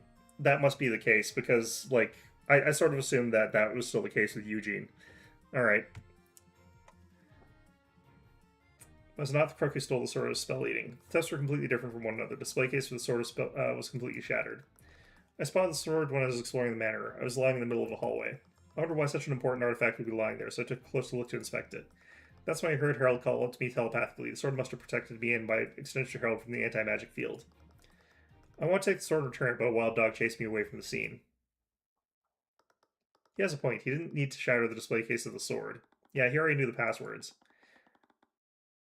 But Tracker said that Eugene was the one who dropped the sword. He also corroborates that, sort of. Furthermore, he escaped into the event that led into William's study. Actually, no. His actions that night were definitely not as innocent as his testimony implied. He must have lied somewhere. Well, I got the impression that there were two animals when Tracker was talking. He stole the armbands by using Harold's spoken password. I actually am surprised that he's capable of speaking human language. Yeah, the armbands gave him the ability to lie, I guess. Yeah, that must be it. He obviously never suspected what I'd do, so it was a simple matter of listening to him when he transported the artifact to Fraga Manor. And I can assume that you knew the passwords to the other displays as well. I do, and I could easily demonstrate that if needed. I doubt that he'd lie about that when we could so easily check him. Even so, you already lied about not stealing the armbands. Why should I believe you now? The answer that lies in the physical evidence. Tests were completely different from one another. The display case for the sword was completely shattered. How do we know that you didn't shatter the glass to cover your tracks?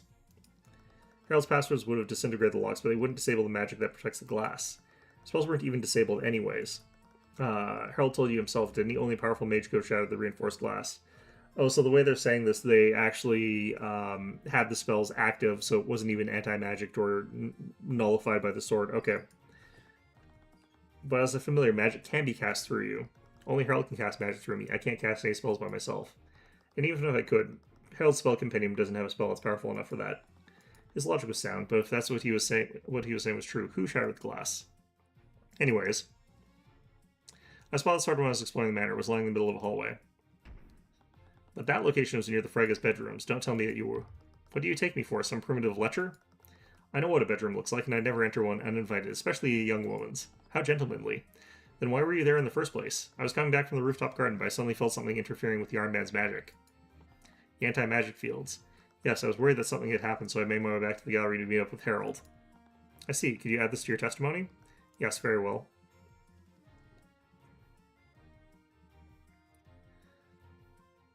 Okay. So it'll probably be 3. I should keep that in mind. I wondered why such an important artifact would be lying there, so I took a closer look to inspect it. So that's when you made contact with it? Yes, I was quite surprised too. At the time, Magic the Armbands was being nullified. When I picked up the sword, my intelligence temporarily returned. That's how I knew that I was holding the sword of spell eating. When I heard Harold call out to me telepathically, the sword must have protected me and, by extension, Harold from the anti-magic field. I understand how it would have protected you, but how would it have protected Harold? Familial bond connects the magic of both targets. When one spell affects one target, it can also affect the other creature in the bond. Protection for the sword of spell eating extended to both of us once I held it in my hands. That made sense. That also explained how Tracker heard Leaf when he held the sword. Okay. I wanted to take the sword and return it, but a wild dog chased me away from the scene. Didn't you have enough time to grab the sword? You were holding it, after all. Not proud to admit it, but my survival instincts took over. At that point, I was more concerned about escaping that wild animal. Tracker was several times larger than him. He had every reason to be afraid. His story makes sense. There's no way he could have shattered the glass. I suppose so, but Tracker saw him that night. He was definitely traversing the vents in that hallway, which means he lied somewhere in his testimony.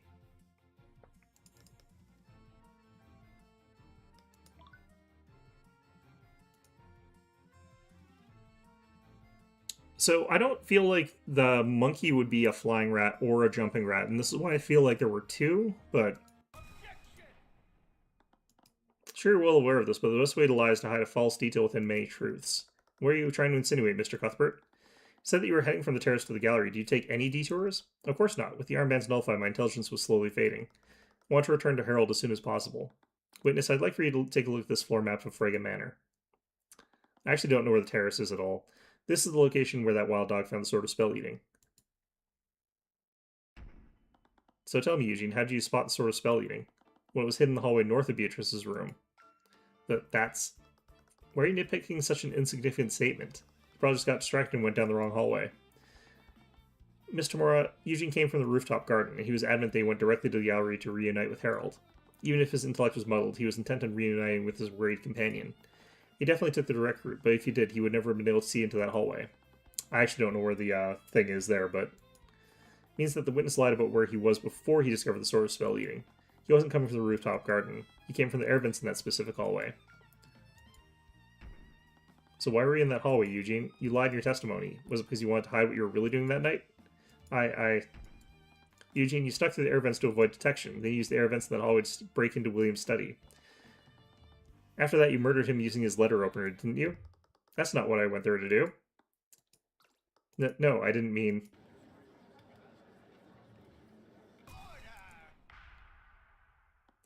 Order in the court. Witness, is this true? Did you break into William Frega's study during the lockdown? Yes, I did enter his study, but not for the reason you think. William Frega was already dead when I got there. What? What did you just say? It's true. Do you honestly expect us to believe a story like that? How could someone else have killed the victim before you got there? Tracker took the sword of spell eating, and you were the only intelligent creature that could walk through the air vents. I understand how unbelievable and suspicious it sounds. Why do you think I lied in the first place? What's the truth, Mr. Cutbirth? You have to believe me. I didn't see any contradicting thoughts through the eye, but that hardly absolved him of any guilt. You know, how does a grown-ass man get, like, stabbed by a letter opener from a little orangutan like this? Because he doesn't seem like one of the big, buff, strong ones, because those would never be able to fit through the air vents. This one's like a weird, like, tiny dwarf orangutan that's got a tail for some reason, but he couldn't really be telling... Could he really be telling the truth? If that was true, that only brought me back to the one question I've been asking since this all began. Who really did this? Okay, Eugene, let's assume you're telling the truth. Do you actually believe me? Let's not get ahead of ourselves. You're still my only suspect for this. I'll give you the benefit of the doubt for now. I see. However, if you want to absolve yourself, I need you to tell me what you really saw that night. There might be something, anything that might point to who really did this. Very well, I'll tell you what I saw. Although I doubt you'll believe me. Another monkey. No, we actually saw paw prints, so there should be some other type of animal that's got, like, paws instead of hands. I discreetly made my way to that hallway through another air vent. I exited the air vent in that hallway and tried to leap to the other side.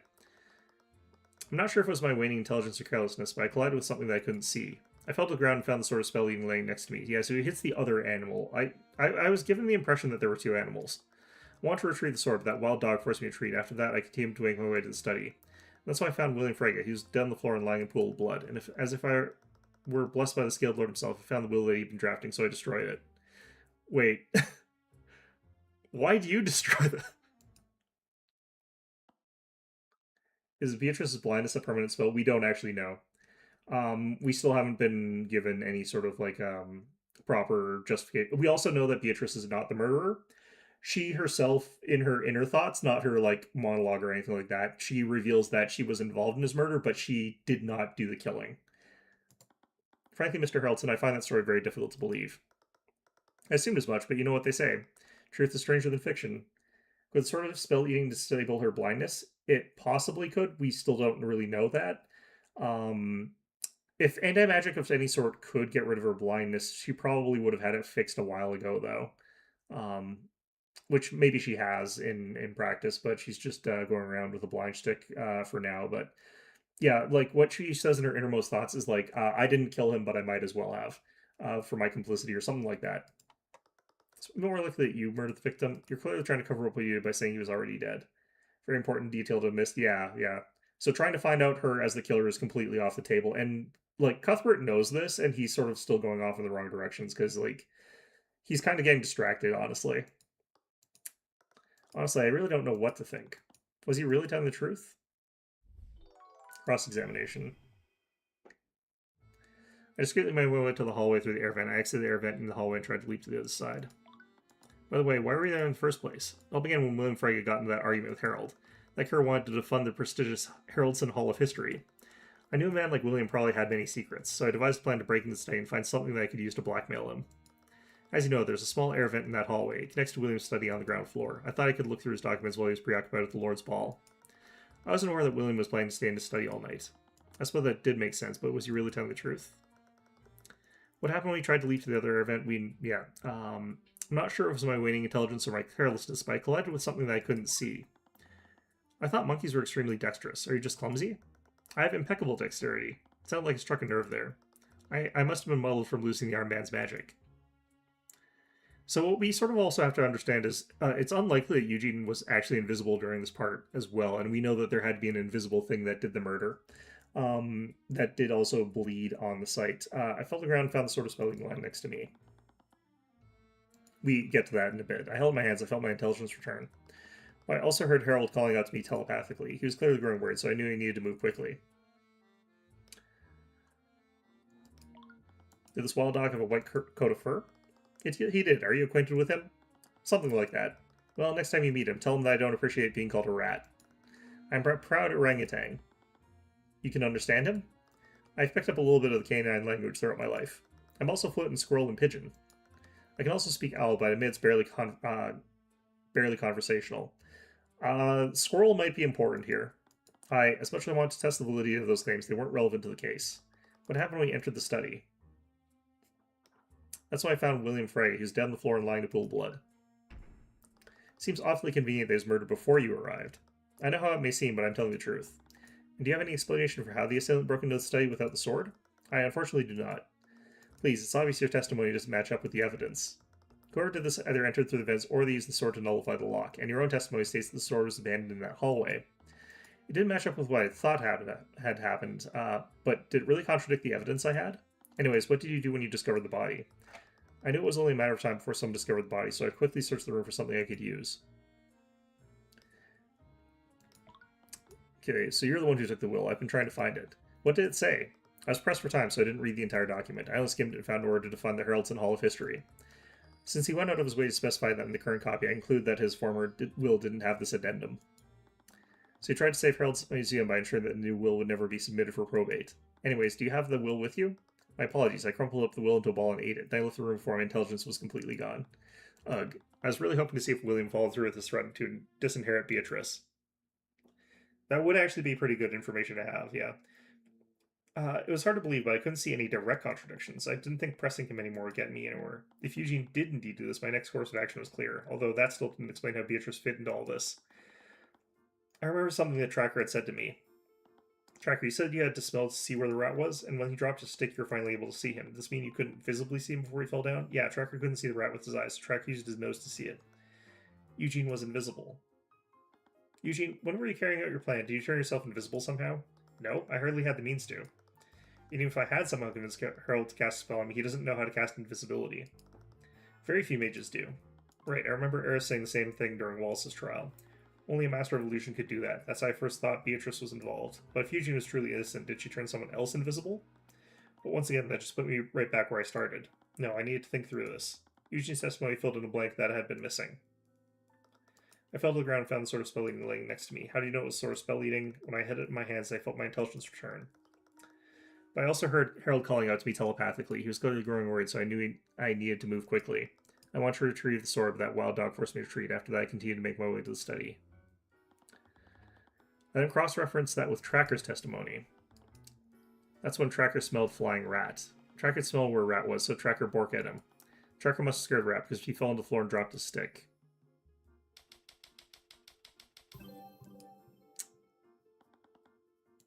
Okay, What if the thief...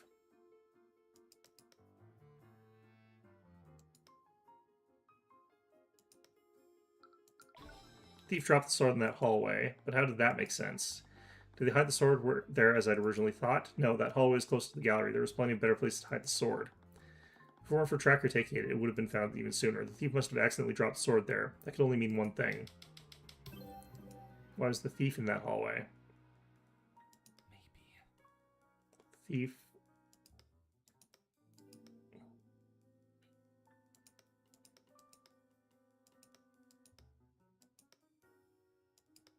What if...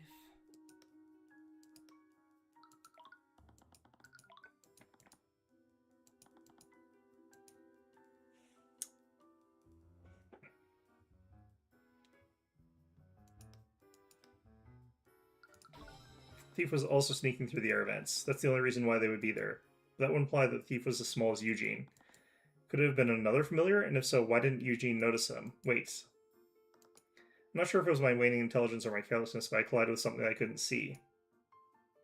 He collided with something he couldn't see. In other words, it was something that wasn't visible to him. And as a master of illusion magic, Beatrice was one of the few people at the ball that could cast invisibility. Beatrice would never trust anyone enough to work together like this. She's completely blind. She wouldn't have much of a choice. She's not the type of person to trust her accomplice to stay quiet. She wouldn't leave a loose end open like that.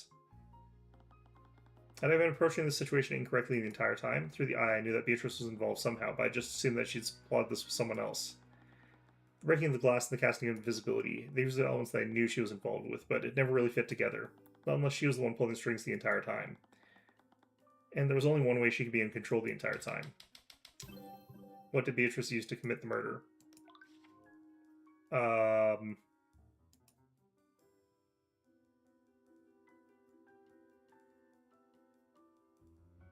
If we're saying this, it would have to be this. I feel like using a familiar means that you did actually commit the murder. I don't know.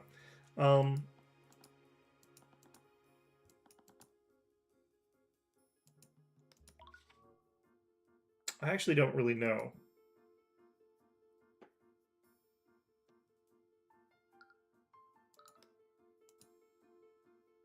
Are we talking about this? couple of memories came back to me at that moment. Okay. Cast Familiar Bond. I'm sorry, as you know about, it's quite rare. Very few mages take the time to learn how to cast it.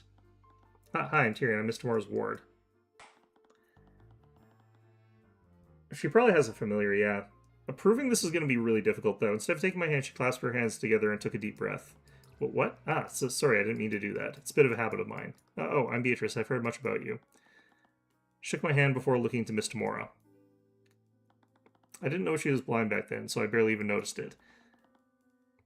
But how did she know that I was holding up my hand? Bill, do you have any other questions for me? If I were wrong about this, Beatrice would surely be acquitted. And after that, the Inquisition returns attention to Harold and Eugene. There's only one way to know for sure. Your Honor, the prosecution has no further questions for the current witness. He is dismissed. What? I see. You have something else planned, don't you? Yeah, and I actually need your help. Really? I whispered it into her ear. Really? You're making some big assumptions there. Don't you just give her a book and it shows up a spell she has? Proving that she has the spell known does not automatically prove that she's used it or that she currently has it in use. It just means that she's learned the spell.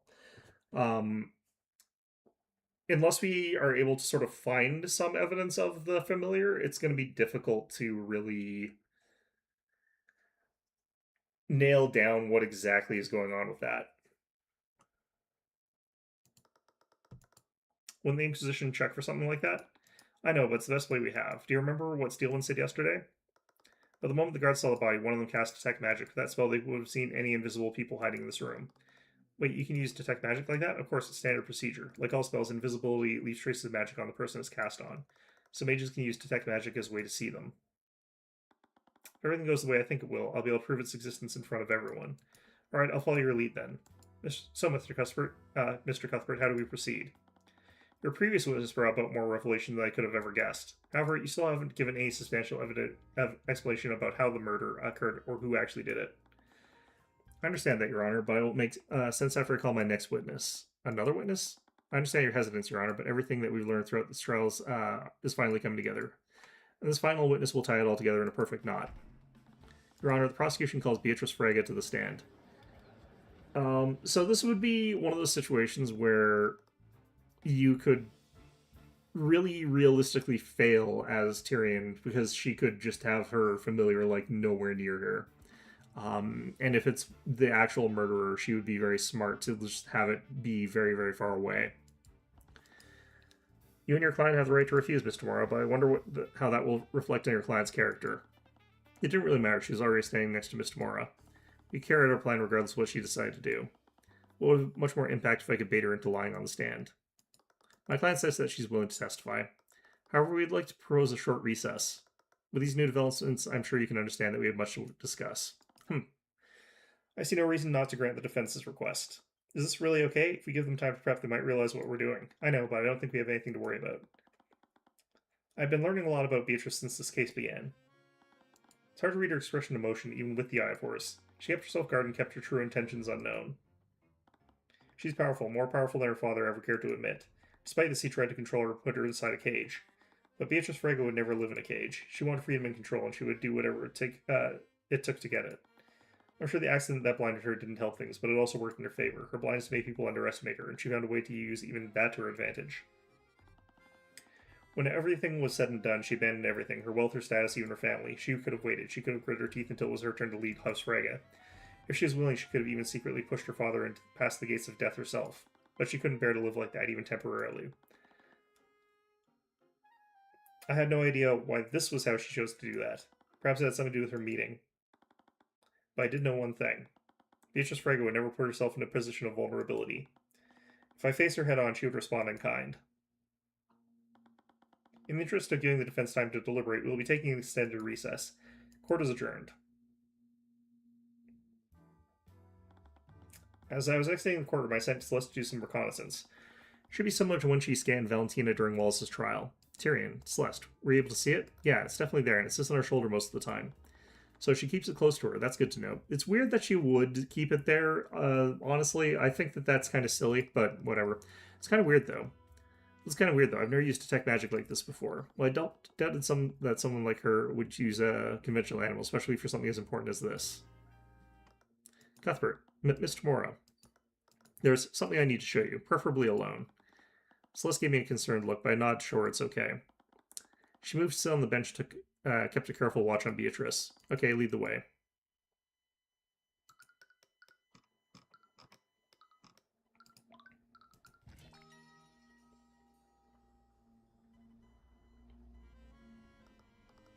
Leaf, are you there? Miriam found Leaf sitting in Beatrice's dusty old room. She was staring at nothing. Her mind was elsewhere. She barely acknowledged Miriam as she entered the room. How are you? I'm okay. This trial's really been something, hasn't it? But maybe we could take a break from all of this. We could have that tea you wanted. I don't think that would be a good idea right now. Her voice is empty. She was practically muttering her words. Right, of course. Miriam, why do you hate me? What? I don't. You never want to visit, and you always avoid talking to me when you do. This is the first time I've seen you in years, and you want nothing to do with me. I know I'm annoying, and I know I'm not as smart as you, but... Beatrice is back on the table. Her familiar is... I don't know how that gets prosecuted. I feel like if it was her familiar, she would count that as being directly murdered herself. But yeah, she is. That's not... Ugh. I don't hate you, Leaf. Sorry, nobody likes me. What? Anybody who spends time with me is just trying to get something for our family or just trying to get with me. And I see you tripping over yourself trying to please Father and everyone else. You're so desperate, it infuriates me.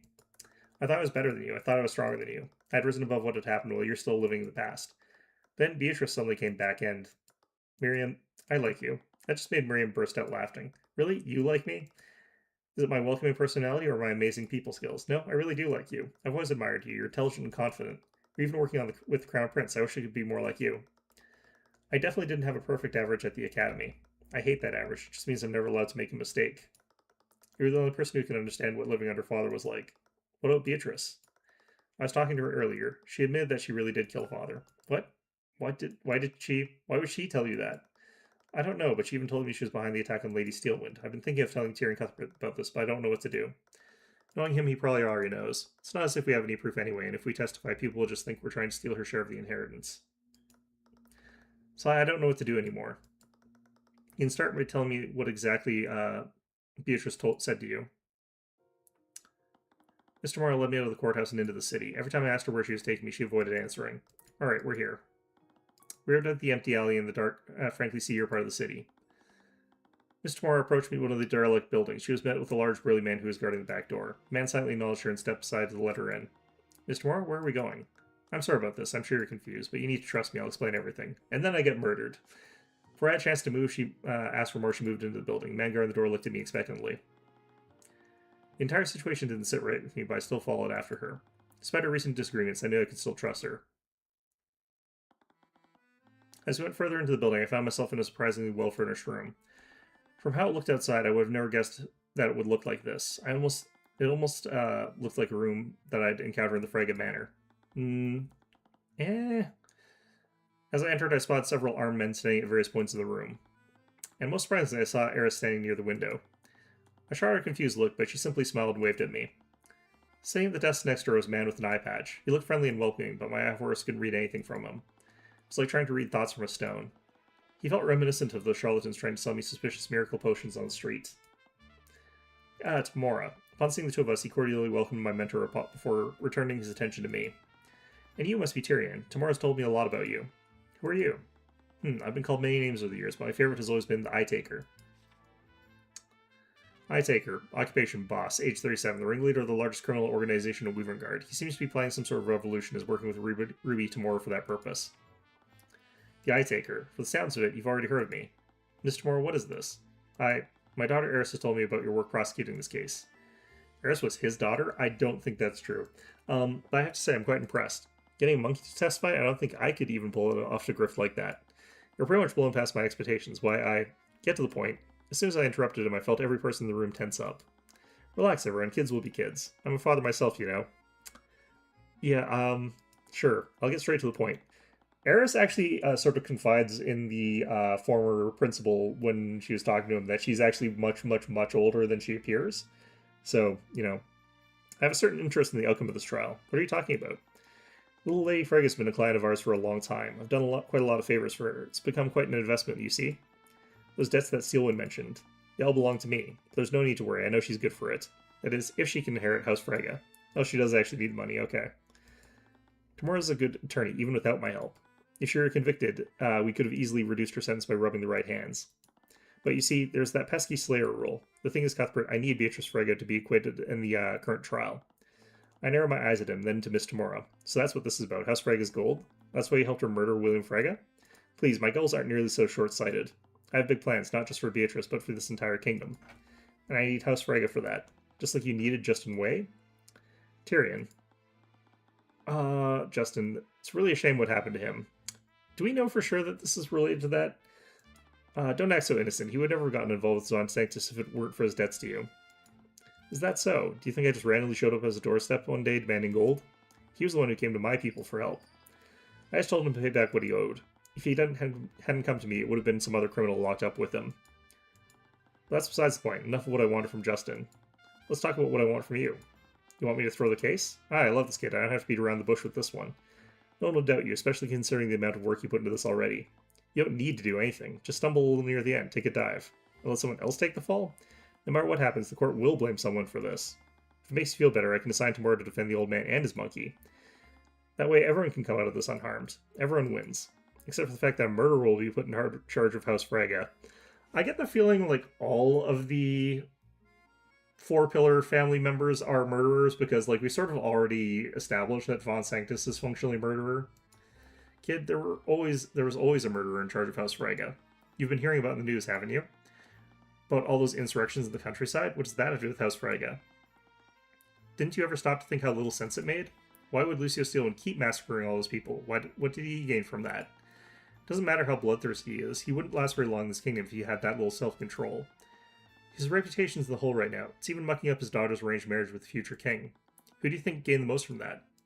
Skilled Lord. The man with the money decides the rules. House Frege secretly owns every printing press in Weaverngard. Buy a few false reports here, pay a few assassinations there, you get the gist. For men with William's resources, public opinion can be whatever he wants it to be. You shall thank little Miss Frege for digging all this up. Looked at Miss Tamora. Had you been hiding this from me the whole time? Yes. Was Lucio Steelman even as bloodthirsty as I'd always thought he was?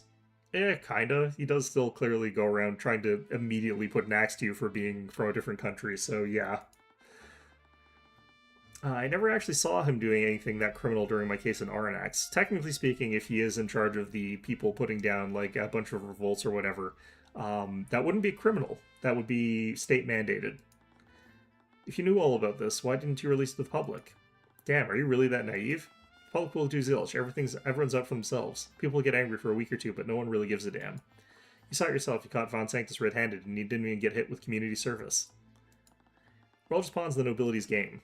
But I've got a pawn myself, and she's going to become a beautiful queen by the end of this. We'll finally have a level playing field with those bastards. Tyrion, please, just listen to him. How can you just go along with this? I told you a long time ago that there are certain parts of my job that I couldn't tell you about. Well, this is it. This is what we need to do to beat them. Those rumors about you, they're all true, aren't they? Forgery, bribery, blackmail, you're guilty of each and every one of them.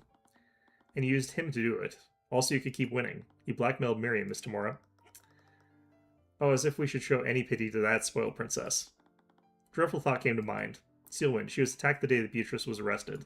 Was that... I didn't know that's what they were planning. I have no doubt in Tamora's skills, but I'm afraid there's too much riding on this to leave the chance. I actually think that you would have had an easier time against Steelwind. I think that they would have been better off if they didn't do that, just because I don't think she's actually that... I don't think she cares that much about some of these cases. You got to make your own luck if you want to beat the system. How could you? She almost died. We never expected her to strain her injuries like that. And we definitely didn't expect you to take her place. So believe me when I say when I'm being uncharacteristically reasonable right now. How could you even consider working with someone like him? Don't you think it's a little arrogant to judge her, Cuthbert? What? You talk about defending people as if you two were even close to being equals. But she doesn't have the luxury of looking into people's minds, now does she? You told him about the Eye of Horus? The future of magic is changing, kid. Like I said before, I have big plans for this kingdom, and I also have big plans for you. Do you think I would ever... Tyrion, stop. I hate this as much as you do, but whether you like it or not, we need help from people like them. It's the only way we can ensure we win. But this is... Think about every client you defended. Think of Celeste. If you didn't have the Eye of Horus, what would have happened to her? If even one thing had gone differently, Pierce would have gotten away and Celeste would have been executed. You've taken chances and followed your instincts. That's worked for you so far. But one day it's not going to be enough. Who's going to die because of that? With his help, you'll never have to worry about that again. No, you still will, but, you know. So what's it going to be, kid? I already know what's happened to Steelwind's brat.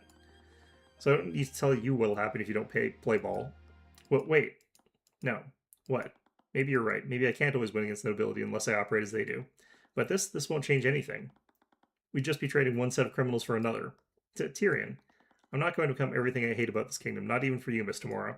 I'm sorry to hear you say that, kid, I really am. With one motion of his hand, every mercenary in the room drew their weapons. But wait, stop. Whatever conviction I had before was slowly fading. I should have never entered this place. I knew something was off. There were about a dozen mercenaries here, and there were even more guarding the exit. I was nowhere near as physically strong as Celeste, but maybe I could make a break for it if I got lucky. There's a window there. Celeste McCoy. Yeah, she's gonna murder everybody. What the? How'd you get in here? Do you honestly think I'd just let you take him to some suspicious shack? Humph, doesn't matter, as if one girl will make a difference. Well, what are you all waiting for? Is that really her? Upon seeing Celeste, the mercenaries cautiously stepped back. No one wanted to make the first move.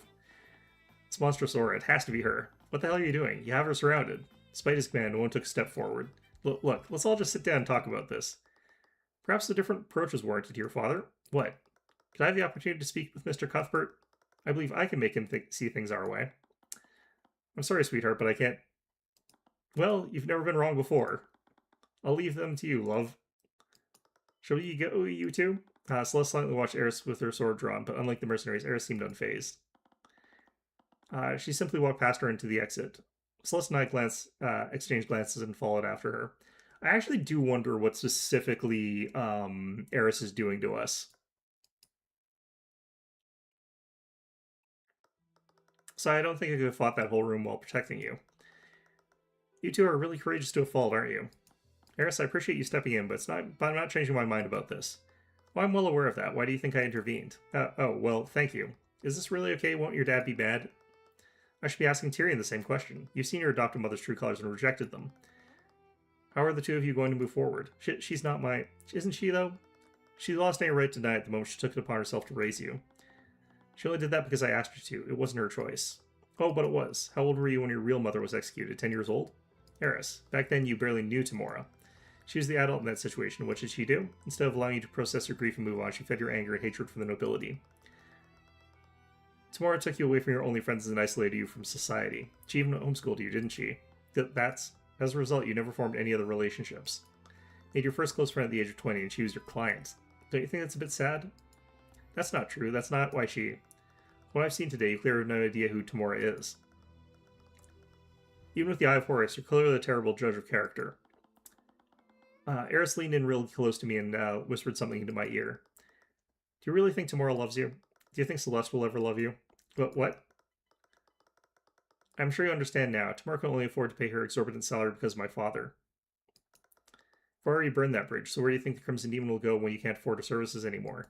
No, she's not. With Flintheart dead, she has to worry about her mother. Do you think she has the luxury of playing hero with you? Or did you actually think she enjoys spending time with you that much? Tyrion, you have to look at this rationally. The affection she's been giving you has been to keep you on as an employer. You seem to know a lot about these things. I had to do a lot of networking when I was a mercenary. Do you know how many times I had to charm a mercenary into hiring me? Or a merchant into hiring me? Why are you telling me this? Because I want to break you. I'm just trying to keep you from getting hurt. Thanks, Eris. They seem cruel, but you have to be realistic about these things. Trusted Tamora and she betrayed you. You do well not to make the same mistake twice. Strictly speaking, this is both people betraying each other because you don't have the same sort of goals or ideals. Like, Tyrion cares about winning the case and about specific type of justice, whereas, like, Tamora cares about, like, systemic change. Celeste didn't hear anything she said, but she could see how rattled I was. Eris, that's enough. My apologies. I've been told that I've been too blunt sometimes, but I do hope you'll think about what I said. Anyways, the trial should be starting soon. We should make our way back to the courthouse. I'm genuinely curious to see how this trial ends. Hey, Tyrion, are you okay? What did she say to you? She took my hand, but I instinctively yanked it away. Tyrion? Sorry, I didn't mean to. I'm okay, really. Okay. Is he mad that I followed him? I can think about everything else later. I knew what I needed to do at that moment. I needed to convict Beatrice Frege.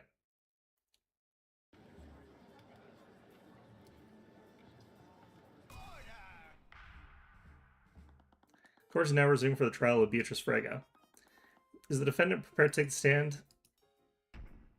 Tamora, I asked you a question. Is the defendant prepped or not? She is. If the prosecution still wants to move forward with... Prosecution will be moving forward with this. Please bring in the witness. Do you still see it, Celeste? Yeah, it's still there. Should I reveal it now? No, let's really make a point of it. Wait for my signal. Thank you for agreeing to take the stand, Miss Frega. Mr. Cuthbert, am I understanding that you were with the two princes from the night? I'm trying to think here. Let's assume that she does have a familiar and that it was capable of getting there. What would the familiar be? Because we know that's got sort of paw prints. Kind of wonder. Alright. Which is why I'm still quite confused as why I'm being charged with this crime. Out of everyone there that night, I'd have thought my alibi was the most apparent. That remains to be seen. Take that as a metagamer win? Possibly. Clearly. I actually do think this one's gonna actually have one more curveball to throw at us. Anyway, since you still maintain your innocence, you'll have no problem going into detail about your supposed alibi.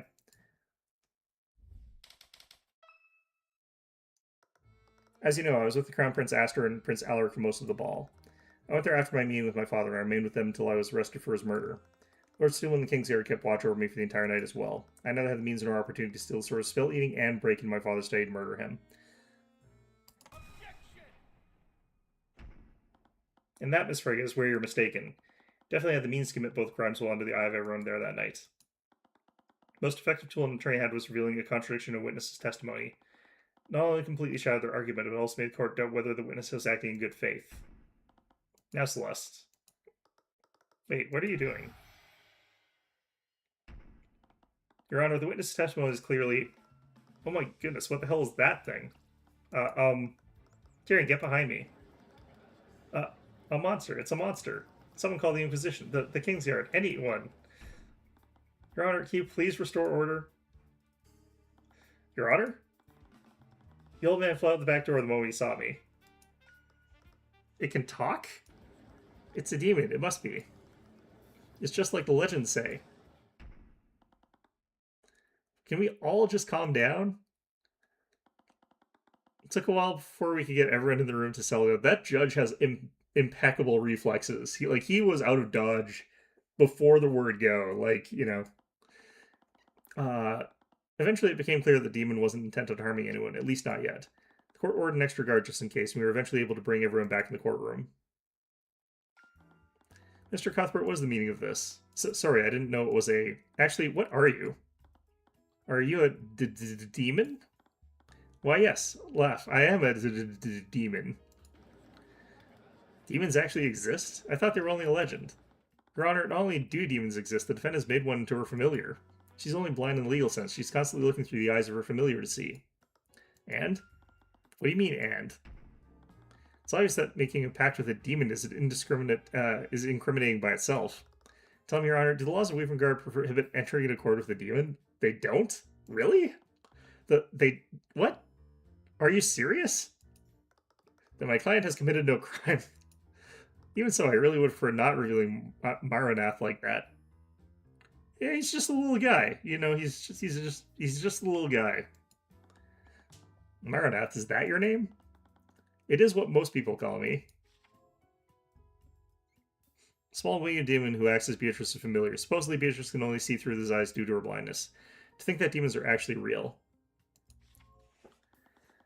I suppose the defense has a point. Having a demon as familiar isn't technically illegal.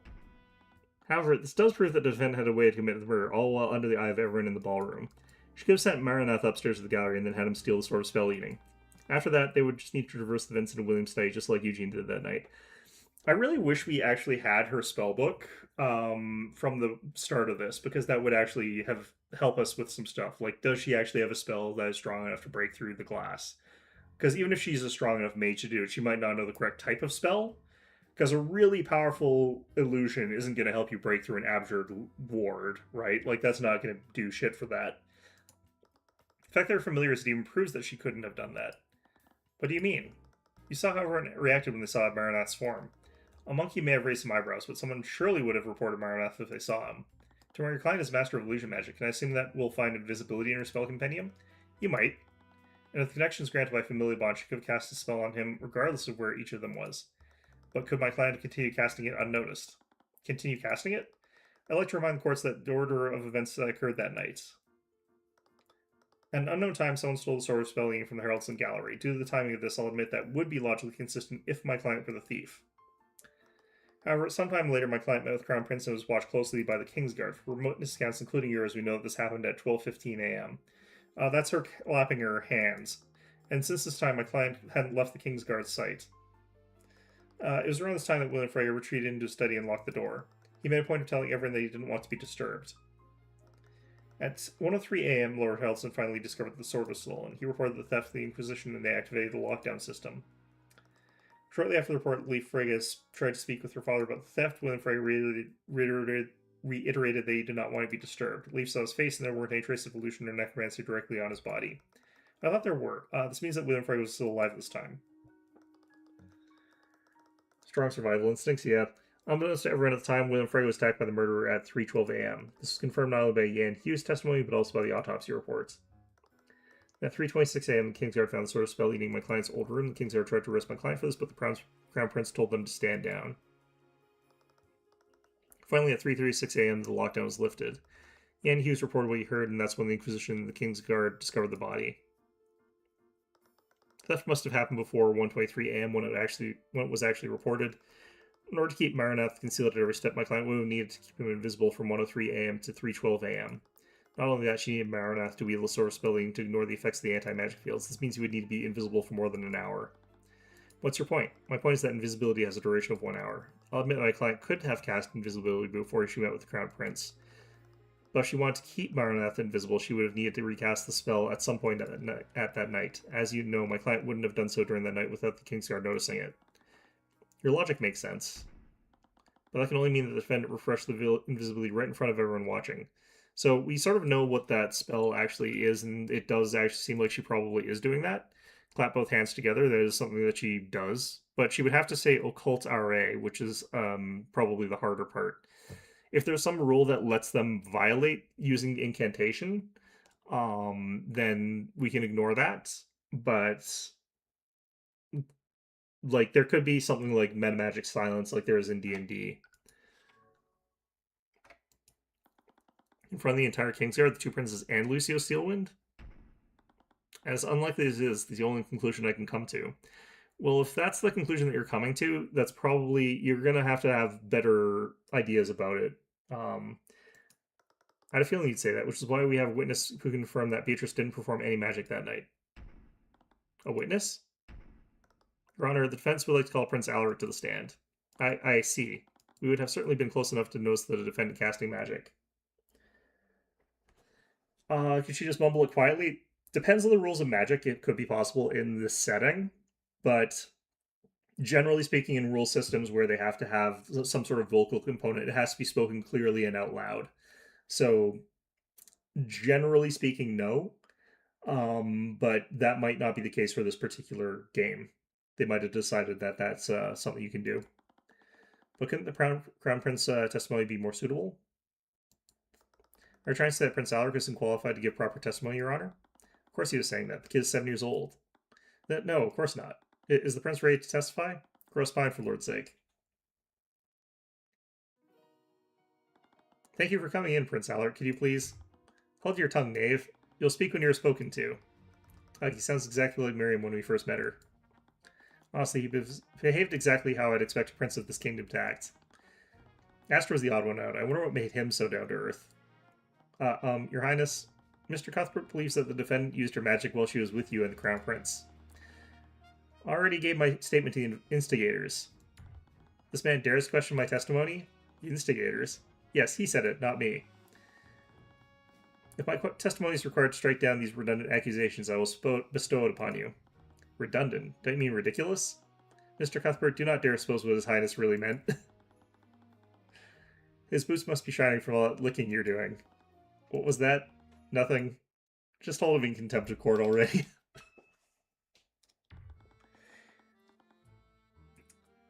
You think Lady Frege cast magic right in front of me? Don't be a serf. She was under the careful watch of the Kingsguard, my brother, and Lord Steelwind. We conversed the whole night, and I didn't see her cast any magic. She's been through so much over the last few years, all because of her horrid father. She'd never do something like this. You and Lady Steelwind are just jealous. Evocation. Okay, so he does know magic.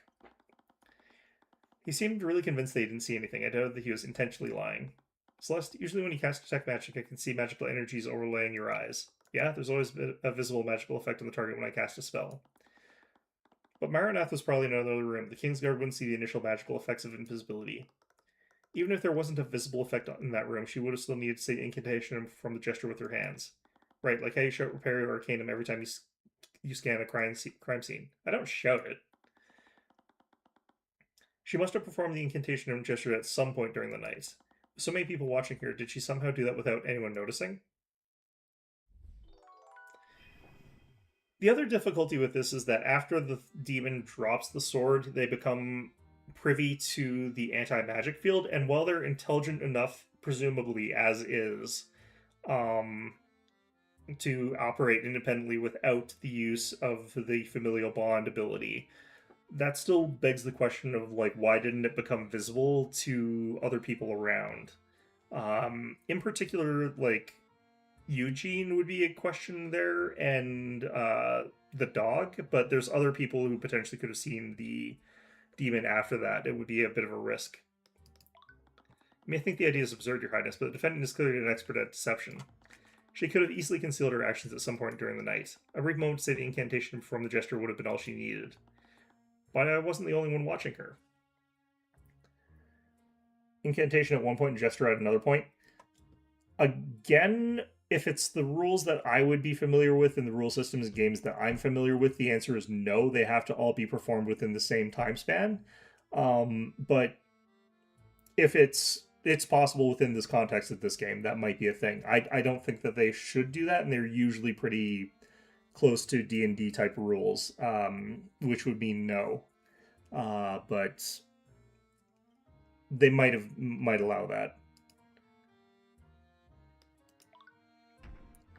But would they have really noticed her casting one spell? The Kingsguard are the most vigilant knights in the kingdom. They are trained to watch and counter a mage's spell, but the defendant need to target someone who is in another area.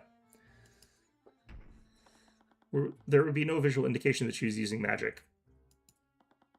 But she would still need to perform the incantation and complete the gesture with her hands.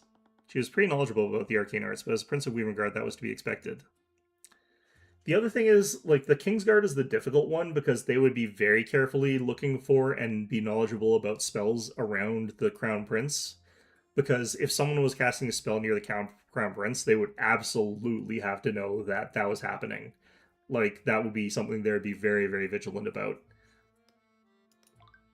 If I recall correctly, you and your brother were with her until she was arrested for the murder. What do you speak about?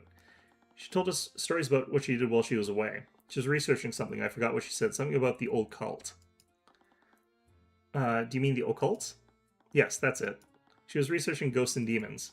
Considering who her familiar was, that research must have paid off. Anyways, Your Highness, could you please add this to your testimony? If I must. She told my brother and me how the occult are a fascinating phenomena. I didn't see her cast any magic. You're clearly sympathetic to her situation, but you must have only been a toddler when she left 5 years ago. My brother spoke of her a lot. He told me all about her. I could tell from his face. He was really sad that she ran away. Even if it wasn't romantic, Esther clearly cared about her a lot. Steele must have had complicated feelings about that. Chalked up as a turbo genius, so I wouldn't be surprised if she can delay it somehow. Like I said, there are meta magics in things like D&D, which are effects that affect magic that can change how certain elements of spells work. So there's the possibility that she has something like, say, Silent Spell, in which case she only has to gesture and she doesn't have to speak it. So if those sort of things exist within the setting, then that's possible. Well, I can't speak for Steele, but I'm just trying to get to the truth. Liar, you just hate her because she's a noble, don't you? Lord Von Sanctus told me all about you. You just want to lock nobles up because you're jealous of our power. So he spoke with Von Sanctus frequently. That actually explains a lot about his personality.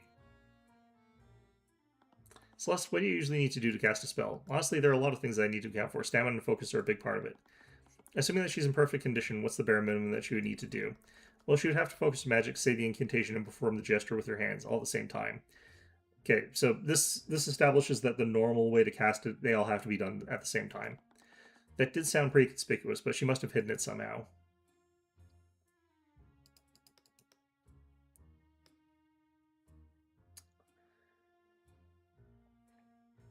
She clearly gestured when she was... Yes. She was clearly gesturing when she was with me.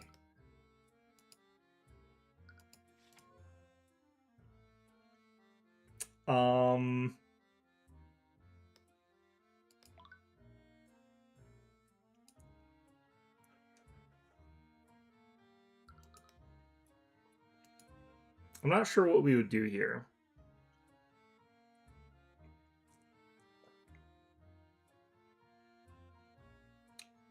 Wait, this actually...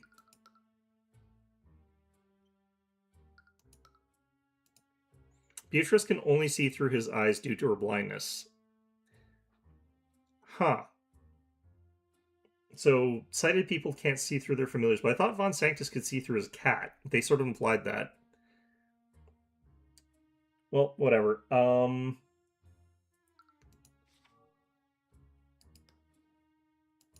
It's gotta be this one.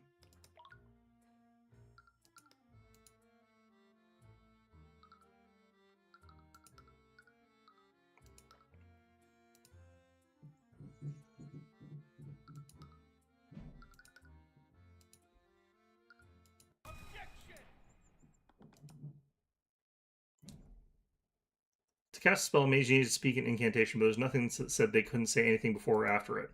Your Highness, according to your testimony, the defendant told you the occult are a fascinating phenomena. Is that exactly what she said, word for word? Yes, those stories of ghosts and demons she told us are quite interesting. They really struck a chord with me. I think it's saying that she can only see through his eyes. Maybe that's what they're saying, yeah. I see. Well, even if they were interesting, your testimony proves that she did cast the invisibility spell that night. Are you deaf? I already told you. No one heard her say any incantations, nor did they see her perform any gestures. Unfortunately, your testimony proves the contrary. Beatrice Frege said an incantation performed a gesture right in front of you, all without anyone even knowing it. What? Your Highness, there are two components required to cast invisibility. First, the caster must speak the incantation Occultere. I might be pronouncing this wrong, because it didn't sound the same as what she was saying there, so that sounds like it's pronounced differently. Okay, well... I'm sure you noticed the defendant has the habit of clapping both her hands to calm herself. Now I think about it, that habit must have come from constantly casting the spell. The defendant requires Marineth to see, so she must constantly cast invisibility to keep him invisible. Cuthbert, you may have an explanation for how she hid the gesture, but she still would have needed to speak the incantation.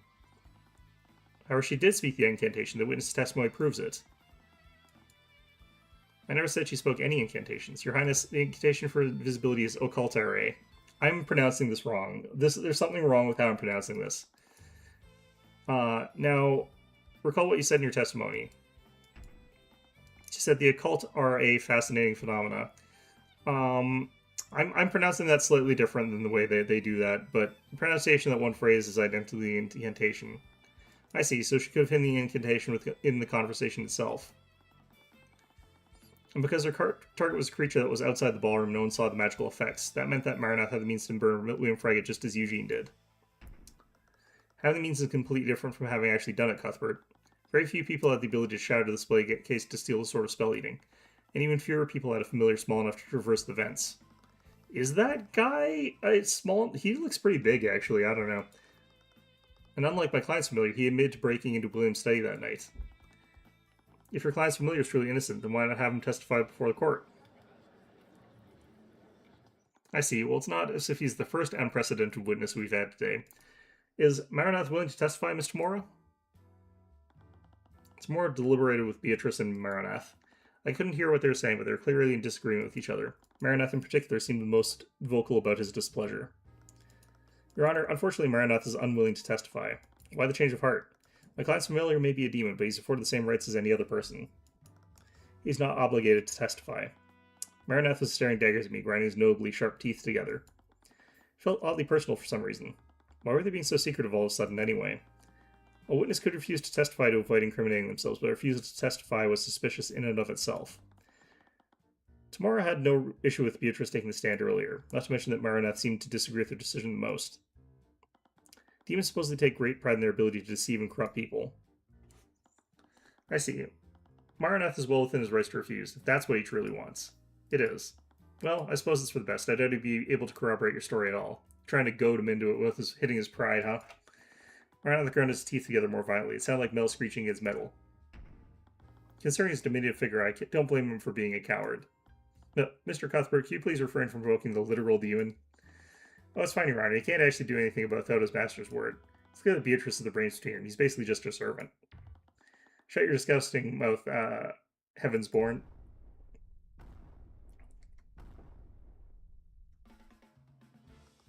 Maranath, what are you doing? I'll not stand here and be insulted by a bloody Heavensborn. Heavensborn. I'm still within my contract, and I'll not flee from the likes of him. You want my testimony? I'll give you my goddamn testimony. Your Honor, my client does not consent to having your familiar testify. Tomorrow, didn't you say earlier that Maranath is afforded the same rights as any other person? He's his own demon. He has the right to refuse to testify. He's the only one who can decide if he wants to exercise that right. Maranath, please testify about what you were doing on the night of the murder. Gladly.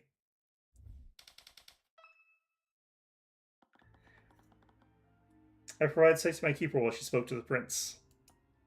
I'll admit that she did cast invisibility on me during the conversation. She needed to keep me hidden after all. But I never left the room where my master was, nor did I steal a sword of spell eating. You have nothing on me, Heavensborn. You don't even have proof that I entered William Frega's study. Do you honestly expect us to take your word for it? Or do you have any evidence to support your alibi? I only speak the truth, Heavensborn. There were mages other than my keeper that could have stolen the sword, and by your own admission, none of your witnesses saw me on the night of the murder. The one lacking evidence is you. He had a point. I still need definitive proof that tied him to the murder. Presenting contradicting evidence might not be possible. However, he is clearly lying in his testimony, and there was something strange about the way he was speaking. Why was he pausing so much? I wasn't seeing any thoughts from the eye. My eye force might not even work on demons. But maybe I could try to interpret the meaning of his words. Guessing that she traded her eyesight for the demon, pact style? Could be.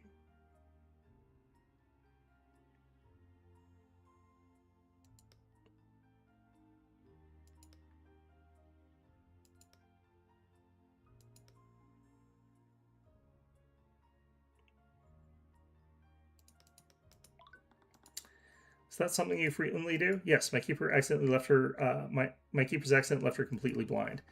She looks through my eyes to see her surroundings. Given that, I feel like that might not be the case, that she's not blind. I did enjoy the experience. There are some parts that I really wish were different, but I did like the game as a whole, yeah. I feel like they could have added a lot more that they learned from Persona 5 into it, and I would have preferred if they had done that. Especially like Persona 5 Royale's extended ending was way better than episode Aegis, but I still did like it. Like the fact that it's an older experience, I just wish that they had added more to the remake. Yes, she did. Okay. He paused there. And did she look through your eyes while she was with the princes?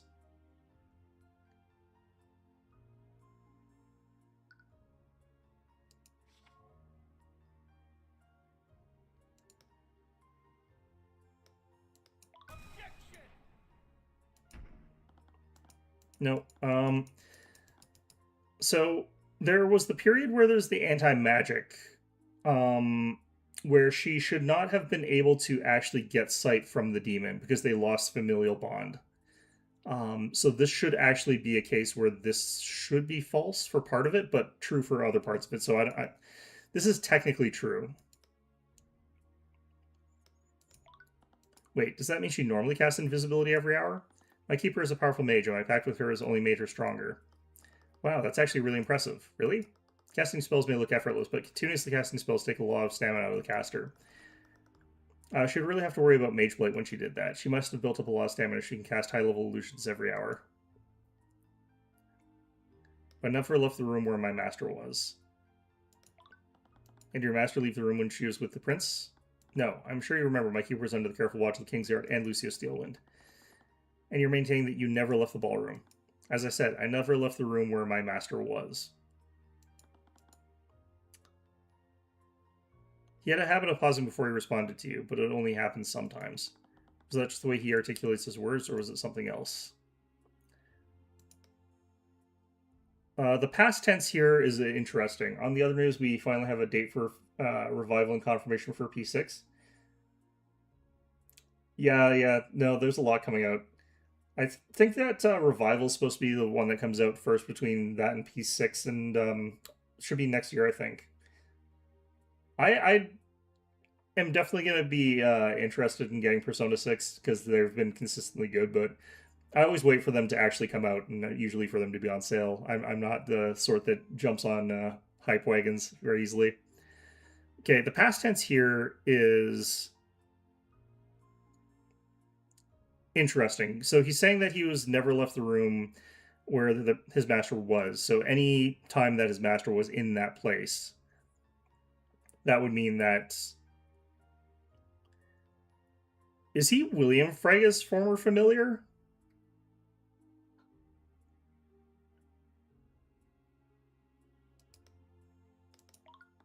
Beatrice was one of the few mages present that could shatter the glass. Yes, but being able to do something and actually doing it are two different things. He was right. I wouldn't be able to convict Beatrice until I connected Maranath with the murder. But I feel like he was the one who gave me the connection. Skipping 4R? I don't know. I'm probably going to get it, but we'll have to see. You don't even have proof that I entered William Frega's study? Why do you keep calling me that? Oh, does the Heavensborn not know the nature of his blood? My blood? Was you referring to my abilities? Oh, how marvelous. You don't know, do you? If you make a pact with me, child, I can tell you the nature of your blood and much, much more. Mr. Cuthbert, please don't make deals with demons in my courtroom. I wasn't planning to, Your Honor. He clearly knows more about my lineage than I did, but making a deal with a demon is just asking for trouble. He's definitely more direct than most witnesses, yeah, but he's still clearly lying, and there's something off about the way he's speaking.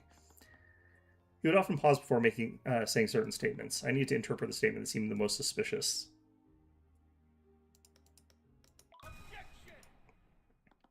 He would take pauses before certain statements, but not all of them, and more importantly, his word choice is different. Did he slip up? Maranath, it looks like you misspoke and used the wrong word. What? In most of your testimony, you referred to Beatrice Frega as your keeper, but you referred to her as your master during one statement. Why is that? For the first time, he didn't have a retort. So I'll ask you again, did you leave the ballroom that night? I didn't leave the room where my master was. Even though I pointed it out, he was using the word master again. Why wasn't he correcting it? Did that mean he was intentionally using that term? There had to be a reason why.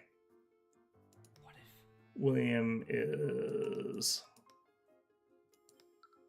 Maranath's master.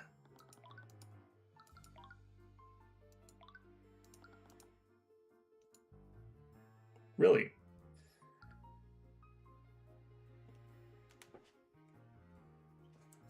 Okay, so that means that the way that they're trying to get me to say this is Beatrice is not Maranath's master. If I took his words at face value, the master he was referring to wasn't Beatrice. And if Beatrice wasn't his master, then they really didn't leave the room where his master was. But why even bother making that distinction? He clearly had no moral hang-ups about committing murder. He could have just lied. Why wouldn't Maranath simply lie? Demons apparently pride themselves on tricking and corrupting humans, so why wouldn't he just lie in his testimony? What if Demons are not able to lie. Demons are clearly different from humans, but would they have they seriously have a limitation like that? Presumably this one would be like actually a devil by D&D logic, but whatever. I'm not going to worry about that. It would explain why Tamora and Beatrice were so opposed to having him testify. There's only one way to know for sure. Witness, can you repeat the following statement for me? Tyrion Cuthbert's hair is green. What kind of ridiculous request is that? Another pause. I'm afraid I must agree, Mr. Cuthbert. I'm just conducting a little experiment, Your Honor. So I will ask you again, Maranath. Say the following phrase. Tyrion Cuthbert's hair is green. Your Honor, Cuthbert is clearly making trivial requests to stall for time. His request is not worth a response from the witness. That's not what I'm doing, Tamora, and I think you know that. Maranath, we truly don't know much about demons aside from the stories told in myths. So is it possible that demons are physically unable to lie? Damn it. I'm sorry, Mr. Cuthbert, but that seems quite ridiculous. Why wouldn't the witness be capable of lying? I genuinely don't know, Your Honor, but his testimony speaks for itself. And he can easily refute my claim by granting my request. Say, Tyrion Cuthbert's hair is green, witness. You said it yourself, Tyrion Cuthbert's hair is green. He had to caveat that by saying, you said Tyrion Cuthbert's hair is green. That's not what I asked for, witness. Repeat the statement I told you, word for word, nothing before, after, or before it. Your Honor, the prosecution's argument is absurd. The witness is not obligated to fulfill such an outrageous request. I might be compelled to agree with you, Mr. Mora, if the witness wasn't clearly avoiding that request. Well, we're all waiting, Maranath. You can easily prove me wrong by repeating my statement plainly. You filthy heavensborn. Say it, Maranath. Tyrion Cuthbert's hair is... It would be really funny if, like, he was trying to say it really, really hard, was struggling for it, and then literally exploded or something like that, just died. And, you know, at that point, what would you do about that? Like, how would you resolve that? Technically, it's a dirty blonde. Oh, shut up. Is Mr. Cuthbert correct, Maranath? Are you actually unable to lie? I think his silence speaks for itself, Your Honor. Remarkable, I would never have imagined. And with that, proving my case becomes a much simpler matter. Maranath, did you murder William Frege? I'm sure you understand, witness, under these circumstances, staying silent is basically an admission of guilt. You have no reason to stay quiet, Maranath. Tell him the truth.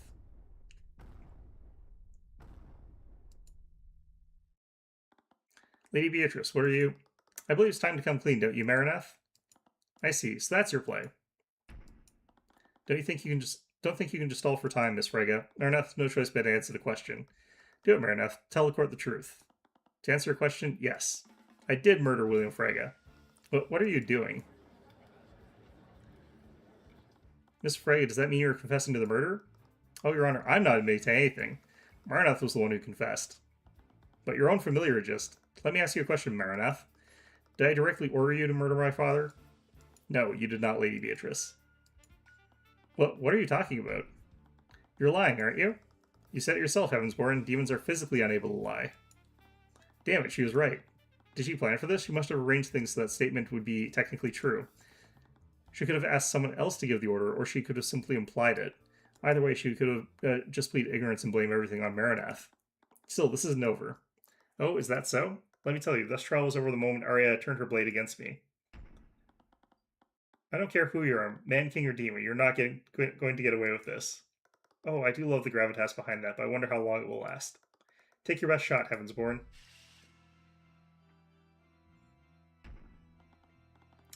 Beatrice Frege, you may not have technically ordered your father's murder, but you were clearly connected, acting with malice. Brought something dangerous into the manor, something that you knew would harm your father. Oh, really? And what would that be? I didn't bring anything dangerous into Frege Manor. What was so dangerous that implies lethal intent? Maranath? You brought Maranath into Frege Manor that night. She didn't. His master is probably William Frege. You were clearly planning to murder your father from the start. Ha! I require Maranath to see that does not imply lethal intent. But you brought a demon into that house, and as a result your father was killed. That was hardly an innocent mistake.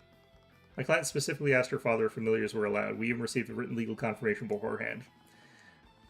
But he couldn't have possibly expected her to bring in a demon. He didn't specify not to do this. The presence of Maranath did not break any of his rules, nor any laws made by the kingdom. Right you are, Tamora. I can hardly be blamed if my familiar acts without my knowledge.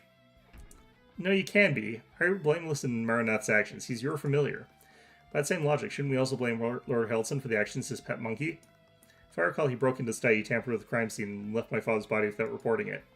Maranath and Eugene are intelligent and sentient creatures. They have their own autonomy. I don't actually know how familiars work in this setting. Their keepers aren't legally responsible. Really? That's wild. Damn it, she was playing devil's advocate, but I suppose that was fitting for her. But you still cast invisibility to keep Maranath hidden from that night. Mr. Cuthbert, I always cast invisibility on Maranath. I can't very well let people see him. Face it, Mr. Cuthbert, you have nothing on me. I did not commit any crimes during the Lord's Ball. Sell in the online store for a handful of games until July 2nd. Yeah, those ones unfortunately are, like, only on console still. I really want them to move, like... Or no, wait, are those ones? Those ones might actually be on Steam now. I know that Vanillaware finally started moving some stuff onto Steam.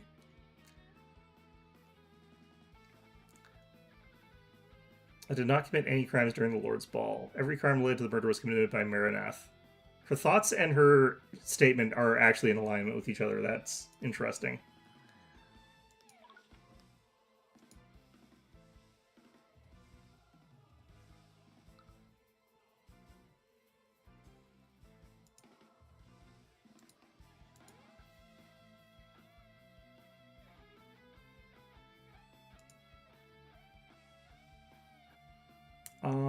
What am I supposed to put here?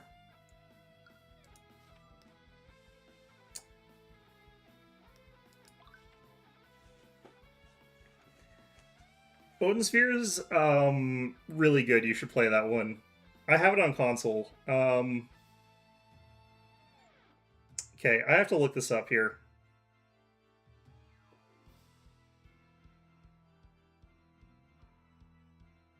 Okay, so apparently it's supposed to be this. I don't actually know how this is evidence of anything, honestly. Beatrice Marineth required your magic to break the wards guarding the sword of spell eating. Yeah, but we don't have it established for sure that she's the one who did it. You may be able to explain why you cast invisibility that night, but you can't explain why you cast an evocation spell powerful enough to shatter that display case. We don't know that she did. Oh, that. I'd almost forgotten. I plead guilty. But what? To the charge of grand theft, I mean. I ordered Marineth to help me steal that artifact so I could sell it on the black market. I would never imagine that he used it to murder my father. Right, it didn't matter if she was found guilty of stealing the sword. The Slayer rule only took effect if she was found to be responsible for her father's death. Yeah, Signalis is also a good one. You should play that. Is there seriously nothing I could do? Marineth will take the fall on Beatrice's behalf. Appeal to the better nature of the literal demon. Yeah, sure.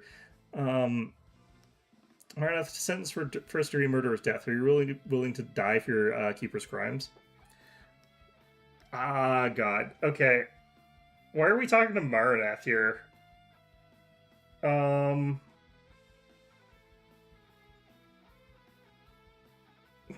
I doubt that he cares. Marineth sentenced for first-degree murder is death. Are you really willing to die for your keeper's crimes? Heavensborn, I think he'll find death to be somewhat less permanent for a being such as I. Even if I could truly die, a fate much worse than death awaits me if I fail. What? Ah, those three are a pain to argue against when they're together. Those three.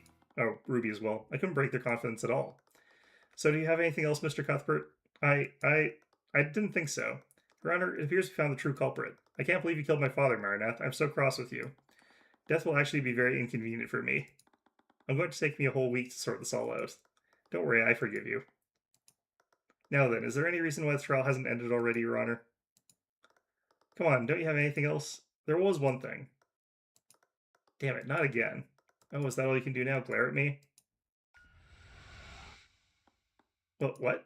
Marineth, what did you just do? I've been watching him. He's using that trick from the Domain of Radiance, but it's weak. Horse's Blessing won't work here, Heavensborn. You. Looks like that was your last piece, Cuthbert. No, this can't be how it ends. Not after I come this far. What is it you'd like to say in these situations?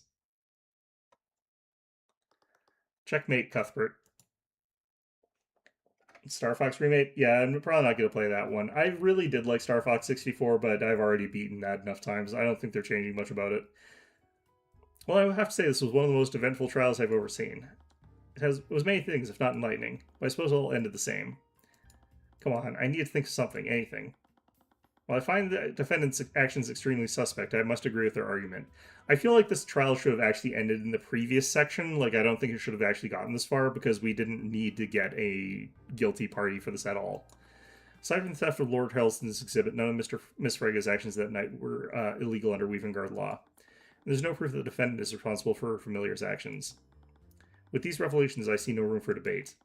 We'll be taking a brief recess. I'll announce my verdict once we resume. Damn it, was this seriously how it's going to end after everything I've gone through to get here? I think that the world is bleak, merciless, and unforgiving. But don't let it extinguish the flickering flame I can see within you. Use my eyes, peer beyond the divine gate just as I once did. Use it to build your own path to happiness. Marineth called me Heavensborn, and my mother told me there was a light within me. I had no idea what that even meant. What even was the divine gate? Why do I have the Eye of Horus? Why was I blessed by God that I don't know about? I've been so lost lately. I thought I was finally figuring out who I was. But all of this, everything I've been working towards, it was all a lie. I spent my whole life trying to be like Miss Tamora, but she wasn't even like her. No, she just wanted to raise me into a tool for the Eye Taker. She was never my guardian. She was never my mother. My real mother died years ago. Was Eris right? Was I just a pawn? Looking back on it, I had no idea what to do with myself the moment my mother died. I just made mistake after mistake, leaving Arnax, trusting Tamora. I'd always done just as I was told. I never once made a path for myself. He saved Celeste, Wallace, and Drakeagen, all when no one else would stand against the tide. Was saving them a mistake? You fought for a dream that didn't exist, but that doesn't matter. Doesn't mean that you can't make it real. It's true that you followed tomorrow's lead, but you've always done what you thought was right above anything else. You wouldn't have stood up to that criminal if you truly didn't know right from wrong. And you wouldn't be standing here if you'd just done as you were told. What do I do? I'm not going to tell you that. You already know the answer. You've always known the answer. Light within you will show you the way. This is not how the story would end. Take a deep breath and relax my thoughts. How do you prove that Beatrice ordered Marinath? The situation can seem hopeless sometimes, but there's always a way to win in the end.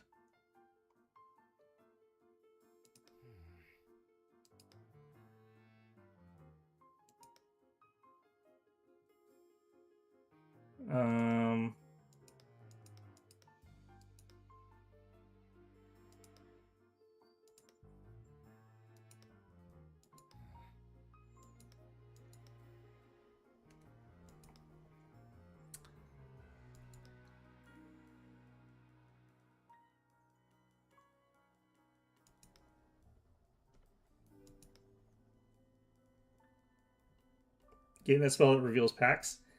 Kind of. I don't actually know what to do about that right now because it doesn't let me cast her or anything like that, but...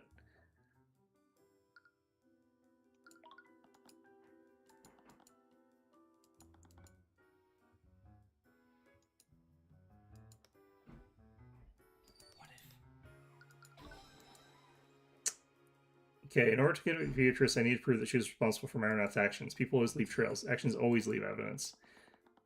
There had to be something that proved Beatrice gave Marinath the order, even indirectly. Beatrice's relationship with Marinath was clearly different than a relationship between two humans. What is unique about Beatrice's relationship with Marinath? Yeah.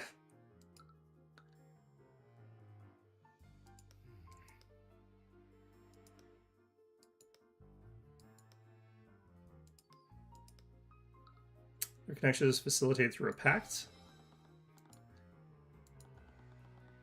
Wasn't there something else that someone said, but what was it? I might be allowed to use the spell now. Maybe it'll just let me. Oh wait, who told me about it? I think he did. Oh right, the source spell is said to have been forged from a pact between a demon and a mage. Isn't making a deal with a demon just asking for trouble? They definitely retreated the first chance they got. Legends say that demons often drafted blood contracts for this reason. Wait, do you mean like legally binding contract? The concept is similar, but once you sign a blood contract, both you and the demon are magically compelled to fulfill its terms. That's right, Beatrice must have signed a blood contract with him.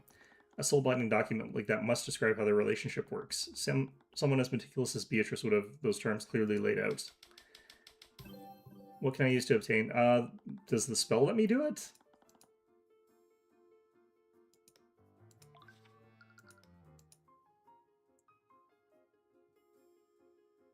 Can I actually just do this?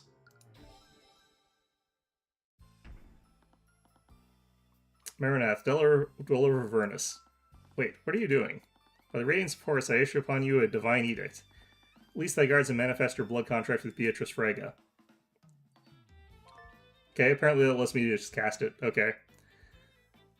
It's also 50 pages long, god damn it. It's lucky you somehow know the excerpt of the exact section you need.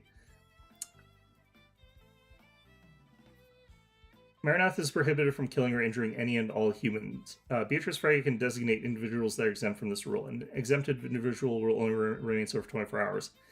After that, Marinath cannot harm them unless told otherwise. This doesn't actually do anything. In a search of radiant light, a stack of papers appeared on the table in front of me. It's several pages long and was written, the writing was a sharp crimson red. It would have been impossible to read through this in time, but somehow I knew every detail of Beatrice's contract. Well done, my heavens, Border, you may yet survive the encroaching shadows. What in the nine hells was that? You, when did you learn how to... Mr. Cuthbert, what just happened? Your Honor, I just manifested the witness's blood contract with Marinath. What? Blood contract? You can think of it as a legally binding document. It lays out the terms of the pact between Beatrice Frege and her familiar. I don't understand, Mr. Cuthbert. How are you able to do such a thing? It doesn't... So, the problem with the specific clause that is in there is that it provides her the ability to provide an opening for the demon, which does imply certain things, but that doesn't actually give any sort of direct order. All that does is make it so that he was given permission to do something. If I basically have a contract with you that stipulates that you're not allowed to murder anybody, I could exempt somebody from that contract, and that would not automatically implicate me as having done anything because it would still be against the law to do so. And you would still be responsible for your own actions, whether or not I exempted you from being able to kill that one person or not, in regards to the. Yes. Yeah, he confessed to the murder. He can't do it unless he enables him, but that doesn't actually implicate her as guilty of murder, technically speaking, because she didn't specifically ask for it to happen or provide any sort of indication that she did specifically want it to happen. She only indicated that she didn't care if it did happen. There was no legal precedent for this. I would need compelling evidence. Doing this could be very well change everything. There's also the fact that he just sort of like manifested a book using magic out of nowhere that he's claiming is a contract between them. The contract, whether or not the court would accept it as evidence, is iffy because we just sort of pulled it literally out of our ass here. But House Freya's resources, Williams had caused nearly thousands of innocent deaths, all just so you get ahead of House Steelwind. I wouldn't let Beatrice or the Eye Taker get a hold of that kind of power. There's only one path forward. Your Honor, my family doesn't hail from Weirengard. My ancestry originates from the theocracy of Lumina. Cuthbert, what are you doing? Tyrion, what the... My magic user known as the Cleric of Horus, and I use my divine magic to manifest the blood contract between Beatrice and Maranath. The theocracy? Cleric of the theocracy is practicing law in Weavengard? He's a traitor. He's an agent of our greatest enemy. Arcane art, none. I guess technically still none, yeah. Your Honor, the defense argument is such. Maranath was acting alone, therefore the defendant was not to blame for his actions that night. However, take a look at page 7 of the blood contract. It specifies that Maranath is prohibited from killing any and all humans. There's only one scenario where he can do so, and that's when Beatrice Frege designates someone to be exempt from this rule. You. Beatrice Frege, you didn't directly order Maranath to kill your father, but you implied it by telling Maranath by permitting murder. Since he's a free-willed creature, this still does not count. Like, if he was compelled to kill things that he was allowed to kill, which we would have to establish somehow, that would imply guilt. What this does is imply not that, really, but at this point in time, you're sort of relying on technicalities. He still has a free will. He has agency. He's defined as a person so far. So what would end up happening is that he would still be the one who is guilty of it, unless they can actually get some evidence that he was compelled to do so by her. Not only that, you did so within the 24 hours of the Lord's Ball. Your intent was clear. You brought Maranath into Frege Manor with full knowledge that he could and would kill William Frege. And that is checkmate. Mr. Cuthbert, after everything you just said, I understand he'd expect any in this room to trust your words. I don't need you to trust my words, Your Honor. I only need to do what you've always done. And that's to acknowledge the evidence I've presented. Your Honor, you know the implications of what I've just revealed. You know what it could mean for me. Why else would I do something like that if it weren't telling the truth? Sure, she didn't commit the murder, but she's at least an accomplice. To be an accomplice, she has to have done something that would specifically facilitate the murder. Which, this is a really gray area. If you're saying that she's complicit because she didn't stop him from committing the murder when she had the capacity to do so, there's a lot of situations where the law would convict people as being accomplices where we would not want to be convicted for accomplices. Why else would she enable him? It's very clear that that's why she would enable him, but you have to sort of navigate a lot of legal hurdles to get to the point where you can actually do a conviction. Because there's kind of a difference between different levels of culpability there, and allowing somebody to commit a murder is very tenuous ground in terms of, like, he cannot harm him unless she explicitly allows it. Yeah, I know. Again, this is one of those sort of situations where I do think that we're probably going to find a guilty conviction here. You would really have to start navigating very carefully around like individual cases after that, because there are tons of instances where people are capable of preventing murders. And what you've now basically stated is that you have an obligation to do so. Despite the lack of any legal precedent, I have no choice but to acknowledge the prosecutor's divine magic. Do you have anything to say in your defense, Lady Frege? There's a difference because of inability to do harm otherwise. I don't actually think that there is, legally speaking, but do not call me that. It's almost funny that you hate your name that much. Your entire plan depended on your claim to the Frege estate. Do you have any inkling of what you've just cost me? Everything's been ruined because of you. You're just another noble trying to steal power for yourself. Don't you dare lump me together with those tyrants. We wouldn't have just liberated House Frege, we would have liberated everyone. Miriam, Leaf, Aria, even Aster. Our system is broken, the only way we can fix it is burning it down from the inside.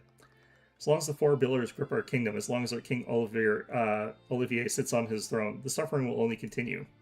Lady Frege, as the prosecutor I should warn you, you don't have to add treason to your list of crimes. It doesn't matter, I'm done either way. Heavensborn, look at page 46 of the blood contract. By accepting this pact, Beatrice forever binds her soul to the abyssal hells. Beatrice Frege fails to pay her debt by claiming House Frege and all of its assets. Her soul, her mind, and her life will be claimed by the Empress of Discord. That's probably Eris. The contract went on to name several parts of House Frege's holdings. This was very little room for ambiguity. Aria was almost right. She just jumped to the wrong conclusion. My debts were never to the Eye Taker. They were to the abyssal hells themselves. Why would you agree to something like this? Because I miscalculated. I know it was you. It has your name written all over it. You paid civilians to put in false reports of insurrection to the crown. You paid off representatives in the House of Lords to vote in favor of sending Steelwind soldiers to those regions. And you paid mercenaries to assassinate beloved figures to enrage the common folk and incite those riots. It took me a while, but I've got proof that indisputably connects it all to you. I'd be ashamed if this information fell into Lucio's hands. I think this feeble attempt at blackmail will frighten me. I've dealt with far more formidable adversaries than you. There's nothing I can't solve with House Frege's resources. What are you talking about? Do you seriously think Lucio will stand idly by while you steal the crown from him? Clear your time away from the matter has taught you nothing. Everyone can be bought. With my money, I'm practically a god. My father's clever. He knew how to manipulate people. He knew how to turn them against each other. No one knew this better than my sister and I. I saw this as him as this unstoppable tyrannical force, but I never even considered one possibility. That William Frege was an arrogant moron, so drunk off his own power that he wouldn't acknowledge anyone as a threat.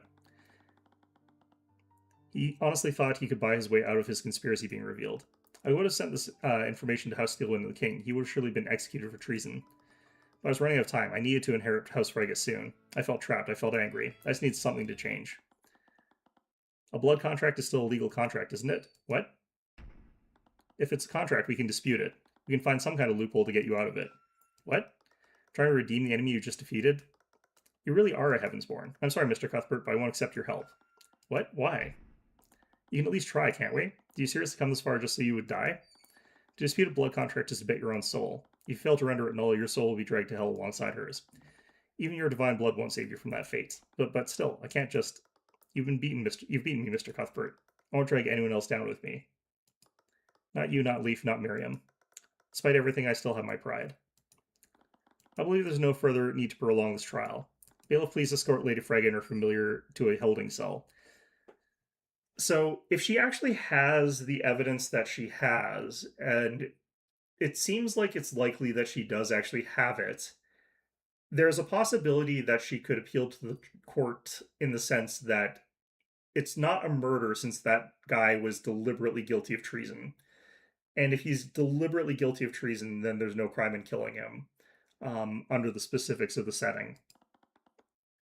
I'll be passing my verdict shortly. Hey, are you okay? Yeah, as okay as I can be. I felt uneasy about how things turned out. I didn't feel quite the victory I was hoping for. Honestly, every case I've defended felt that way. Maybe that's just how the world was. I fought against the demons, but I still felt like I'd lost. Cuthbert, we need to talk. What's done is done, but the Eye Taker isn't going to take this lying down. I know it's a long shot, but maybe if you talk to him, he'll... No. Cuthbert, this is serious. He's going to send people after you, dangerous people. You can't just ignore this. How old were you when your real mother was executed? 10 years old? Back then you barely knew Tamora.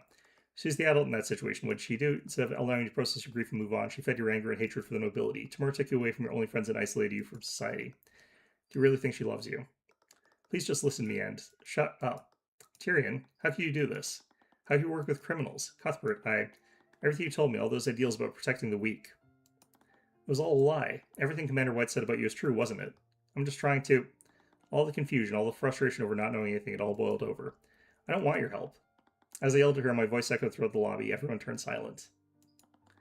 I gave up everything for you, my childhood, my home, my happiness. I left all behind to chase the ideal you told me you were fighting for. It was never real, was it? You made me throw away everything, all for a goddamn lie. But I'll make it real, and I'll do it without you. Tyrion, Her voice was breaking. It was the first time I've ever seen her like this. She reached out to me. I just stepped away. You never cared about me, did you? All you cared about was using the Eye of Horus. That's not... Shut up, I don't want to hear any more of your damn lies. She actually tells you explicitly not to use the Eye of Horus. Go away, get the hell away from me. I never want to see you again. Without a word, she walked out of the courthouse. Tyrion. She reached out her hand to mine, but she hesitated. Do you think Celeste will ever love you? Do you think she has the luxury of playing hero with you? Or do you think that she actually enjoyed spending time with you that much? Tyrion, you have to look at this rationally. The support and affection she's given you been to keep you as an employer. No, what? Tyrion, is everything really going to be okay? It will be. I'll get you that acquittal no matter what. Man, king, or god? Yes, man, king, or god. There, what about that? I immediately moved my queen to respond. Checkmates. Damn it. Are you okay? I know you're not, but it's fine. It's not fine. Does it have something to do with what happened to your mom for the last 2 nights you've been calling out for her in your sleep? Please, just talk to me. Why was I so scared right now? Blah, blah, blah. Okay, there's a lot of this, and I know that there's a lot of these scenes there. She hesitated to take my hand. I softly grasped hers. She smiled as I took hold of it. She seemed glad I didn't pull away this time. Pulled her into a hug. Yep. Sorry, I just really need this right now. Should I stop? No, it's just... People are staring at us. Who cares? They're nobles. They're going to hate us no matter what we do. Still wasn't sure what was going to happen next, but maybe I didn't need to, even if tomorrow's ideal was a lie. I don't think it's a lie. I think that she's more realistic about the sort of things that you need to do to get things done in the world that they're in. Celeste, hey Celeste, there's something I've been wanting to tell you about. What is it? It's hard to explain, really. I don't even know where to begin. But it's about where I came from and what I do. Well, we sort of revealed that in the court, and she was there, so... I have this ability called the Eye of Horus. Even if the ideal was a lie, I wasn't going to give up on making it real. Couldn't trust Amara anymore, but I didn't have to do this alone. Celeste was by my side, and Arya had the more than proof she was worthy of my trust. I'm sure I'd find more allies in the future. What a fine mess this is. That kid's completely and utterly ruined everything. As much as Tamora hates it, we're going to need to put him in the ground. I don't think that will be necessary. Sorry, love, I know you're fond of him, but he crossed me. He's going to have to pay the price. I think you're misunderstood me, Father. I mean that this facade has run its course. What? What the hell? Something wrong, Father? Who the hell are you? You look nothing like my daughter, so why? It happened centuries ago, I believe. Your great ancestor wanted the crown for himself. He entered an accord with me. What are you talking about? But fate seldom bends to mortal desires, I'm afraid. Poor Lord Lairen's scheme was laid bare. The banners of his house were torn down. His very name was stricken from the annals of history. He was supposed to give me Weavengard, but I had to settle for his bloodline. Lairen, how do you know about my name? No one knows about that name, not even my real daughter. It's been centuries, but I haven't forgotten, John. Every soul in your bloodline belongs to me, including your daughter. You bastard, what did you do to her? What I do to all my prey? I made her suffer. What? Do you know that she was crying out for you for months? I made her watch, you know. I made her watch as I took her place. All while the father that she so desperately called out forgot who she was. All while my minions slowly and painfully tore her soul apart, piece by agonizing piece. You monster. I enjoyed her torment while it lasted, but even that couldn't satisfy me. What I really crave is the blood of the divine. That's what this is about, that stupid kid? I can't have you kill my dear Tyrion just yet. At least not until I'm done with him. You goddamn demon, I'll kill you. This man is your enemy. Your life's goal is and always has been to exact revenge on him. Well, what the hell are you talking about? I lost everything because of you. They kicked me out of the Inquisition because of your false testimony. Well, what? Let go of me. You killed my entire family. I won't let you get away with this. But what are you talking about? I didn't do anything. Hey, isn't that noble to kill all those children? I heard he got released by paying off the judges. What are you talking about? Get away from me. Don't lie to us. We know what you did. No, stay away. Ag. Finally entered the final act, my dearest Tyrion. For what I've seen, I think I know exactly how I'm going to break you. Okay, this is the one where we try to, like, convict Eris of something. I'm not sure what. Because unlike the demons, she seems like she can actually lie. In the Kingdom of Weavengard, there was a gulf between what was lawful and what was just. People suffered, people died, all on behalf of the corrupt powers that ruled over us. Lord of Cornham was drunk in the power of his station. He killed his friend the moment the power was threatened. Headmaster of the Academy is cruelly thrown away, forced to realize what they built as legacy on borrowed authority. He committed unforgivable acts to cling to it. To the Duke of Commerce's people are no different from the gold within his coffers. In his hunger, he nearly sacrificed hundreds to sit upon a hollow throne. Frey's inheritor had ambitions of grandeur and proven herself worthy, yet she was stripped of her power all the same. I drove her to seek liberation in hell. Even the evilest demons were not responsible for the rot within Weavengard. They only revealed what was always there. People feared becoming prey, and that anxiety suffocated them. Reality had always demanded compromise. Some learned to numb themselves, some learned to exploit the world's cruelty. Some felt desperate enough to sell their souls to the devil. It was a rigged game, and sometimes virtues like law and justice felt so alien that they might as well have been fiction. Even if they were, I wanted to embody those ideals all the same. Alright, so we're into the next case. I am going to call it for today. Now that we've gotten here. I don't know how we could possibly actually convict Eris of anything, but I feel like that's where this is trying to lead us towards. That last case, I still do think that there are specific things in that contract that would be, like, very weird if the law did actually specifically create situations where Beatrice would be specifically, because the thing that you're talking about is, like, they would have to have had some specific laws already in place that would have gotten what you're getting at. Otherwise, it kind of has to default to the idea that the default state is you do not have to prevent harm, which is sort of the general rule. You're not usually forced to stop other people from harming other people. Or in the sense that prevention is not considered, lack of prevention is not considered complicity. You might have some sort of duty to prevent some forms of harm given certain circumstances, but you wouldn't be on for murder if you didn't prevent it. So that's usually how those things are sort of existing.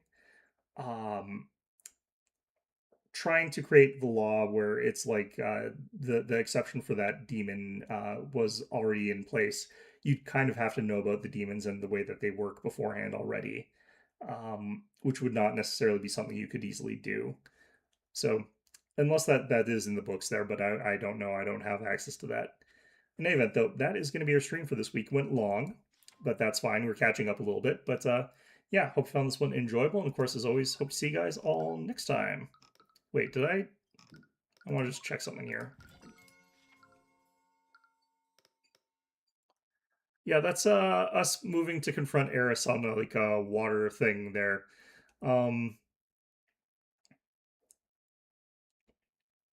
There's no IRL equivalent.